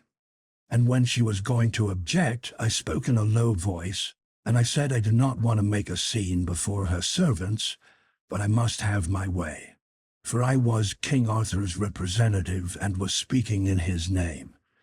She saw she had to yield. I asked her to endorse me to these people and then leave me. It was not pleasant for her, but she took the pill, and even went further than I was meaning to require. I only wanted the backing of her own authority, but she said, "Ye will do in all things as this Lord shall command. It is the boss." It was certainly a good word to conjure with. You could see it by the squirming of these rats. The Queen's guards fell into line, and she and they marched away with their torchbearers, and woke the echoes of the cavernous tunnels with the measured beat of their retreating footfalls. I had the prisoner taken from the rack and placed upon his bed, and medicaments applied to his hurts, and wine given him to drink. The woman crept near and looked on, eagerly, lovingly, but timorously, like one who fears a repulse. Indeed, she tried furtively to touch the man's forehead and jumped back, the picture of fright, when I turned unconsciously toward her. It was pitiful to see. "Lord," I said, "stroke him, lass, if you want to. Do anything you're a mind to, don't mind me." Why, her eyes were as grateful as an animal's, when you do it a kindness that it understands. The baby was out of her way, and she had her cheek against the man's in a minute, and her hands fondling his hair, and her happy tears running down. The man revived and caressed his wife with his eyes, which was all he could do. I judged I might clear the den now, and I did, cleared it of all but the family and myself. Then I said, "Now, my friend, tell me your side of this matter. I know the other side." The man moved his head in sign of refusal, but the woman looked pleased, as it seemed to me, pleased with my suggestion. I went on, "You know of me?" "Yes, all do in Arthur's realms. If my reputation has come to you right and straight, you should not be afraid to speak." The woman broke in eagerly. Fair my lord, do thou persuade him. Thou canst and thou wilt. He suffereth so, and it is for me. And how can I bear it? I would I might see him die a sweet, swift death. Oh, my Hugo, I cannot bear this one." And she fell to sobbing and groveling about my feet, and still imploring. Imploring what? The man's death? I could not quite get the bearings of the thing. But Hugo interrupted her and said, "Peace, ye wit not what ye ask. Shall I starve whom I love to win a gentle death? I wend thou knewest me better." "Well," I said, "I can't quite make this out. It is a puzzle. Now—" Dear my lord, and ye will but persuade him. Consider how these his tortures wound me. And he will not speak. Whereas the healing, the solace that lie in a blessed swift death. What are you maundering about? He's going out from here a free man and whole. He's not going to die." The man's white face lit up, and the woman flung herself at me in a most surprising explosion of joy, and cried out, "He is saved! For it is the king's word by the mouth of the king's servant, Arthur the king, whose word is gold." "Well, then you do believe I can be trusted after all. Why didn't you before?" "Who doubted? Not I, indeed, and not she." "Well, why wouldn't you tell me your story, then? Ye had made no promise, else had it been otherwise." I see. And yet I believe I don't quite see after all. You stood the torture and refused to confess, which shows plain enough to even the dullest understanding that you had nothing to confess. "I, my lord." "How so? It was I that killed the deer." "You did." "Oh dear, this is the most mixed-up business that ever—" "Dear lord, I begged him on my knees to confess, but—" "You did. It gets thicker and thicker. What did you want him to do that for?" "As if it would bring him a quick death and save him all this cruel pain." "Well, yes, there is reason in that, but he didn't want the quick death." "He? Why, of a surety he did." "Well, then, why in the world didn't he confess?" "Ah, sweet sir, and leave my wife and chick without bread and shelter?" "Oh, heart of gold, now I see it. The bitter law takes the convicted man's estate and beggars his widow and his orphans. They could torture you to death, but without conviction or confession, they could not rob your wife and baby. You stood by them like a man, and you, true wife and the woman that you are, you would have bought him release from torture at cost to yourself of slow starvation and death. Well, it humbles a body to think what your sex can do when it comes to self-sacrifice. I'll book you both for my colony. You'll like it there. It's a factory where I'm going to turn groping and grubbing automata into men." Chapter 18. In the Queen's Dungeons. Well, I arranged all that, and I had the man sent to his home. I had a great desire to rack the executioner, not because he was a good, painstaking, and pain-giving official, for surely it was not to his discredit that he performed his functions well, but to pay him back for wantonly cuffing and otherwise distressing that young woman. The priests told me about this and were generously hot to have him punished. Something of this disagreeable sort was turning up every now and then. I mean episodes that showed that not all priests were frauds and self-seekers, but that many, even the great majority of these that were down on the ground among the common people, were sincere and right-hearted and devoted to the alleviation of human troubles and sufferings. Well, it was a thing which could not be helped, so I seldom fretted about it, and never many minutes at a time. It has never been my way to bother much about things which you can't cure. But I did not like it, for it was just the sort of thing to keep people reconciled to an established church. We must have a religion, it goes without saying, but my idea is to have it cut up into 43 sects, so that they will police each other, as had been the case in the United States in my time. Concentration of power in a political machine is bad, and an established church is only a political machine. It was invented for that. It is nursed, cradled, preserved for that. It is an enemy to human liberty and does no good which it could not better do in a split-up and scattered condition. That wasn't law. It wasn't gospel. It was only an opinion. My opinion. And I was only a man. One man. So it wasn't worth any more than the Pope's, or any less for that matter. Well, I couldn't rack the executioner, neither would I overlook the just complaint of the priests. The man must be punished somehow or other, so I degraded him from his office and made him leader of the band, the new one that was to be started. He begged hard and said he couldn't play. A plausible excuse, but too thin. There wasn't a musician in the country that could.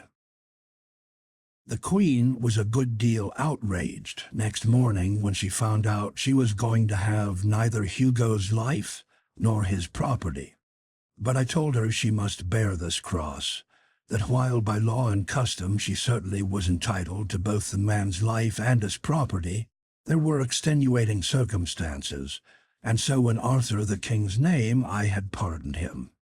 The deer was ravaging the man's fields, and he had killed it in sudden passion, and not for gain, and he had carried it into the royal forest in the hope that that might make detection of the misdoer impossible.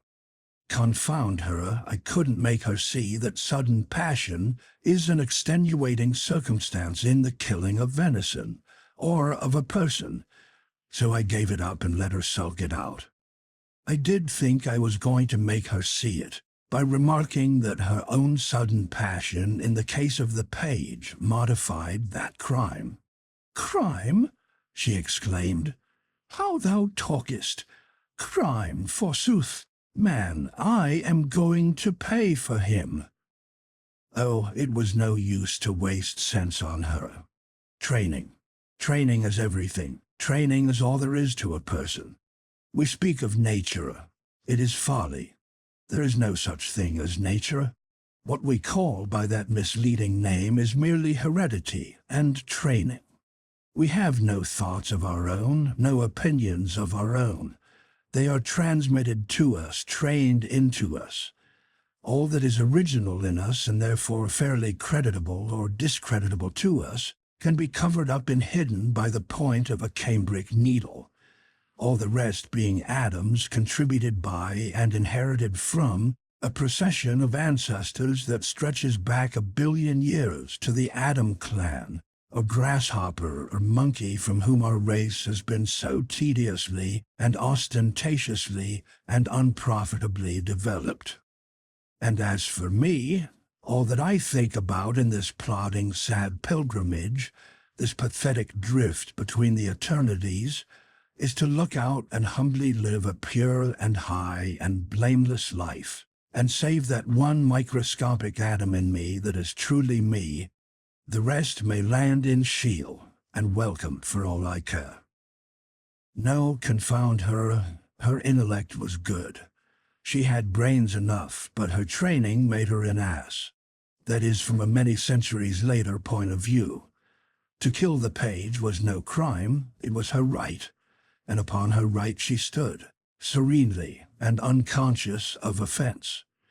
She was a result of generations of training in the unexamined and unassailed belief that the law which permitted her to kill a subject when she chose was a perfectly right and righteous one. Well, we must give even Satan his due.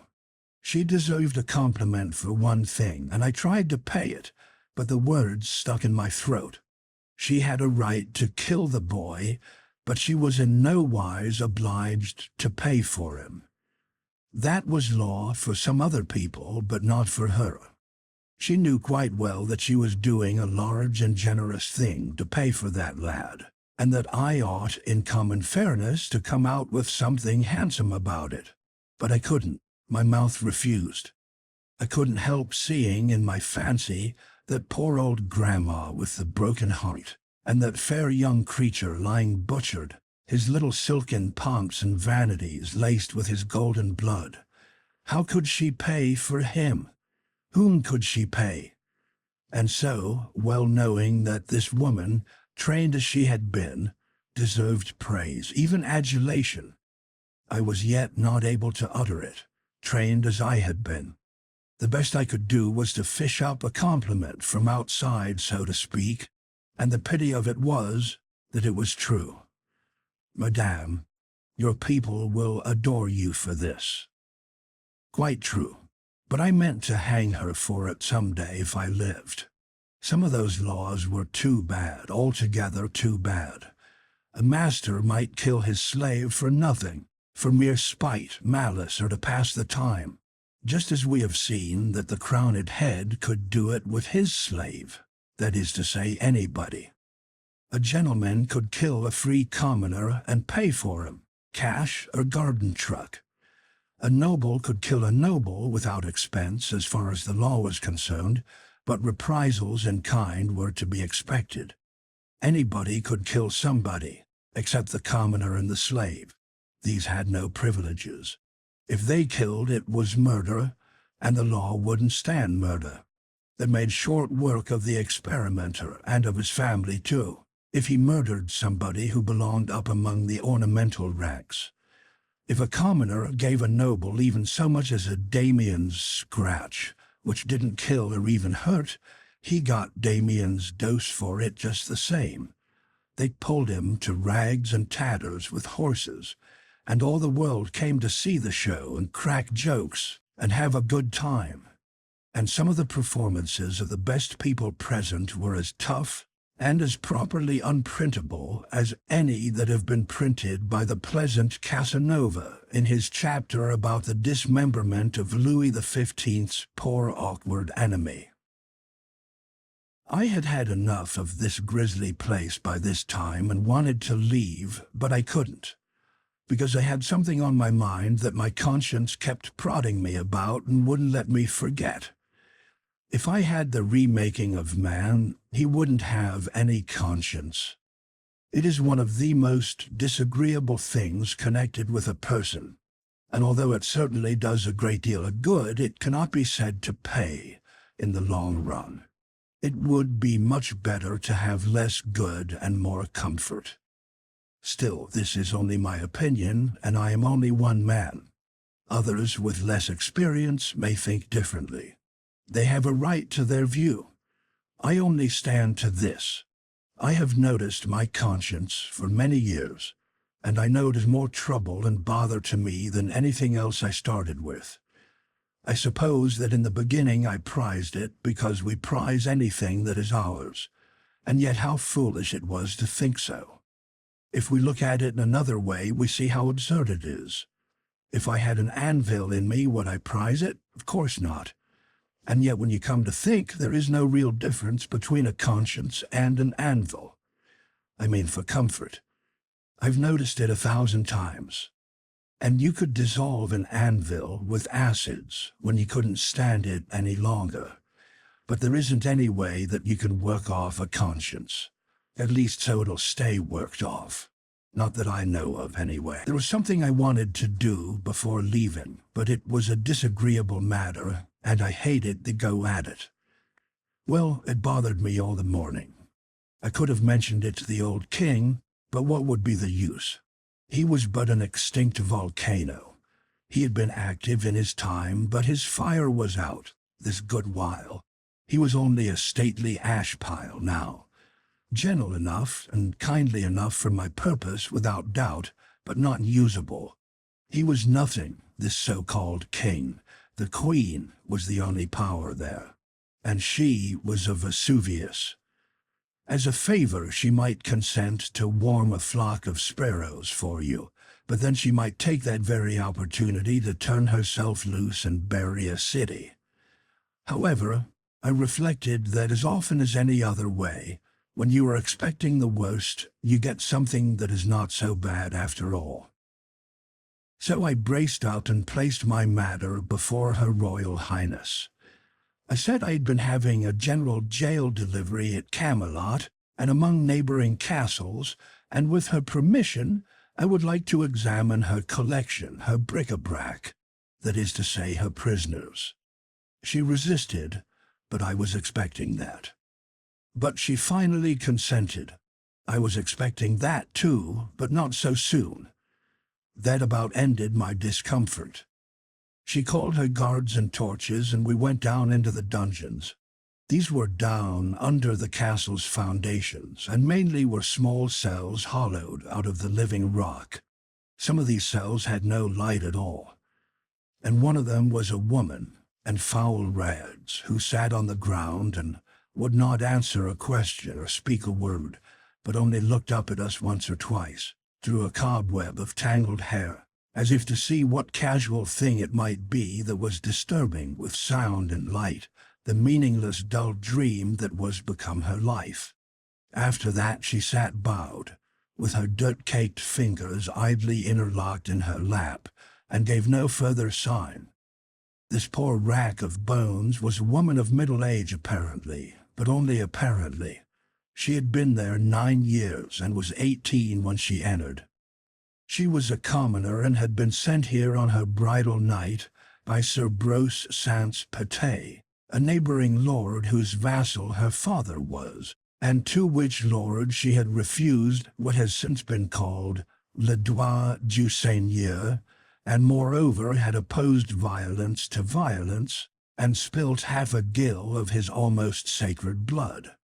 The young husband had interfered at that point, believing the bride's life in danger, and had flung the noble out into the midst of the humble and trembling wedding guests in the parlor, and left him there astonished at this strange treatment, and implacably embittered against both bride and groom.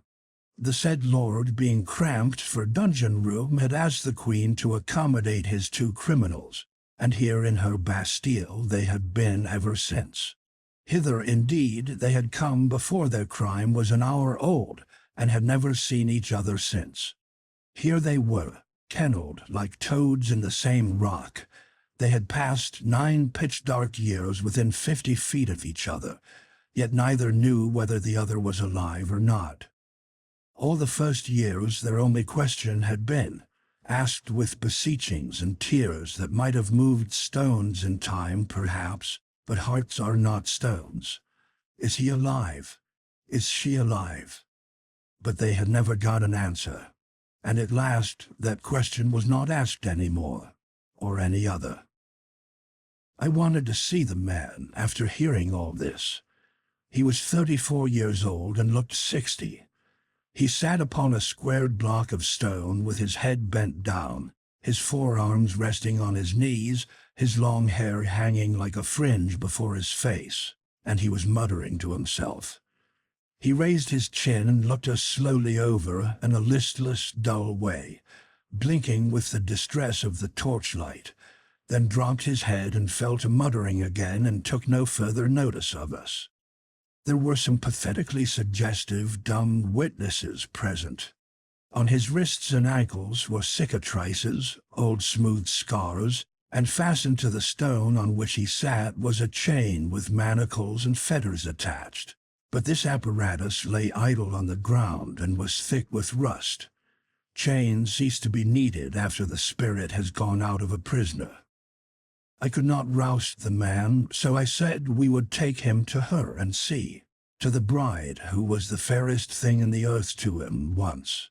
Roses, pearls, and dew made flesh for him. A wonder-work, the master-work of nature, with eyes like no other eyes and voice like no other voice, and a freshness and live young grace and beauty that belonged properly to the creatures of dreams, as he thought, and to no other. The sight of her would set his stagnant blood leaping. The sight of her, but it was a disappointment. They sat together on the ground and looked dimly wondering into each other's faces a while with a sort of weak animal curiosity, then forgot each other's presence and dropped their eyes, and ye saw that they were away again and wandering in some far land of dreams and shadows that we know nothing about. I had them taken out and sent to their friends. The Queen did not like it much, not that she felt any personal interest in the matter, but she thought it disrespectful to Sir Brose Sans-Pate. However, I assured her that if he found he couldn't stand it, I would fix him so that he could. I set 47 prisoners loose out of those awful rat-holes, and left only one in captivity. He was a lord, and had killed another lord, a sort of kinsman to the Queen. That other lord had ambushed him to assassinate him, but this fellow had got the best of him and cut his throat. However, it was not for that I left him jailed, but for maliciously destroying the only public well in one of his wretched villages. The Queen was bound to hang him for killing her kinsman, but I would not allow it. It was no crime to kill an assassin, but I said I was willing to let her hang him for destroying the well. So she concluded to put up with that, as it was better than nothing. Dear me, for what trifling offenses the most of those 47 men and women were shut up there. Indeed, some were there for no distinct offense at all, but only to gratify somebody's spite, and not always the Queen's by any means, but a friend's. The newest prisoner's crime was a mere remark which he had made. He said he believed that men were about all alike, and one man as good as another, barring clothes. He said he believed that if you were to strip the nation naked and send a stranger through the crowd, he couldn't tell the king from a quack doctor, nor a duke from a hotel clerk. Apparently here was a man whose brains had not been reduced to an ineffectual mush by idiotic training. I set him loose and sent him to the factory. Some of the cells carved in the living rock were just behind the face of the precipice, and in each of these an arrow slit had been pierced outward to the daylight, and so the captive had a thin ray from the blessed sun for his comfort. The case of one of these poor fellows was particularly hard. From his dusky swallow's hole high up in that vast wall of native rock, he could peer out through the arrow slit and see his own home off yonder in the valley. And for 22 years he had watched it, with heartache and longing, through that crack. He could see the lights shine there at night, and in the daytime he could see figures go in and come out. His wife and children, some of them, no doubt, though he could not make out at that distance. In the course of years he noted festivities there, and tried to rejoice, and wondered if they were weddings or what they might be. And he noted funerals, and they wrung his heart. He could make out the coffin, but he could not determine its size, and so could not tell whether it was wife or child. He could see the procession form with priests and mourners and move solemnly away, bearing the secret with them. He had left behind him 5 children and a wife, and in 19 years he had seen 5 funerals issue, and none of them humble enough in pomp to denote a servant. So he had lost 5 of his treasures.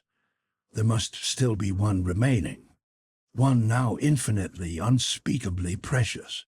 But which one? Wife or child? That was the question that tortured him, by night and by day, asleep and awake. Well, to have an interest of some sort, and half a ray of light when you are in a dungeon, is a great support to the body and preserver of the intellect. This man was in pretty good condition yet. By the time he had finished telling me his distressful tale, I was in the same state of mind that you would have been in yourself, if you have got average human curiosity. That is to say, I was as burning up as he was to find out which member of the family it was that was left. So I took him over home myself. And an amazing kind of a surprise party it was, too. Typhoons and cyclones of frantic joy, and whole Niagaras of happy tears, and by George, we found the aforetime young matron graying toward the imminent verge of her half-century, and the babies all men and women, and some of them married and experimenting family-wise themselves, for not a soul of the tribe was dead. Conceive of the ingenious devilishness of that queen! She had a special hatred for this prisoner, and she had invented all those funerals herself to scorch his heart with. And the sublimest stroke of genius of the whole thing was leaving the family invoice a funeral short, so as to let him wear his poor old soul out guessing. But for me, he never would have gone out. Morgan Le Fay hated him with her whole heart, and she never would have softened toward him. And yet his crime was committed more in thoughtlessness than deliberate depravity. He had said she had red hair. Well, she had, but that was no way to speak of it. When red-headed people are above a certain social grade, their hair is auburn. Consider it. Among these 47 captives, there were 5 whose names, offenses, and dates of incarceration were no longer known. 1 woman and 4 men, all bent and wrinkled and mind-extinguished patriarchs. They themselves had long ago forgotten these details. At any rate, they had mere vague theories about them, nothing definite, and nothing that they repeated twice in the same way.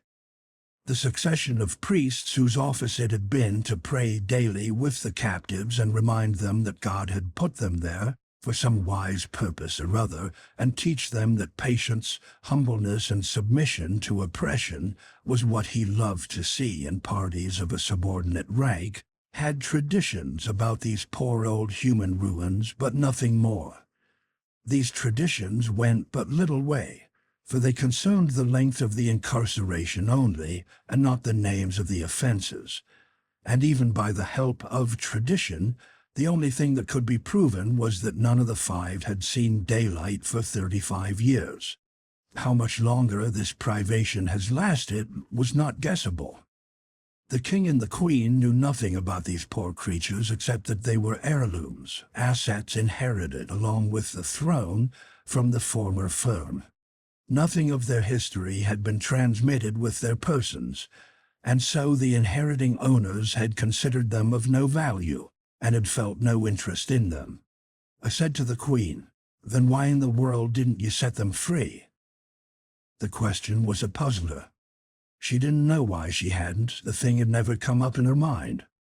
So here she was, forecasting the veritable history of future prisoners of the Castle Deef, without knowing it. It seemed plain to me now that with her training, those inherited prisoners were merely property, nothing more, nothing less. Well, when we inherit property, it does not occur to us to throw it away, even when we do not value it. When I brought my procession of human bats up into the open world in the glare of the afternoon sun, previously blindfolding them in charity for eyes so long untortured by light, they were a spectacle to look at. Skeletons, scarecrows, goblins, pathetic frights, every one. Legitimatest possible children of monarchy by the grace of God and the established church. I muttered absently, "I wish I could photograph them." You've seen that kind of people who'll never let on that they don't know the meaning of a new big word. The more ignorant they are, the more pitifully certain they are to pretend you haven't shot over their heads. The Queen was just one of that sort, and was always making the stupidest blunders by reason of it. She hesitated a moment, then her face brightened up with sudden comprehension, and she said she would do it for me.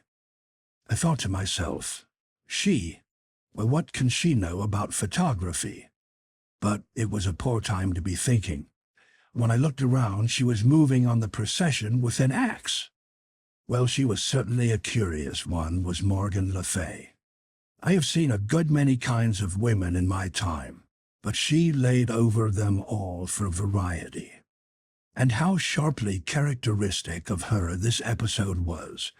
She had no more idea than a horse of how to photograph a procession, but being in doubt, it was just like her to try to do it with an axe. Chapter 19. Knight-errantry as a Trade. Sandy and I were on the road again next morning, bright and early. It was so good to open up one's lungs and take in whole luscious barrels full of the blessed God's untainted, dew-fashioned, woodland-scented air once more, after suffocating body and mind for 2 days and nights in the moral and physical stenches of that intolerable old buzzard roost. I mean for me. Of course the place was all right and agreeable enough for Sandy, for she had been used to high life all her days. Poor girl, her jaws had had a wearisome rest now for a while, and I was expecting to get the consequences. I was right, but she had stood by me most helpfully in the castle, and had mightily supported and reinforced me with gigantic foolishnesses, which were worth more for the occasion than wisdoms double their size. So I thought she had earned a right to work her mill for a while if she wanted to, and I felt not a pang when she started it up. Now turn we unto Sir Marhaus, that rode with the damsel of 30 winter of age southward. Are you going to see if you can work up another half stretch on the trail of the cowboys, Sandy? Even so, fair my lord. Go ahead then, I won't interrupt this time if I can help it. Begin over again, start fair, and shake out all your reefs, and I will load my pipe and give good attention. Now turn we unto Sir Marhaus, that rode with the damsel of 30 winter of age southward. And so they came into a deep forest, and by fortune they were nighted, and rode along in a deep way. And at the last they came into a courtelage, where abode the Duke of South Marches, and there they asked harbour. And on the morn the Duke sent unto Sir Marhaus, and bade him make him ready. And so Sir Marhaus arose and armed him, and there was a mass sung afore him, and he brake his fast, and so mounted on horseback in the court of the castle, there they should do the battle. So there was the Duke already on horseback, clean armed, and his 6 sons by him, and every each had a spear in his hand, and so they encountered. Whereas the Duke and his 2 sons brake their spears upon him, but Sir Marhaus held up his spear and touched none of them. Then came the 4 sons by couples, and 2 of them brake their spears, and so did the other 2. And all this while Sir Marhaus touched them not. Then Sir Marhaus ran to the Duke and smote him with his spear, that horse and man fell to earth. And so he served his sons.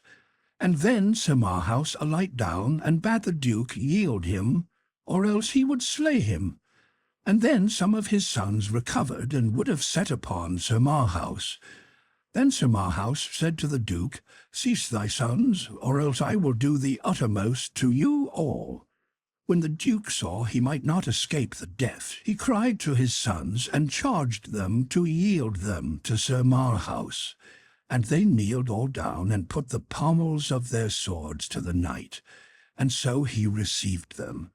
And then they holp up their father, and so by their common assent promised unto Sir Marhaus never to be foes unto King Arthur. And thereupon at Whitsuntide after, to come he and his sons, and put them in the king's grace. Footnote: this story is borrowed, language and all, from the Morte d'Arthur. Mark Twain. Even so standeth the history, fair Sir Boss. Now ye shall wit that very Duke and his 6 sons are they whom but few days past you also did overcome and send to Arthur's court. Why, Sandy, you can't mean it. And I speak not sooth, let it be the worse for me. Well, well, well, now who would ever have thought it? 1 whole Duke and 6 dukelets. Why, Sandy, it was an elegant haul. Knight-errantry is a most chuckle-headed trade, and it is tedious hard work too, but I begin to see that there is money in it after all if you have luck. Not that I would ever engage in it as a business, for I wouldn't. No sound and legitimate business can be established on a basis of speculation. A successful whirl in the knight-errantry line, now what is it when you blow away the nonsense and come down to the cold facts? It's just a corner in pork, that's all, and you can't make anything else out of it. You're rich, yes, suddenly rich, for about a day, maybe a week. Then somebody corners the market on you, and down goes your bucket shop. Ain't that so, Sandy? Whithersoever it be that my mind miscarrieth, bewraying simple language and such sort that the words do seem to come endlong and overthwart, there's no use in beating about the bush and trying to get around it that way, Sandy. It's so, just as I say. I know it's so. And moreover, when you come right down to the bedrock, knight-errantry is worse than pork. For whatever happens, the pork's left, and so somebody's benefited anyway.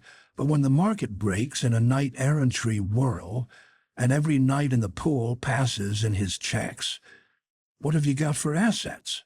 Just a rubbish pile of battered corpses and a barrel or 2 of busted hardware. Can you call those assets? Give me pork every time, am I right?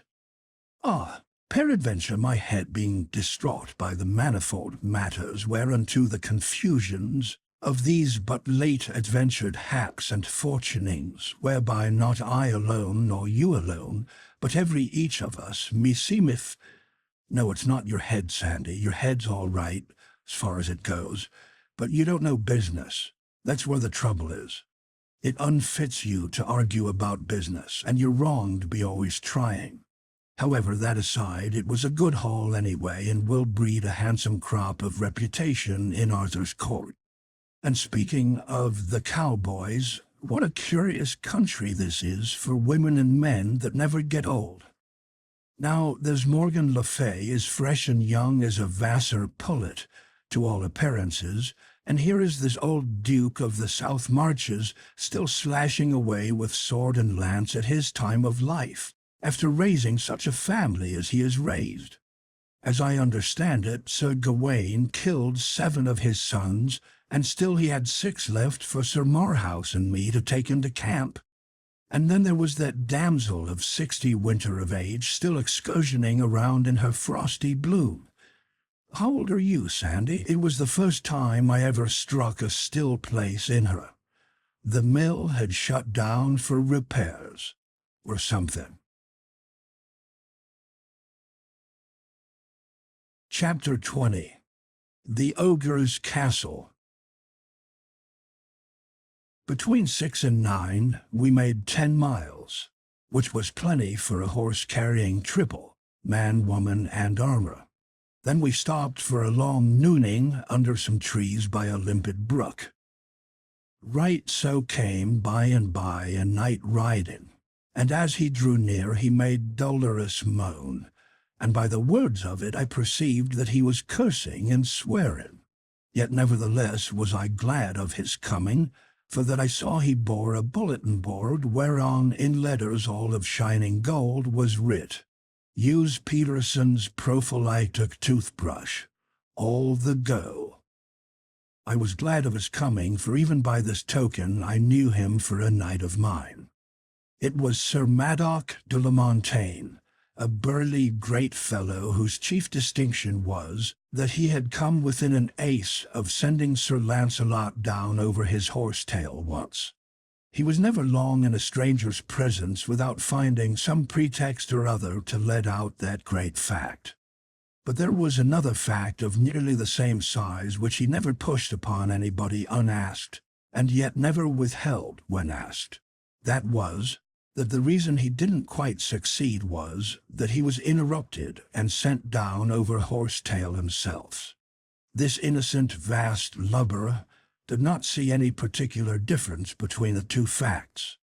I liked him, for he was earnest in his work and very valuable, and he was so fine to look at with his broad mailed shoulders and the grand leonine set of his plumed head, and his big shield with its quaint device of a gauntleted hand, clutching a prophylactic toothbrush with motto, "Try no you don't." This was a toothwash that I was introducing. He was a weary, he said, and indeed he looked it, but he would not alight.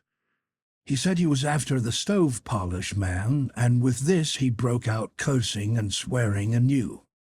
The bulletin boarder referred to was Sir Osace of Surleuse, a brave knight, and of considerable celebrity on account of his having tried conclusions in a tournament once, with no less a mogul than Sir Gaheris himself, although not successfully. He was of a light and laughing disposition, and to him nothing in this world was serious. It was for this reason that I had chosen him to work up a stove-polish sentiment. There were no stoves yet, and so there could be nothing serious about stove-polish. All that the agent needed to do was to deftly and by degrees prepare the public for the great change, and have them established in predilections toward neatness against the time when the stove should appear upon the stage. Sir Madoc was very bitter, and brake out anew with cursings. He said he had cursed his soul to rags, and yet he would not get down from his horse, neither would he take any rest or listen to any comfort until he should have found Sir Osace and settled this account. It appeared, by what I could piece together of the unprofane fragments of his statement, that he had chanced upon Sir Osace at dawn of the morning, and been told that if he would make a short-cut across the fields and swamps and broken hills and glades, he could head off a company of travelers who would be rare customers for prophylactics and toothwash. With characteristic zeal, Sir Maddock had plunged away at once upon this quest, and after 3 hours of awful cross-lot riding had overhauled his game. And behold, it was the 5 patriarchs that had been released from the dungeons the evening before. Poor old creatures, it was all of 20 years since any one of them had known what it was to be equipped with any remaining snag or remnant of a tooth. "Blank, blank, blank him," said Sir Maddock, "and I do not stove polish him, and I may find him, leave it to me, for never no knight that hight Osace or aught else may do me this disservice and bide on live, and I may find him, the which I have thereunto sworn a great oath this day." And with these words and others, he lightly took his spear and gat him thence. In the middle of the afternoon we came upon one of those very patriarchs ourselves, in the edge of a poor village. He was basking in the love of relatives and friends whom he had not seen for 50 years, and about him and caressing him were also descendants of his own body whom he had never seen at all till now. But to him these were all strangers. His memory was gone, his mind was stagnant. It seemed incredible that a man could outlast half a century, shut up in a dark hole like a rat. But here were his old wife and some old comrades to testify to it. They could remember him as he was in the freshness and strength of his young manhood, when he kissed his child and delivered it to his mother's hands, and went away into that long oblivion. The people at the castle could not tell within half a generation the length of time the man had been shut up there for his unrecorded and forgotten offense. But this old wife knew, and so did her old child, who stood there among her married sons and daughters, trying to realize a father who had been to her a name, a thought, a formless image, a tradition all her life, and now was suddenly concreted into actual flesh and blood, and set before her face. It was a curious situation, yet it is not on that account that I have made room for it here, but on account of a thing which seemed to me still more curious. To wit, that this dreadful matter brought from these downtrodden people no outburst of rage against these oppressors. They had been heritors and subjects of cruelty and outrage so long that nothing could have startled them but a kindness. Yes, here was a curious revelation indeed of the depth to which this people had been sunk in slavery. Their entire being was reduced to a monotonous dead level of patience, resignation, dumb, uncomplaining acceptance of whatever might befall them in this life. Their very imagination was dead. When you can say that of a man, he has struck bottom, I reckon. There is no lower deep for him. I rather wished I had gone some other road. This was not the sort of experience for a statesman to encounter who was planning out a peaceful revolution in his mind, for it could not help bringing up the ungent aroundable fact that, all gentle cant and philosophizing to the contrary notwithstanding, no people in the world ever did achieve their freedom by goody-goody talk and moral suasion, it being a mutable law that all revolutions that will succeed must begin in blood, whatever may answer afterward. If history teaches anything, it teaches that. What this folk needed then was a reign of terror and a guillotine, and I was the wrong man for them. 2 days later, toward noon, Sandy began to show signs of excitement and feverish expectancy. She said we were approaching the ogre's castle. I was surprised into an uncomfortable shock. The object of our quest had gradually dropped out of my mind. The sudden resurrection of it made it seem quite a real and startling thing for a moment, and roused up in me a smart interest. Sandy's excitement increased every moment, and so did mine, for that sort of thing is catching. My heart got to thumping. You can't reason with your heart. It has its own laws and thumps about things which the intellect scorns. Presently, when Sandy slid from the horse, motioned me to stop, and went creeping stealthily, with her head bent nearly to her knees, toward a row of bushes that bordered a declivity, the thumpings grew stronger and quicker, and they kept it up while she was gaining her ambush and getting her glimpse over the declivity, and also while I was creeping to her side on my knees. Her eyes were burning now as she pointed with her finger and said in a panting whisper, the castle, lo, it looms." What a welcome disappointment I experienced. I said, "Castle, it is nothing but a pigsty with a wattled fence around it." She looked surprised and distressed. The animation faded out of her face, and during many moments she was lost in thought and silent.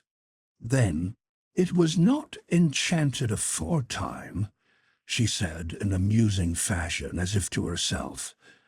"And how strange is this marvel, and how awful, that to the one perception it is enchanted, and dight in a base and shameful aspect, yet to the perception of the other it is not enchanted, hath suffered no change, but stands firm and stately still, girt with its moat and waving its banners in the blue air from its towers. And God shield us, how it pricks the heart to see again these gracious captives, and the sorrow deepened in their sweet faces. We have tarried along and are to blame." I saw my cue. The castle was enchanted to me, not to her. It would be wasted time to try to argue her out of her delusion. It couldn't be done. I must just humor it. So I said, "This is a common case, the enchanting of a thing to one eye and leaving it in its proper form to another. You've heard of it before, Sandy, though you haven't happened to experience it. But no harm is done.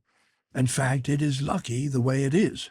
If these ladies were hogs to everybody and to themselves, it would be necessary to break the enchantment, and that might be impossible if one failed to find out the particular process of the enchantment, and hazardous too, for in attempting a disenchantment without the true key, you are liable to err and turn your hogs into dogs, and the dogs into cats, the cats into rats, and so on, and end by reducing your materials to nothing finally, or to an odorless gas which you can't follow, which of course amounts to the same thing. But here, by good luck, no one's eyes but mine are under the enchantment, and so it is of no consequence to dissolve it. These ladies remain ladies to you and to themselves and to everybody else, and at the same time they will suffer in no way from my delusion. For when I know that an ostensible hog is a lady, that is enough for me. I know how to treat her." "Thanks, O sweet my lord, thou talkest like an angel. And I know that thou wilt deliver them, for that thou art minded to do great deeds, and art as strong a knight of your hands, and as brave to will and to do, as any that is on live. I will not leave a princess in the sty, Sandy. Are those three yonder that to my disordered eyes are starveling swineherds? The ogres, are they changed also? It is most wonderful. Now am I fearful. For how canst thou strike with sure aim when 5 of their 9 cubits of stature are to thee invisible? Ah, warily, fair sir, this is a mightier emprise than I wend." "You be easy, Sandy. All I need to know is how much of an ogre is invisible, then I know how to locate his vitals. Don't you be afraid, I will make short work of these bunco steerers. Stay where you are," and left Sandy kneeling there, corpse-faced, but plucky and hopeful, and rode down to the pigsty and struck up a trade with the swineherds. I won their gratitude by buying out all the hogs at the lump sum of 16 pennies, which was rather above the latest quotations. I was just in time, for the church, the lord of the manor, and the rest of the tax-gatherers would have been along next day, and swept off pretty much all the stock, leaving the swineherds very short of hogs and Sandy out of princesses. But now the tax people could be paid in cash, and there would be a stake left besides.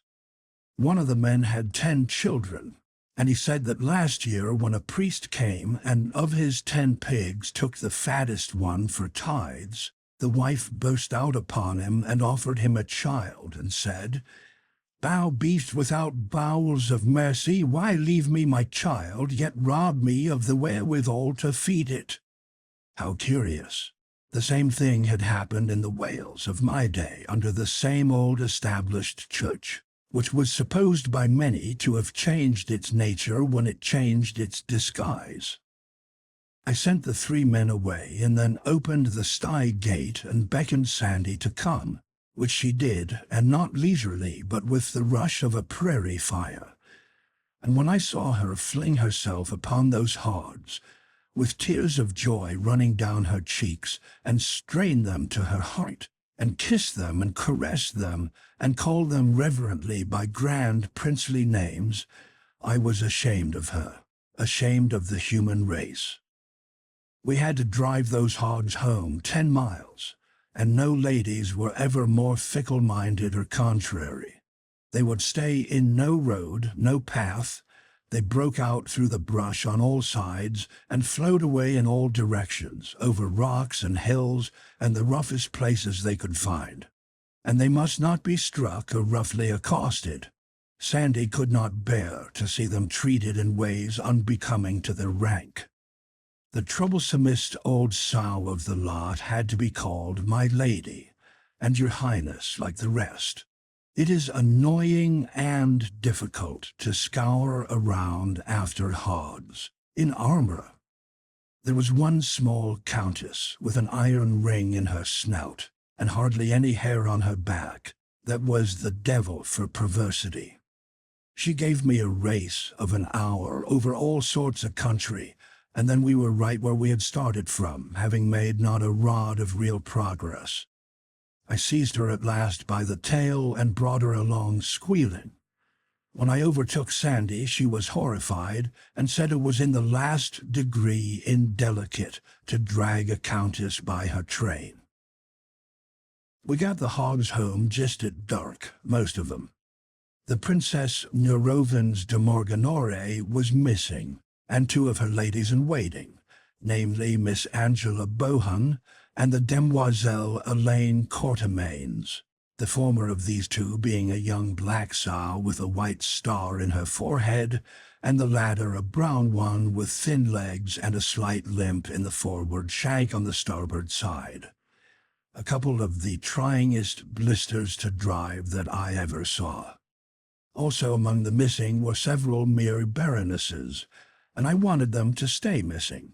But no, all that sausage meat had to be found, so servants were sent out with torches to scour the woods and hills to that end.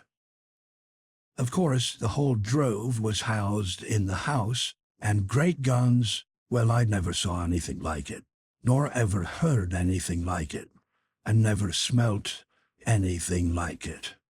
It was like an insurrection in a gasometer. Chapter 21. The Pilgrims. When I did get to bed at last, I was unspeakably tired. The stretching out and the relaxing of the long tense muscles. How luxurious, how delicious. But that was as far as I could get. Sleep was out of the question for the present. The ripping and tearing and squealing of the nobility up and down the halls and corridors was pandemonium come again and kept me broad awake. Being awake, my thoughts were busy, of course, and mainly they busied themselves with Sandy's curious delusion. Here she was, as sane a person as the kingdom could produce, and yet from my point of view she was acting like a crazy woman. My land, the power of training, of influence, of education, it can bring a body up to believe anything. I had to put myself in Sandy's place to realize that she was not a lunatic. Yes, and put her in mine to demonstrate how easy it is to seem a lunatic to a person who has not been taught as you have been taught. If I had told Sandy I had seen a wagon, uninfluenced by enchantment, spin along 50 miles an hour, had seen a man unequipped with magic powers get into a basket and soar out of sight among the clouds, and had listened, without any necromancer's help, to the conversation of a person who was several hundred miles away, Sandy would not merely have supposed me to be crazy. She would have thought she knew it. Everybody around her believed in enchantments. Nobody had any doubts.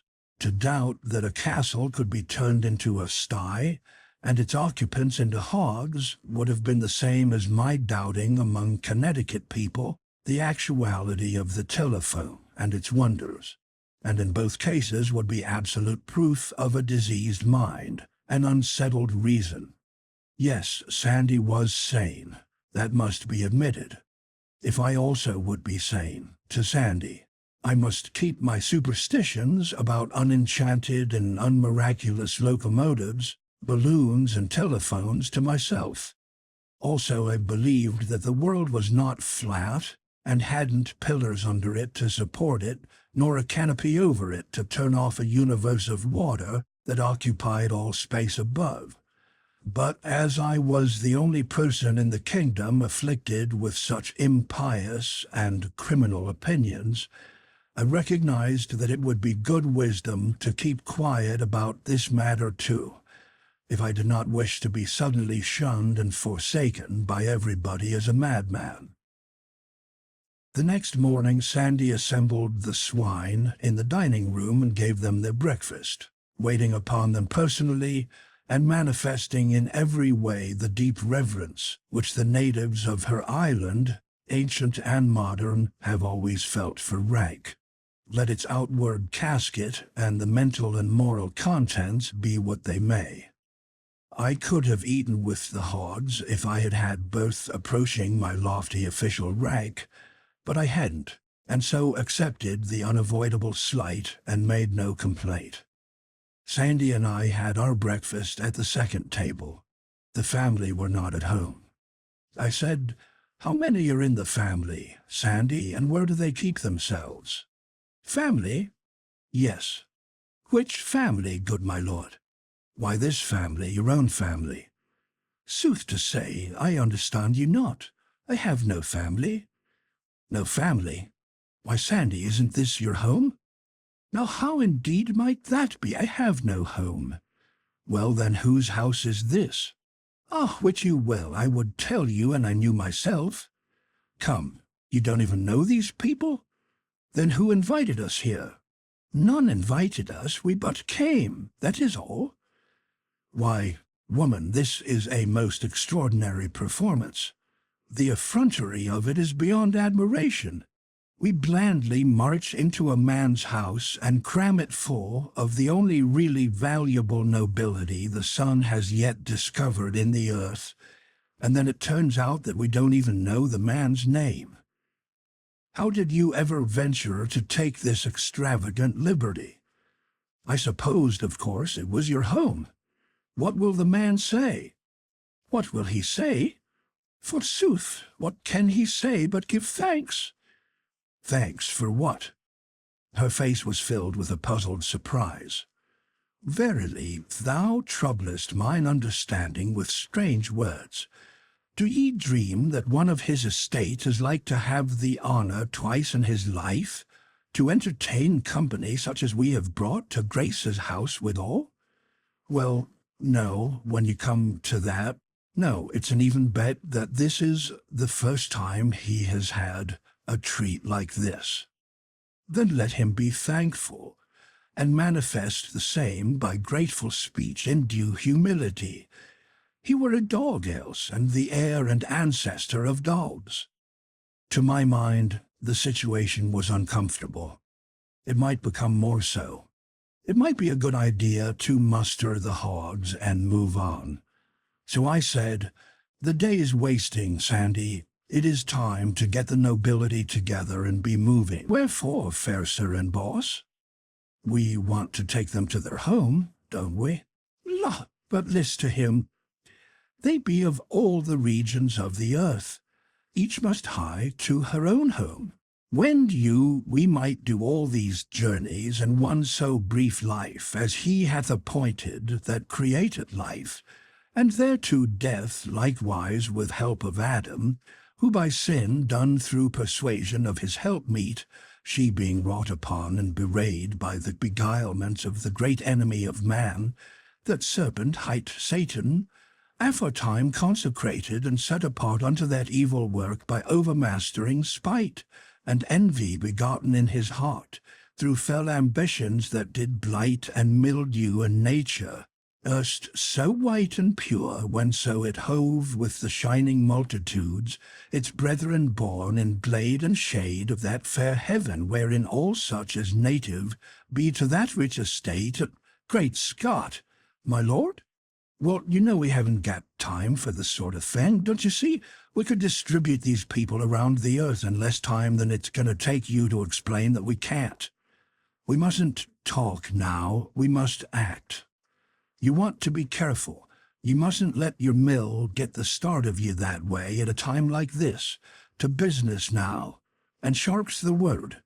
Who is to take the aristocracy home? Even their friends. These will come for them from the far parts of the earth. This was lightning from a clear sky, for unexpectedness, and the relief of it was like pardon to a prisoner. She would remain to deliver the good, of course. Well then, Sandy, as our enterprise is handsomely and successfully ended, I will go home and report. And if ever another one, I also am ready. I will go with thee. This was recalling the pardon. How, you will go with me? Why should you? Will I be traitor to my knight, dost think? That would dishonour.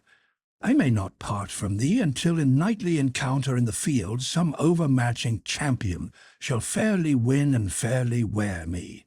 I were to blame, and I thought that that might have a hap.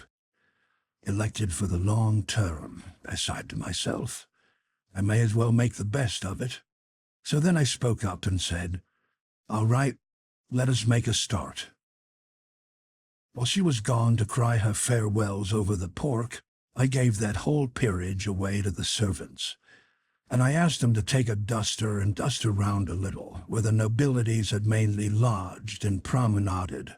But they considered that that would be hardly worth while, and would, moreover, be a rather grave departure from custom, and therefore likely to make talk. A departure from custom, that settled it.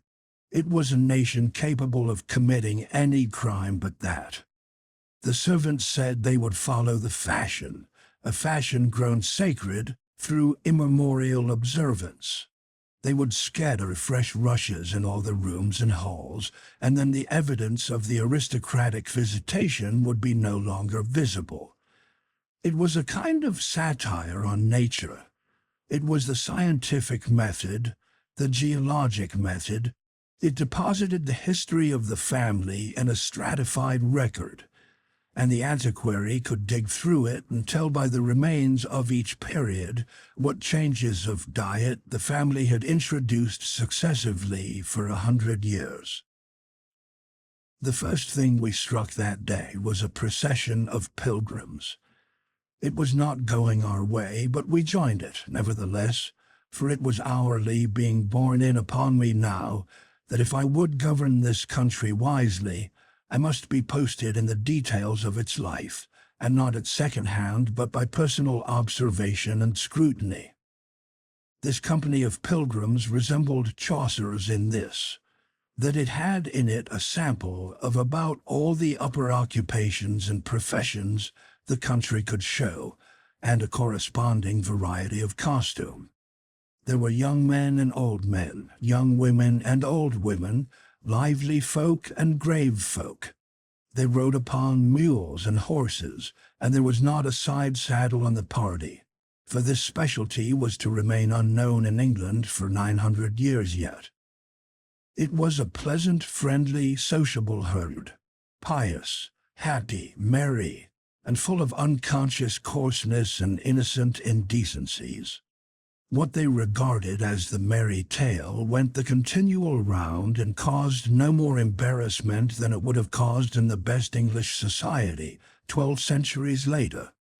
Practical jokes worthy of the English wits of the first quarter of the far-off 19th century were sprung here and there and yonder along the line, and compelled the delightedest applause.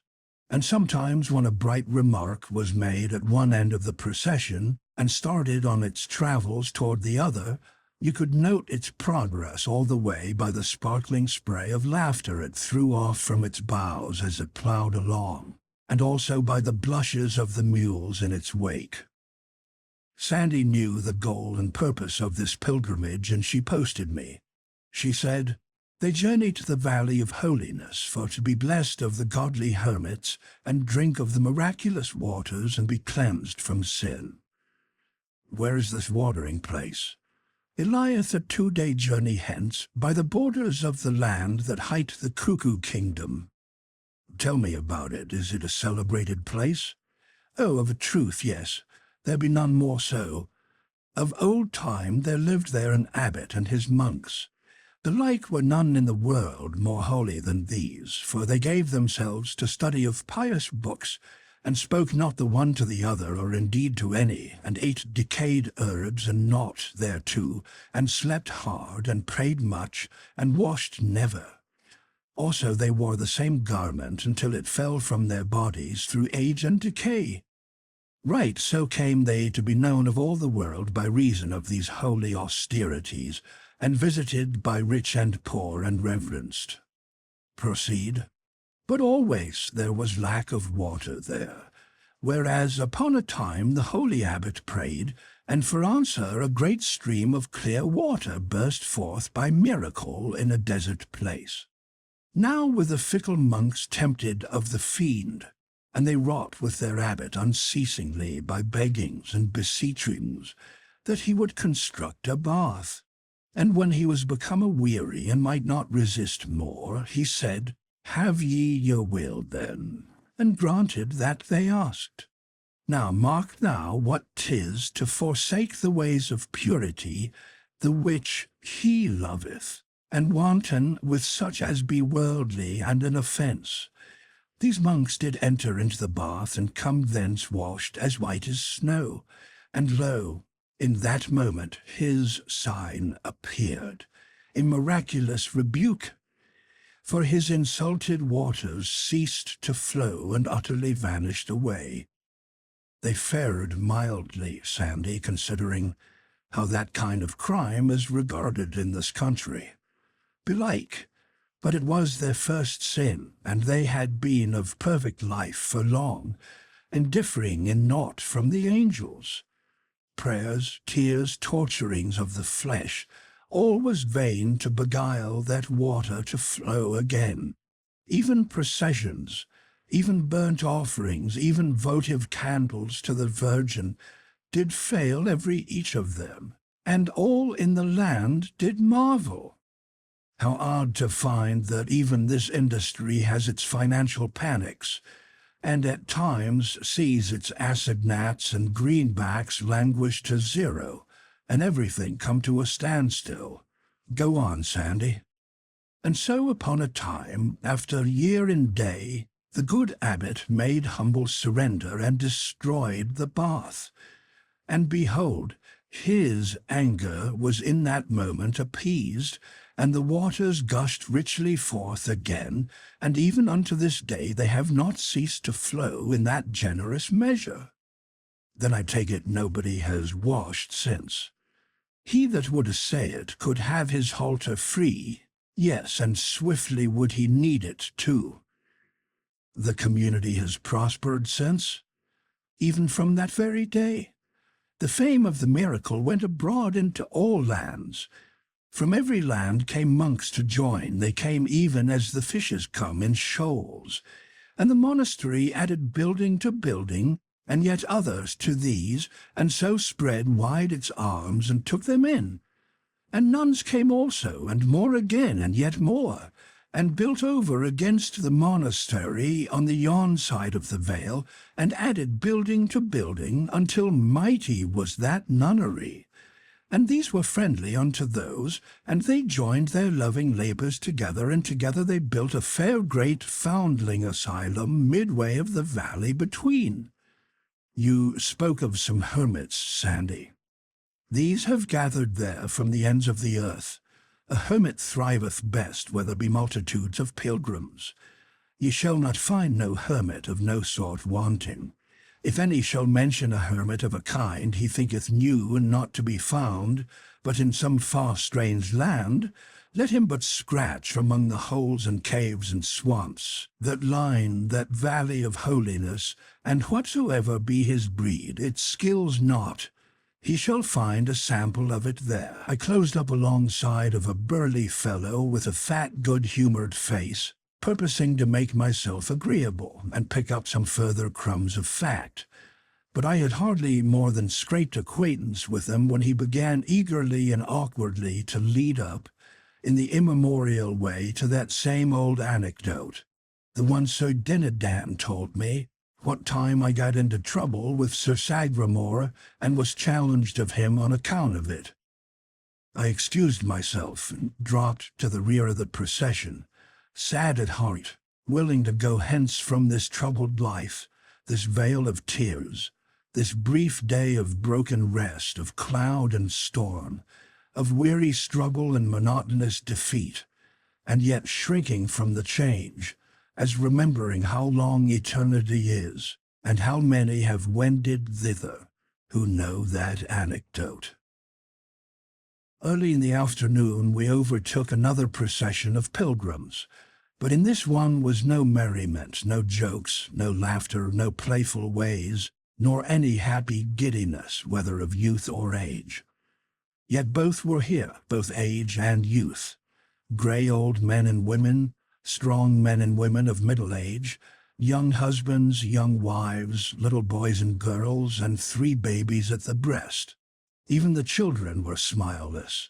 There was not a face among all these 100 people but was cast down, and bore that set expression of hopelessness, which is bred of long and hard trials and old acquaintance with despair. They were slaves. Chains led from their fettered feet and their manacled hands to a sole leather belt about their waists, and all except the children were also linked together in a file 6 feet apart by a single chain which led from collar to collar all down the line. They were on foot, and had tramped 300 miles in 18 days upon the cheapest odds and ends of food and stingy rations of that.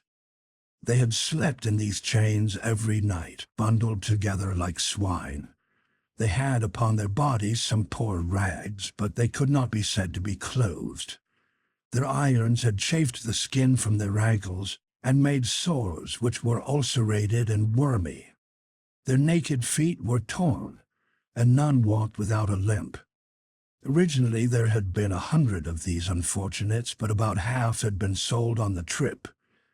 The trader in charge of them rode a horse and carried a whip with a short handle and a long heavy lash divided into several knotted tails at the end. With this whip he cut the shoulders of any that tottered from weariness and pain, and straightened them up. He did not speak. The whip conveyed his desire without that. None of these poor creatures looked up as we rode along by. They showed no consciousness of our presence, and they made no sound but one. That was the dull and awful clank of their chains from end to end of the long file, as 43 burdened feet rose and fell in unison. The file moved in a cloud of its own making. All these faces were gray with a coating of dust. One has seen the like of this coating upon furniture in unoccupied houses, and has written his idle thought in it with his finger. I was reminded of this when I noticed the faces of some of those women, young mothers carrying babes that were near to death and freedom, how a something in their hearts was written in the dust upon their faces, plain to see, and Lord, how plain to read, for it was the track of tears. One of these young mothers was but a girl, and it hurt me to the heart to read that riot and reflect that it was come up out of the breast of such a child, a breast that ought not to know trouble yet, but only the gladness of the morning of life, and no doubt she reeled just then, giddy with fatigue, and down came the lash and flicked a flake of skin from her naked shoulder. It stung me as if I had been hit instead. The master halted the file and jumped from his horse. He stormed and swore at this girl, and said she had made annoyance enough with her laziness, and as this was the last chance he should have, he would settle the account now. She dropped on her knees and put up her hands and began to beg and cry and implore in a passion of terror, but the master gave no attention. He snatched the child from her and then made the men slaves who were chained before and behind her throw her on the ground and hold her there, and expose her body. And then he laid on with his lash like a madman, till her back was flayed, she shrieking and struggling the while piteously. One of the men who was holding her turned away his face, and for this humanity he was reviled and flogged. All our pilgrims looked on and commented on the expert way in which the whip was handled. They were too much hardened by lifelong everyday familiarity with slavery to notice that there was anything else in the exhibition that invited comment. This was what slavery could do, in the way of ossifying what one may call the superior lobe of human feeling. For these pilgrims were kind-hearted people, and they would not have allowed that man to treat a horse like that. I wanted to stop the whole thing and set the slaves free, but that would not do. I must not interfere too much and get myself a name for riding over the country's laws and the citizens' rights roughshod. If I lived and prospered, I would be the death of slavery. That I was resolved upon. But I would try to fix it so that when I became its executioner, it should be by command of the nation.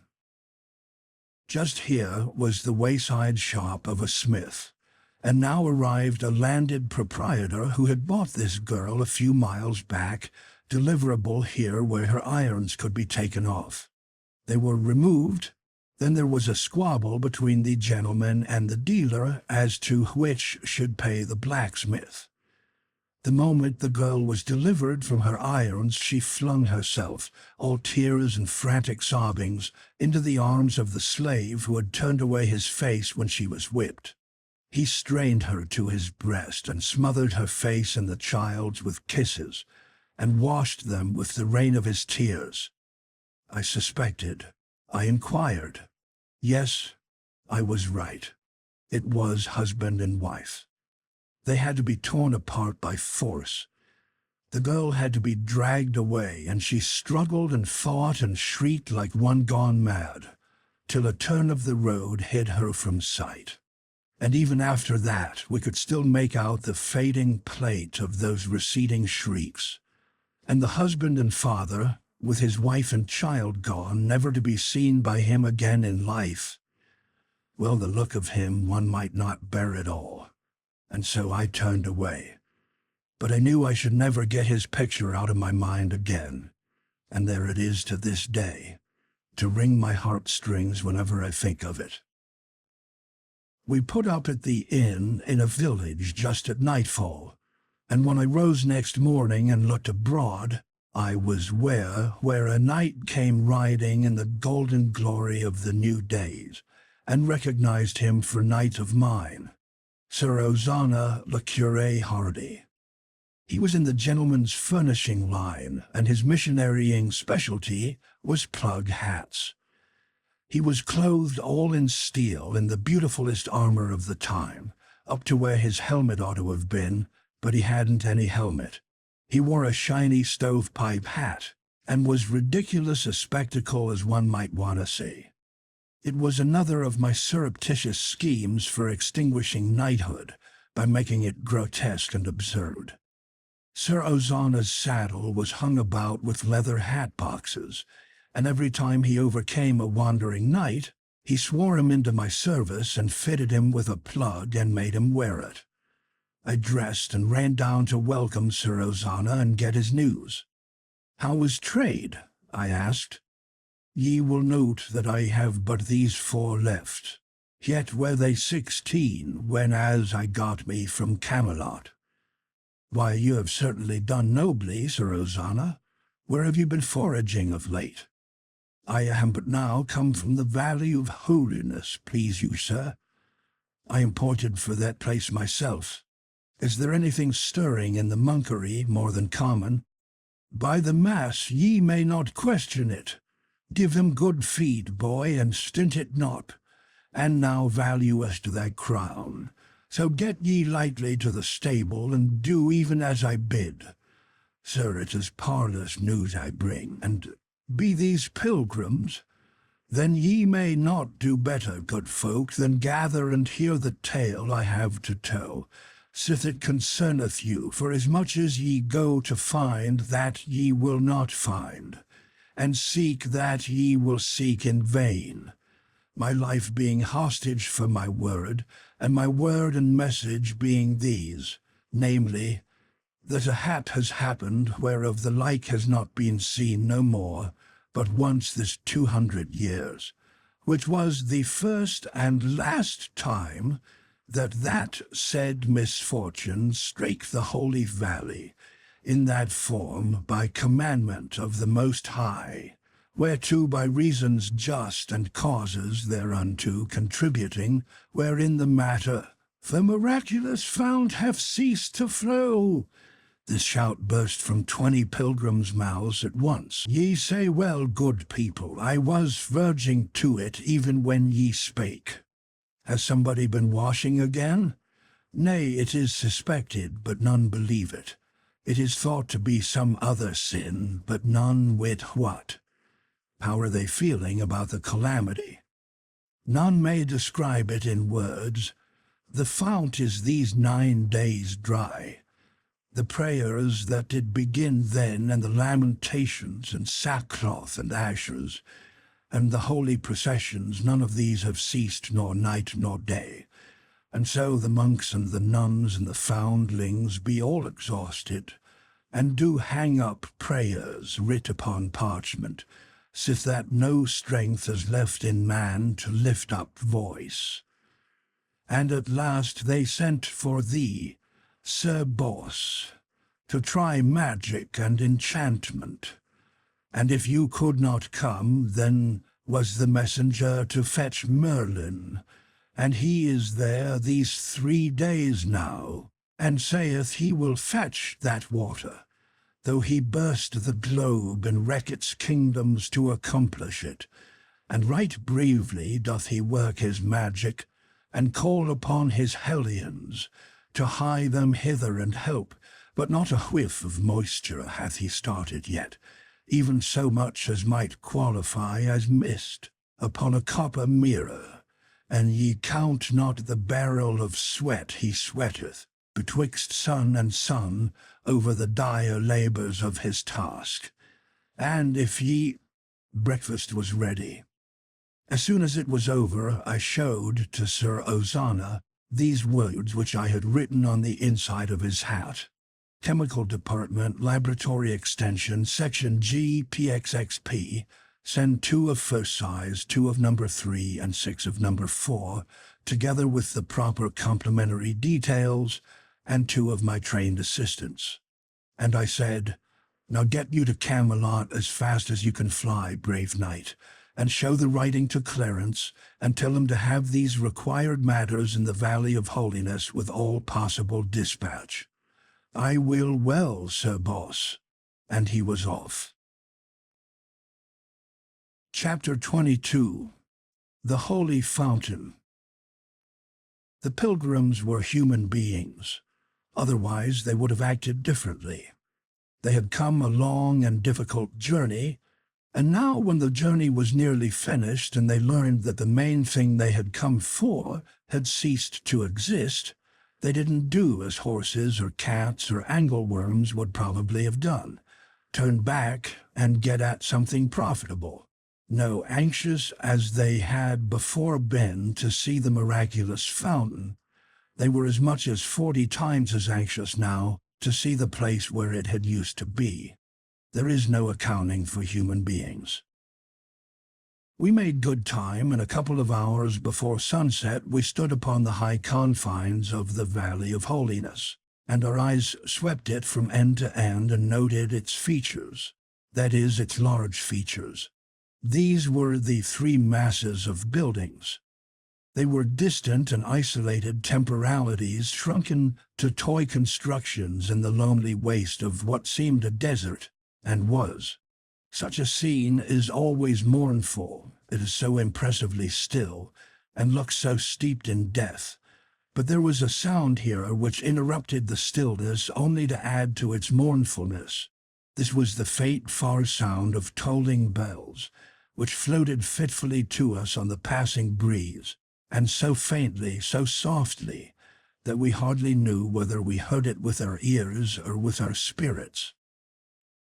We reached the monastery before dark, and there the males were given lodging, but the women were sent over to the nunnery. The bells were close at hand now, and their solemn booming smote upon the ear like a message of doom. A superstitious despair possessed the heart of every monk and published itself in his ghastly face.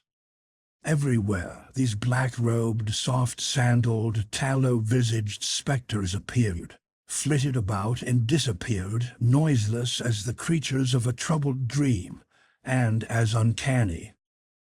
The old abbot's joy to see me was pathetic, even to tears, but he did the shedding himself. He said, "Delay not, son, but get to thy saving work, and we bring not the water back again, and soon we are ruined, and the good work of 200 years must end. And see thou do it with enchantments that be holy, for the church will not endure that work in her cause be done by devil's magic. When I work, Father, be sure there will be no devil's work connected with it. I shall use no arts that come of the devil, and no elements not created by the hand of God. But is Merlin working strictly on pious lines? He said he would, my son. He said he would, and took oath to make his promise good. Well, in that case, let him proceed. But surely he will not sit idle by, but help. It will not answer to mix methods, Father. Neither would it be professional courtesy. Two of a trade must not underbid each other. We might as well cut rates and be done with it. It would arrive at that in the end. Merlin has the contract. No other magician can touch it till he throws it up. But I will take it from him. It is a terrible emergency, and the act is thereby justified. And if it were not so, who will give law to the church? The church giveth law to all, and what she wills to do, that she may do, hurt whom it may. I will take it from him. You shall begin upon the moment. It may not be, Father. No doubt, as you say, where power is supreme, one can do as one likes, and suffer no injury. But we poor magicians are not so situated. Merlin is a very good magician in a small way, and has quite a neat provincial reputation. He is struggling along, doing the best he can, and it would not be etiquette for me to take his job until he himself abandons it. The abbot's face lighted. That is simple. There are ways to persuade him to abandon it. No, Father, it skills not, as these people say. If he were persuaded against his will, he would load that well with a malicious enchantment, which would balk me until I found out its secret. It might take a month. I could set up a little enchantment of mine, which I call the telephone, and he could not find out its secret in 100 years. Yes, you perceive, he might block me for a month. Would you like to risk a month in a dry time like this? A month? The mere thought of it makes me to shudder. Have it thy way, my son, but my heart is heavy with this disappointment. Leave me and let me wear my spirit with weariness and waiting, even as I have done these 10 long days, counterfeiting thus the thing that is called rest, the prone body making outward sign of repose where inwardly is none. Of course it would have been best all round for Merlin to waive etiquette and quit and call it half a day, since he would never be able to start that water, for he was a true magician of the time, which is to say, the big miracles, the ones that gave him his reputation, always had the luck to be performed when nobody but Merlin was present. He couldn't start this well with all this crowd around to see. A crowd was as bad for a magician's miracle in that day as it was for a spiritualist's miracle in mine. There was sure to be some skeptic on hand to turn up the gas at the crucial moment and spoil everything. But I did not want Merlin to retire from the job until I was ready to take hold of it effectively myself, and I could not do that until I got my things from Camelot, and that would take 2 or 3 days.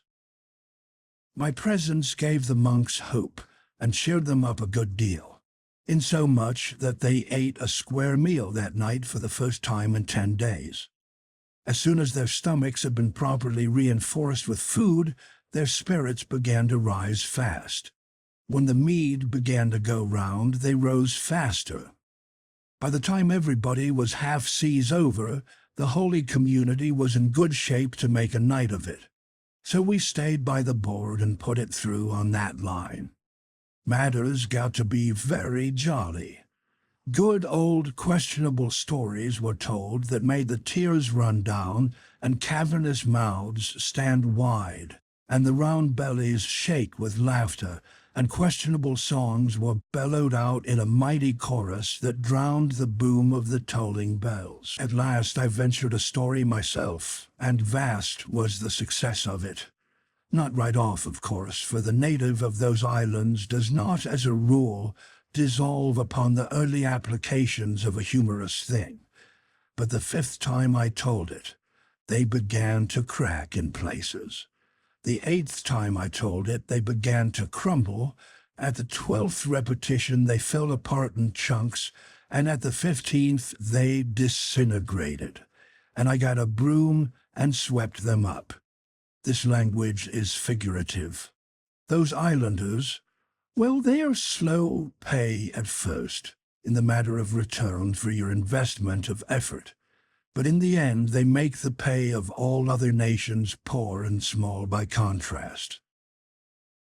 I was at the well next day betimes. Merlin was there and chanting away like a beaver, but not raising the moisture.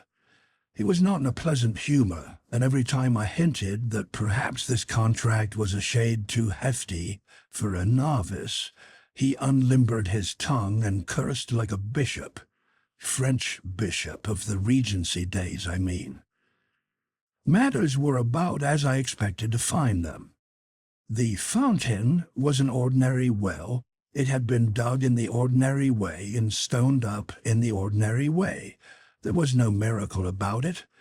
Even the lie that had created its reputation was not miraculous. I could have told it myself, with one hand tied behind me. The well was in a dark chamber which stood in the center of a cut-stone chapel, whose walls were hung with pious pictures of a workmanship that would have made a chromo feel good. Pictures historically commemorative of curative miracles, which had been achieved by the waters when nobody was looking. That is, nobody but angels. They are always on deck when there is a miracle to the fore, so as to get put in the picture, perhaps. Angels are as fond of that as a fire company. Look at the old masters. The well chamber was dimly lighted by lamps, The water was drawn with a windlass and chain by monks and poured into troughs, which delivered it into stone reservoirs outside in the chapel, when there was water to draw, and none but monks could enter the well chamber. I entered it, for I had temporary authority to do so by courtesy of my professional brother and subordinate.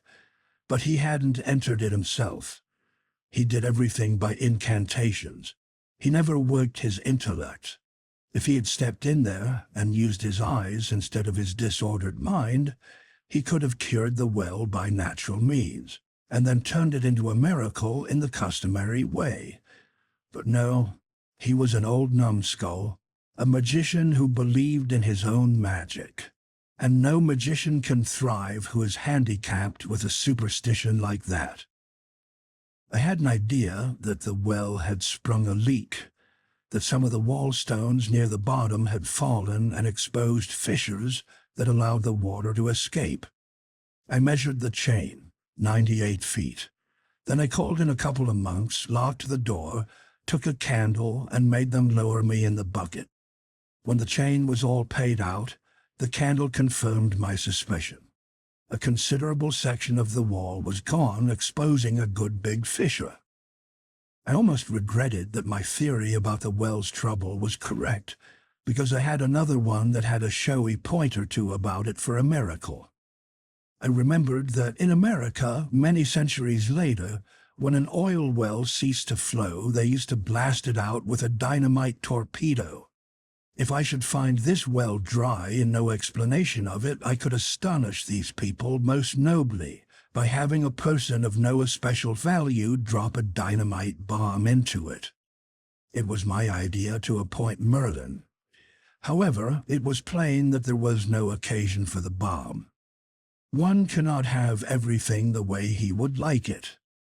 A man has no business to be depressed by a disappointment anyway. He ought to make up his mind to get even.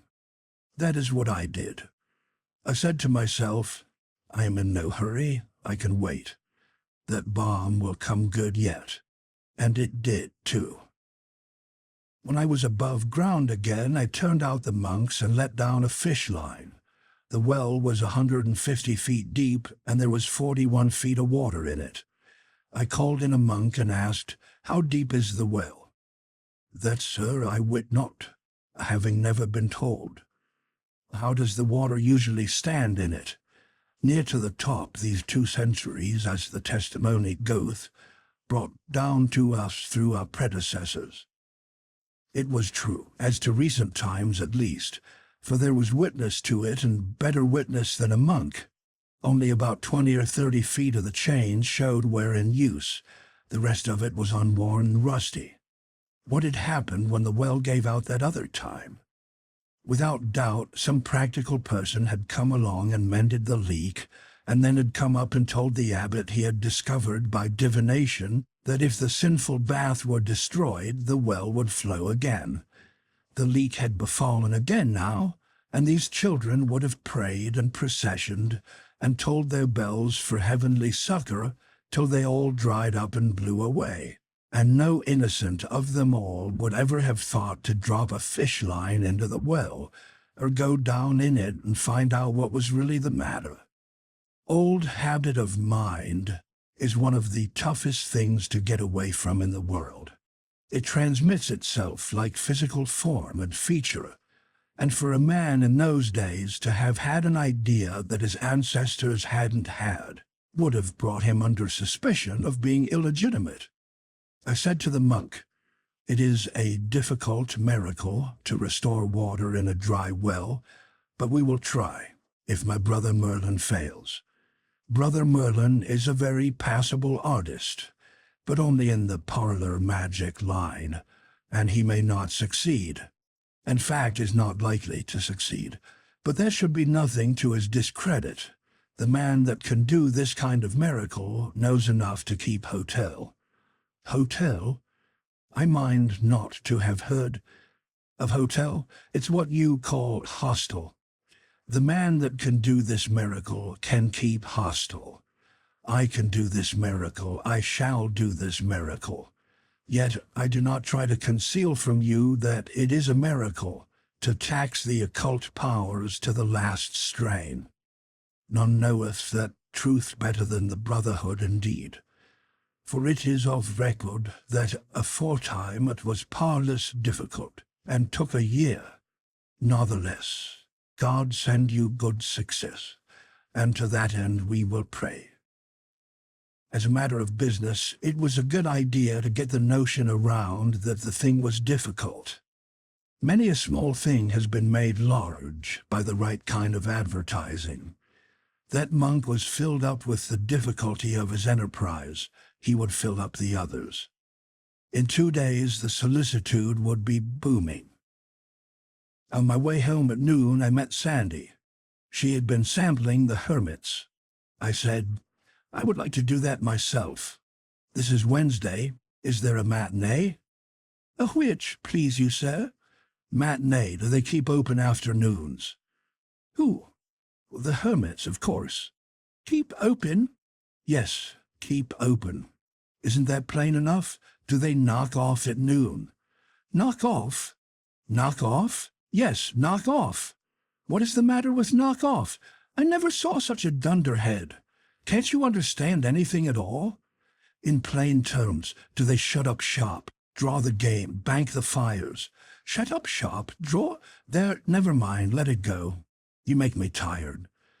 You can't seem to understand the simplest thing. I would I might please thee, sir, and it is to me dole and sorrow that I fail, albeit sith I am but a simple damsel and taught of none, being from the cradle unbaptized in those deep waters of learning that do anoint with a sovereignty him that partaketh of that most noble sacrament, investing him with reverend state to the mental eye of the humble mortal who, by bar and lack of that great consecration, seeth in his own unlearned estate but a symbol of that other sort of lack and loss, which men do publish to the pitying eye with sackcloth trappings, whereon the ashes of grief do lie bepowdered and bestrewn, and so, when such shall in the darkness of his mind encounter these golden phrases of high mystery, these shut up shops and draw the game and bank the fires, it is but by the grace of God that he burst not for envy of the mind that can beget, and tongue that can deliver so great and mellow-sounding miracles of speech. And if there do ensue confusion in that humbler mind and failure to divine the meanings of these wonders, then if so be this miscomprehension is not vain, but sooth and true, wit ye well it is the very substance of worshipful dear homage, and may not lightly be misprized, nor had been, and ye had noted this complexion of mood and mind, and understood that I would I could not, and that I could not I might not, nor yet nor might nor could, nor might not nor could not, might be by advantage turned to the desired would. And so I pray you mercy of my fault, and that ye will of your kindness and your charity forgive it. Good my master and most dear lord, I couldn't make it all out. That is the details, but I got the general idea, and enough of it, too, to be ashamed. It was not fair to spring those 19th century technicalities upon the untutored infant of the 6th, and then rail at her because she couldn't get their drift. And when she was making the honest best drive at it she could, too, and no fault of hers that she couldn't fetch the home plate. And so I apologized. Then we meandered pleasantly away toward the hermit holes in sociable converse together, and better friends than ever. I was gradually coming to have a mysterious and a shuddery reverence for this girl. Nowadays, whenever she pulled out from the station and got her train fairly started on one of those horizonless transcontinental sentences of hers, it was borne in upon me that I was standing in the awful presence of the mother of the German language. I was so impressed with this that sometimes when she began to empty one of those sentences on me, I unconsciously took the very attitude of reverence, and stood uncovered, and if the words had been water, I had been drowned, sure. She had exactly the German way.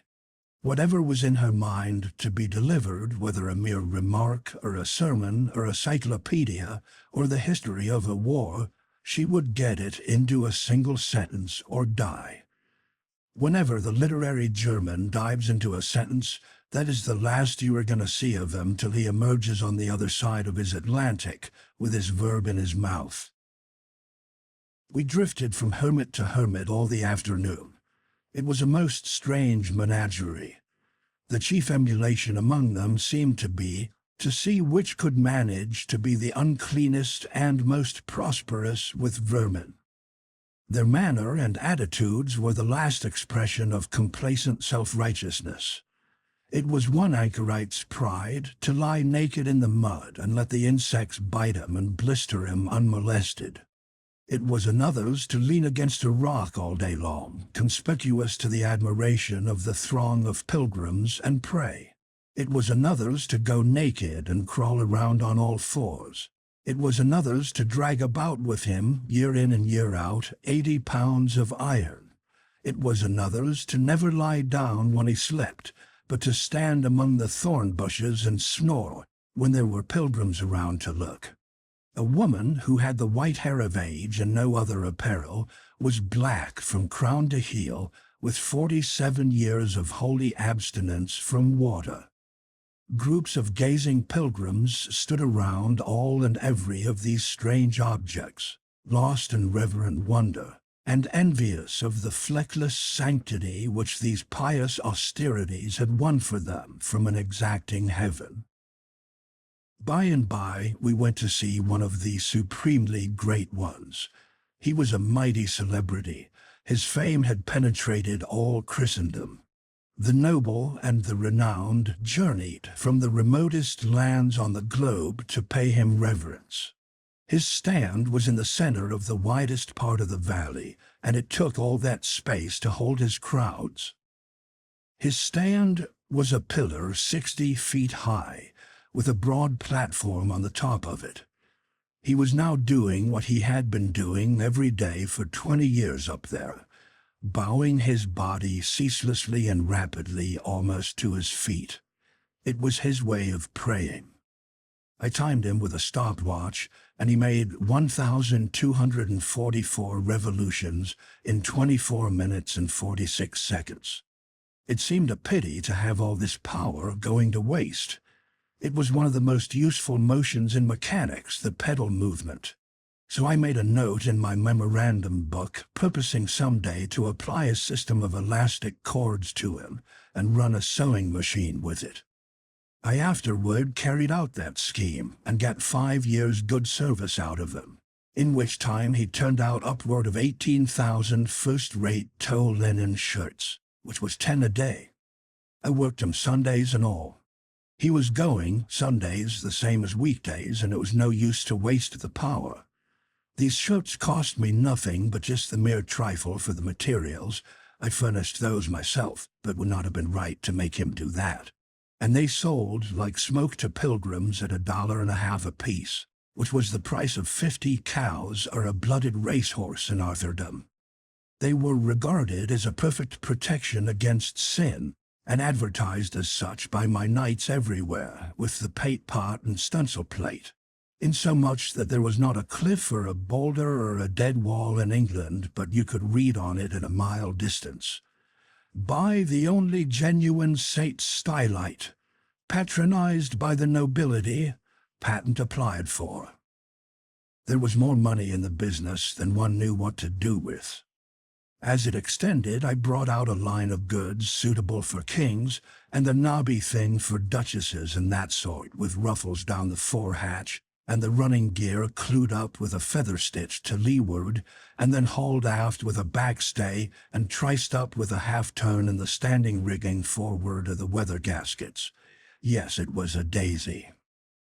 But about that time I noticed that the motive power had taken to standing on one leg, and I found that there was something the matter with the other one.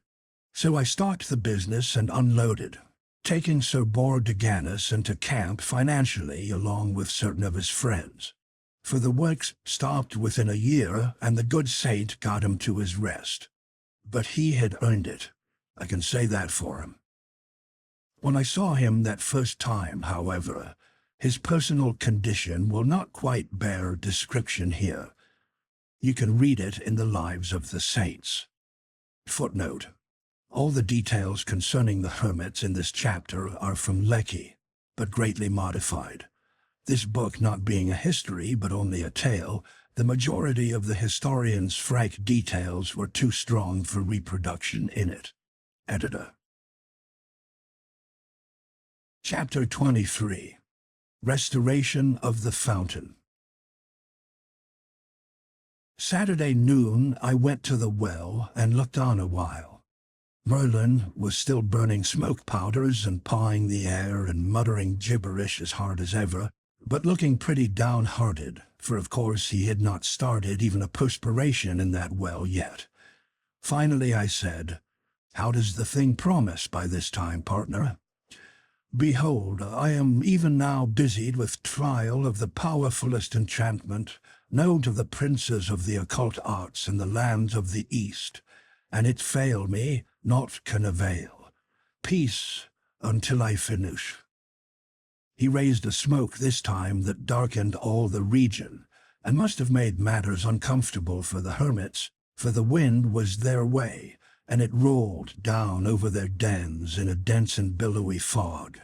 He poured out volumes of speech to match, and contorted his body and sawed the air with his hands in a most extraordinary way.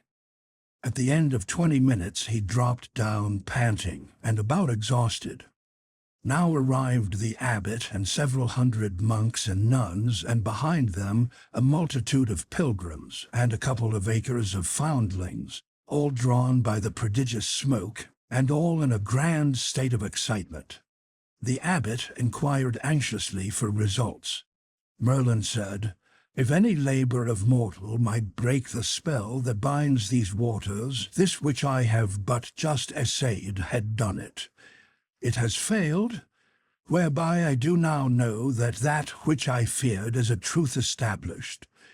The sign of this failure is that the most potent spirit known to the magicians of the East, and whose name none may utter and live, has laid his spell upon this well. The mortal does not breathe nor ever will who can penetrate the secret of that spell, and without that secret none can break it. The water will flow no more forever, good father. I have done what man could. Suffer me to go." Of course this threw the abbot into a good deal of a consternation. He turned to me with the signs of it in his face and said, "Ye have heard him. Is it true?" "Part of it is." "Not all, then, not all. What part is true?" That spirit with the Russian name has put his spell upon the well." "God's wounds, then we are ruined." "Possibly." "But not certainly. Ye mean not certainly?" "That is it." "Wherefore ye also mean that when he saith none can break the spell—" "Yes, when he says that, he says what isn't necessarily true. There are conditions under which an effort to break it may have some chance. That is, some small, some trifling chance of success." "The conditions?" "Oh, they are nothing difficult. Only these. I want the well and the surroundings for the space of half a mile, entirely to myself, from sunset today until I remove the ban, and nobody allowed to cross the ground but by my authority." "Are these all?" "Yes." "And you have no fear to try?" "Oh, none. One may fail, of course, and one may also succeed. One can try, and I am ready to chance it. I have my conditions." "These and all others ye may name. I will issue commandment to that effect." "Wait," said Merlin with an evil smile. "Ye wit that he that would break this spell must know that spirit's name." "Yes, I know his name." "And wit you also that to know it skills not of itself, but ye must likewise pronounce it?" "Ha ha! Knew ye that?" Yes, I knew that too. You had that knowledge? Art a fool? Are ye minded to utter that name and die? Utter it? Why, certainly, I would utter it if it was Welsh. Ye are even a dead man, then, and I go to tell Arthur. That's all right. Take your gripsack and get along. The thing for you to do is to go home and work the weather, John W. Merlin. It was a home shot, and it made him wince, for he was the worst weather failure in the kingdom. Whenever he ordered up the danger signals along the coast, there was a week's dead calm, sure, and every time he prophesied fair weather, it rained brickbats.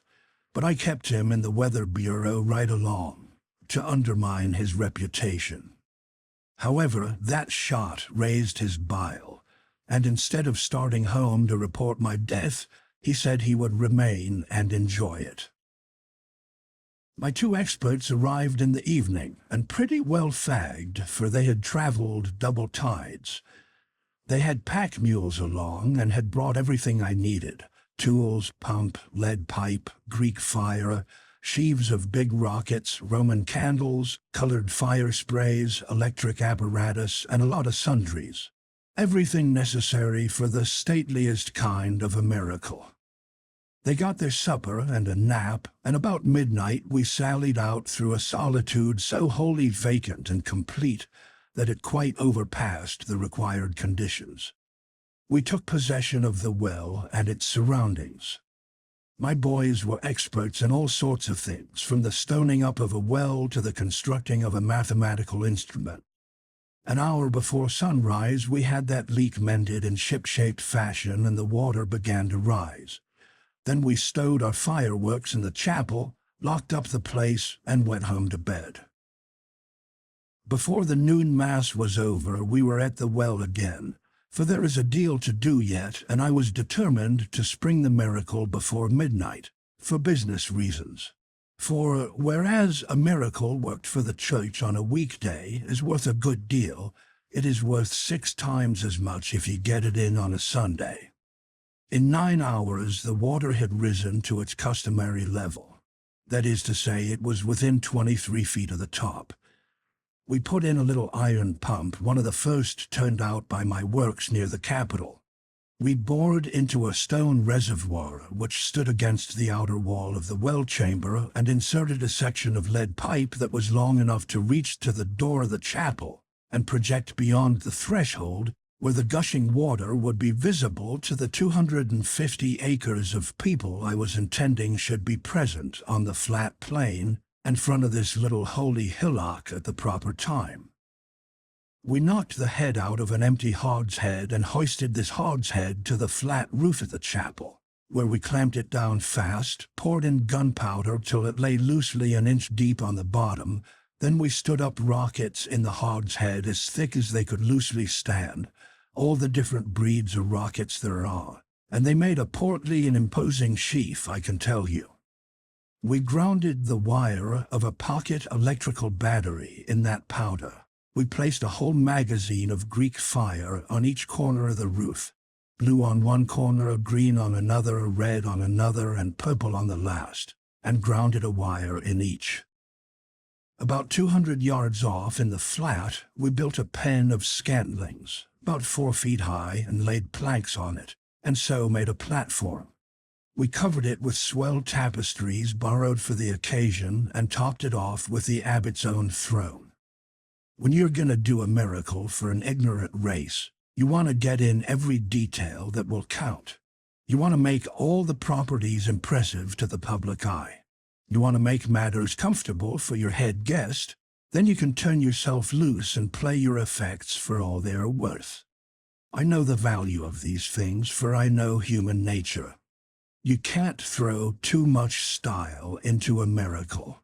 It costs trouble and work and sometimes money, but it pays in the end. Well, we brought the wires to the ground at the chapel, and then brought them under the ground to the platform and hid the batteries there. We put a rope fence 100 feet square around the platform to keep off the common multitude, and that finished the work. My idea was Doors open at 10:30, performance to begin at 11:25 sharp. I wished I could charge admission, but of course that wouldn't answer. I instructed my boys to be in the chapel as early as 10, before anybody was around, and be ready to man the pumps at the proper time and make the fur fly. Then we went home to supper. The news of the disaster to the well had traveled far by this time, and now for 2 or 3 days a steady avalanche of people had been pouring into the valley. The lower end of the valley was become one huge camp. We should have a good house, no question about that. Criers went the rounds early in the evening and announced the coming attempt, which put every pulse up to fever heat. They gave notice that the abbot and his official suite would move in state and occupy the platform at 10:30, up to which time all the region which was under my ban must be clear. The bells would then cease from tolling, and this sign should be permission to the multitudes to close in and take their places. I was at the platform and all ready to do the honors when the abbot's solemn procession hove in sight, which it did not do till it was nearly to the rope fence because it was a starless black night and no torches permitted. With it came Merlin, and took a front seat on the platform. He was as good as his word for once. One could not see the multitudes banked together beyond the ban, but they were there just the same. The moment the bells stopped, those banked masses broke and poured over the line like a vast black wave, and for as much as a half hour it continued to flow, and then it solidified itself, and you could have walked upon a pavement of human heads to, well, miles. We had a solemn stage wait now for about 20 minutes, a thing I had counted on for effect. It is always good to let your audience have a chance to work up its expectancy. At length, out of the silence, a noble Latin chant, men's voices, broke and swelled up and rolled away into the night, a majestic tide of melody. I had put that up too, and it was one of the best effects I ever invented. When it was finished, I stood up on the platform and extended my hands abroad for 2 minutes, with my face uplifted, that always produces a dead hush, and then slowly pronounced this ghastly word with a kind of awfulness, which caused hundreds to tremble and many women to faint. Constantinople Latinischer Doodle Sax Pfeifenmacher Gesellschaft. Just as I was moaning out the closing hunts of that word, I touched off one of my electric connections, and all that murky world of people stood revealed in a hideous blue glare. It was immense, that effect. Lots of people shrieked, women curled up and quit in every direction, foundlings collapsed by platoons. The abbot and the monks crossed themselves nimbly, and their lips fluttered with agitated prayers. Merlin held his grip, but he was astonished clear down to his corns. He had never seen anything to begin with that before. Now was the time to pile in the effects. I lifted my hands and groaned out this word, as it were an agony. Nihilist in Dynamit-Theater Ketchen Springung Satin Tietz Versichu, and turned on the red fire. You should have heard that Atlantic of people moan and howl when that crimson hell joined the blue. After 60 seconds, I shouted, Transvoltruppen, Tropen, Transport, Trample, Theatre, Tribatrons, the Tre Tragodie, and lit up the green fire. After waiting only 40 seconds this time, I spread my arms abroad and thundered out the devastating syllables of this word of words. Mecca Musulmanen Mossen Menschen Moedemoren Mutamara, and whirled on the purple glare. There they were, all going at once, red, blue, green, purple, 4 furious volcanoes pouring vast clouds of radiant smoke aloft, and spreading a blinding rainbowed noonday to the furthest confines of that valley.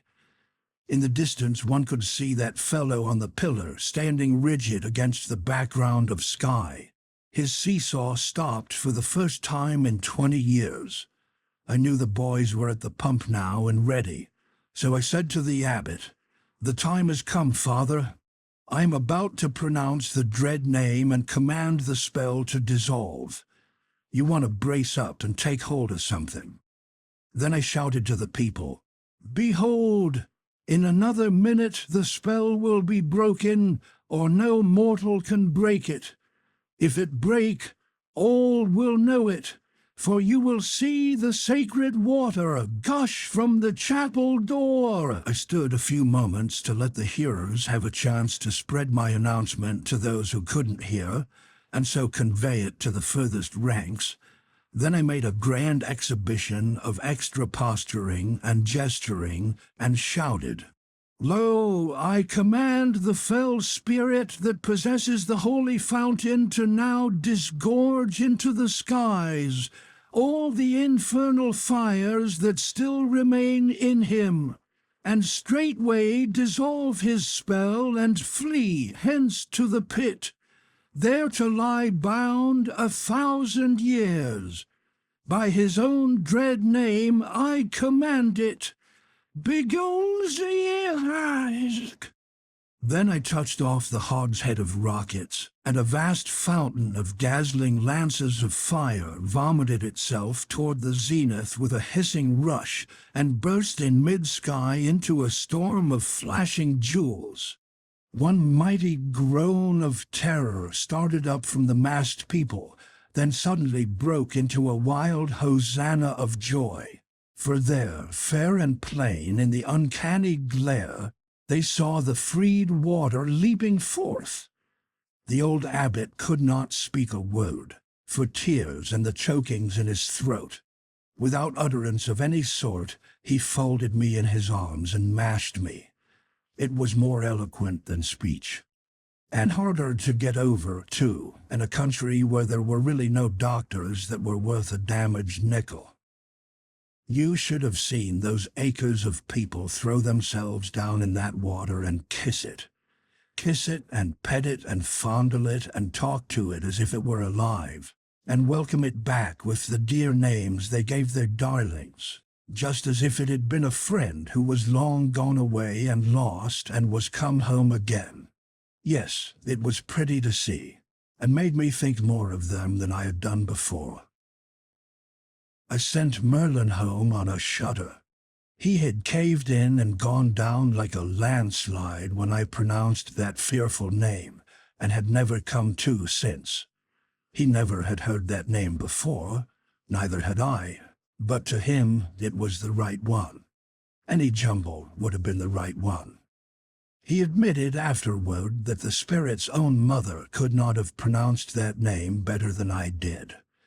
He never could understand how I survived it, and I didn't tell him. It is only young magicians that give away a secret like that. Merlin spent 3 months working enchantments to try to find out the deep trick of how to pronounce that name and outlive it, but he didn't arrive. When I started to the chapel, the populace uncovered and fell back reverently to make a wide way for me, as if I had been some kind of a superior being. And I was. I was aware of that. I took along a night shift of monks and taught them the mystery of the pump, and set them to work, for it was plain that a good part of the people out there were going to sit up with the water all night. Consequently, it was but right that they should have all they wanted of it.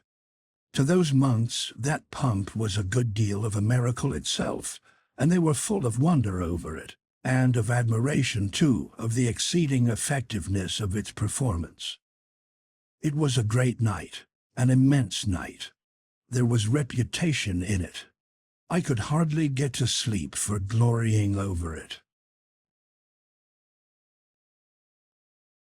Chapter 24. A Rival Magician. My influence in the Valley of Holiness was something prodigious now. It seemed worthwhile to try to turn it to some valuable account. The thought came to me the next morning and was suggested by my seeing one of my knights who was in the soap line come riding in. According to history, the monks of this place 2 centuries before had been worldly minded enough to want to wash. It might be that there was a leaven of this unrighteousness still remaining. So I sounded a brother. "Wouldn't you like a bath?" He shuddered at the thought of the peril of it to the well, but he said with feeling, "One needs not to ask that of a poor body who has not known that blessed refreshment sith that he was a boy. Would God I might wash me! But it may not be, fair sir, tempt me not, it is forbidden." And then he sighed in such a sorrowful way that I was resolved he should have at least one layer of his real estate removed, if it sized up my whole influence and bankrupted the pile. So I went to the abbot and asked for a permit for this brother. He blenched at the idea. I don't mean that you could see him blench, for of course you couldn't see it without you scraped him, and I didn't care enough about it to scrape him, but I knew the blench was there just the same, and within a book cover's thickness of the surface too, blenched and trembled. He said, "Ah, son, ask aught else thou wilt, and it is thine, and freely granted out of a grateful heart. But this, oh this, would you drive away the blessed water again?" "No, father, I will not drive it away. I have mysterious knowledge which teaches me that there was an error that other time, when it was thought the institution of the bath banished the fountain." A large interest began to show up in the old man's face. My knowledge informs me that the bath was innocent of that misfortune, which was caused by quite another sort of sin. These are brave words, but right welcome if they be true. They are true indeed. Let me build the bath again, father. Let me build it again, and the fountain shall flow forever. You promise this? You promise it? Say the word, say you promise it. I do promise it. Then will I have the first bath myself. Go, get ye to your work. Tarry not, but go. I and my boys were at work straight off. The ruins of the old bath were there yet in the basement of the monastery, not a stone missing. They had been left just so all these lifetimes and avoided with a pious fear, as things accursed. In 2 days we had it all done and the water in, a spacious pool of clear, pure water that a body could swim in. It was running water, too. It came in and went out through the ancient pipes. The old abbot kept his word and was the first to try it. He went down black and shaky, leaving the whole black community above troubled and worried and full of bodings. But he came back white and joyful, and the game was made. Another triumph scored. It was a good campaign that we made in that valley of holiness, and I was very well satisfied and ready to move on now, but I struck a disappointment. I caught a heavy cold, and it started up an old lurking rheumatism of mine. Of course, the rheumatism hunted up my weakest place and located itself there. This was the place where the abbot put his arms about me and mashed me, what time he was moved to testify his gratitude to me with an embrace. When at last I got out, I was a shadow. But everybody was full of attentions and kindnesses, and these brought cheer back into my life, and were the right medicine to help a convalescent swiftly up toward health and strength again, so I gained fast. Sandy was worn out with nursing, so I made up my mind to turn out and go a cruise alone, leaving her at the nunnery to rest up. My idea was to disguise myself as a free man of peasant degree and wander through the country a week or 2 on foot. This would give me a chance to eat and lodge with the lowliest and poorest class of free citizens on equal terms. There was no other way to inform myself perfectly of their everyday life and the operation of the laws upon it. If I went among them as a gentleman, there would be restraints and conventionalities which would shut me out from their private joys and troubles, and I should get no further than the outside shell. One morning I was out on a long walk to get up muscle for my trip and had climbed the ridge which bordered the northern extremity of the valley when I came upon an artificial opening in the face of a low precipice and recognized it by its location as a hermitage, which had often been pointed out to me from a distance as the den of a hermit of high renown for dirt and austerity. I knew he had lately been offered a situation in the Great Sahara, where lions and sandflies made the hermit life peculiarly attractive and difficult, and had gone to Africa to take possession. So I thought I would look in and see how the atmosphere of this den agreed with its reputation.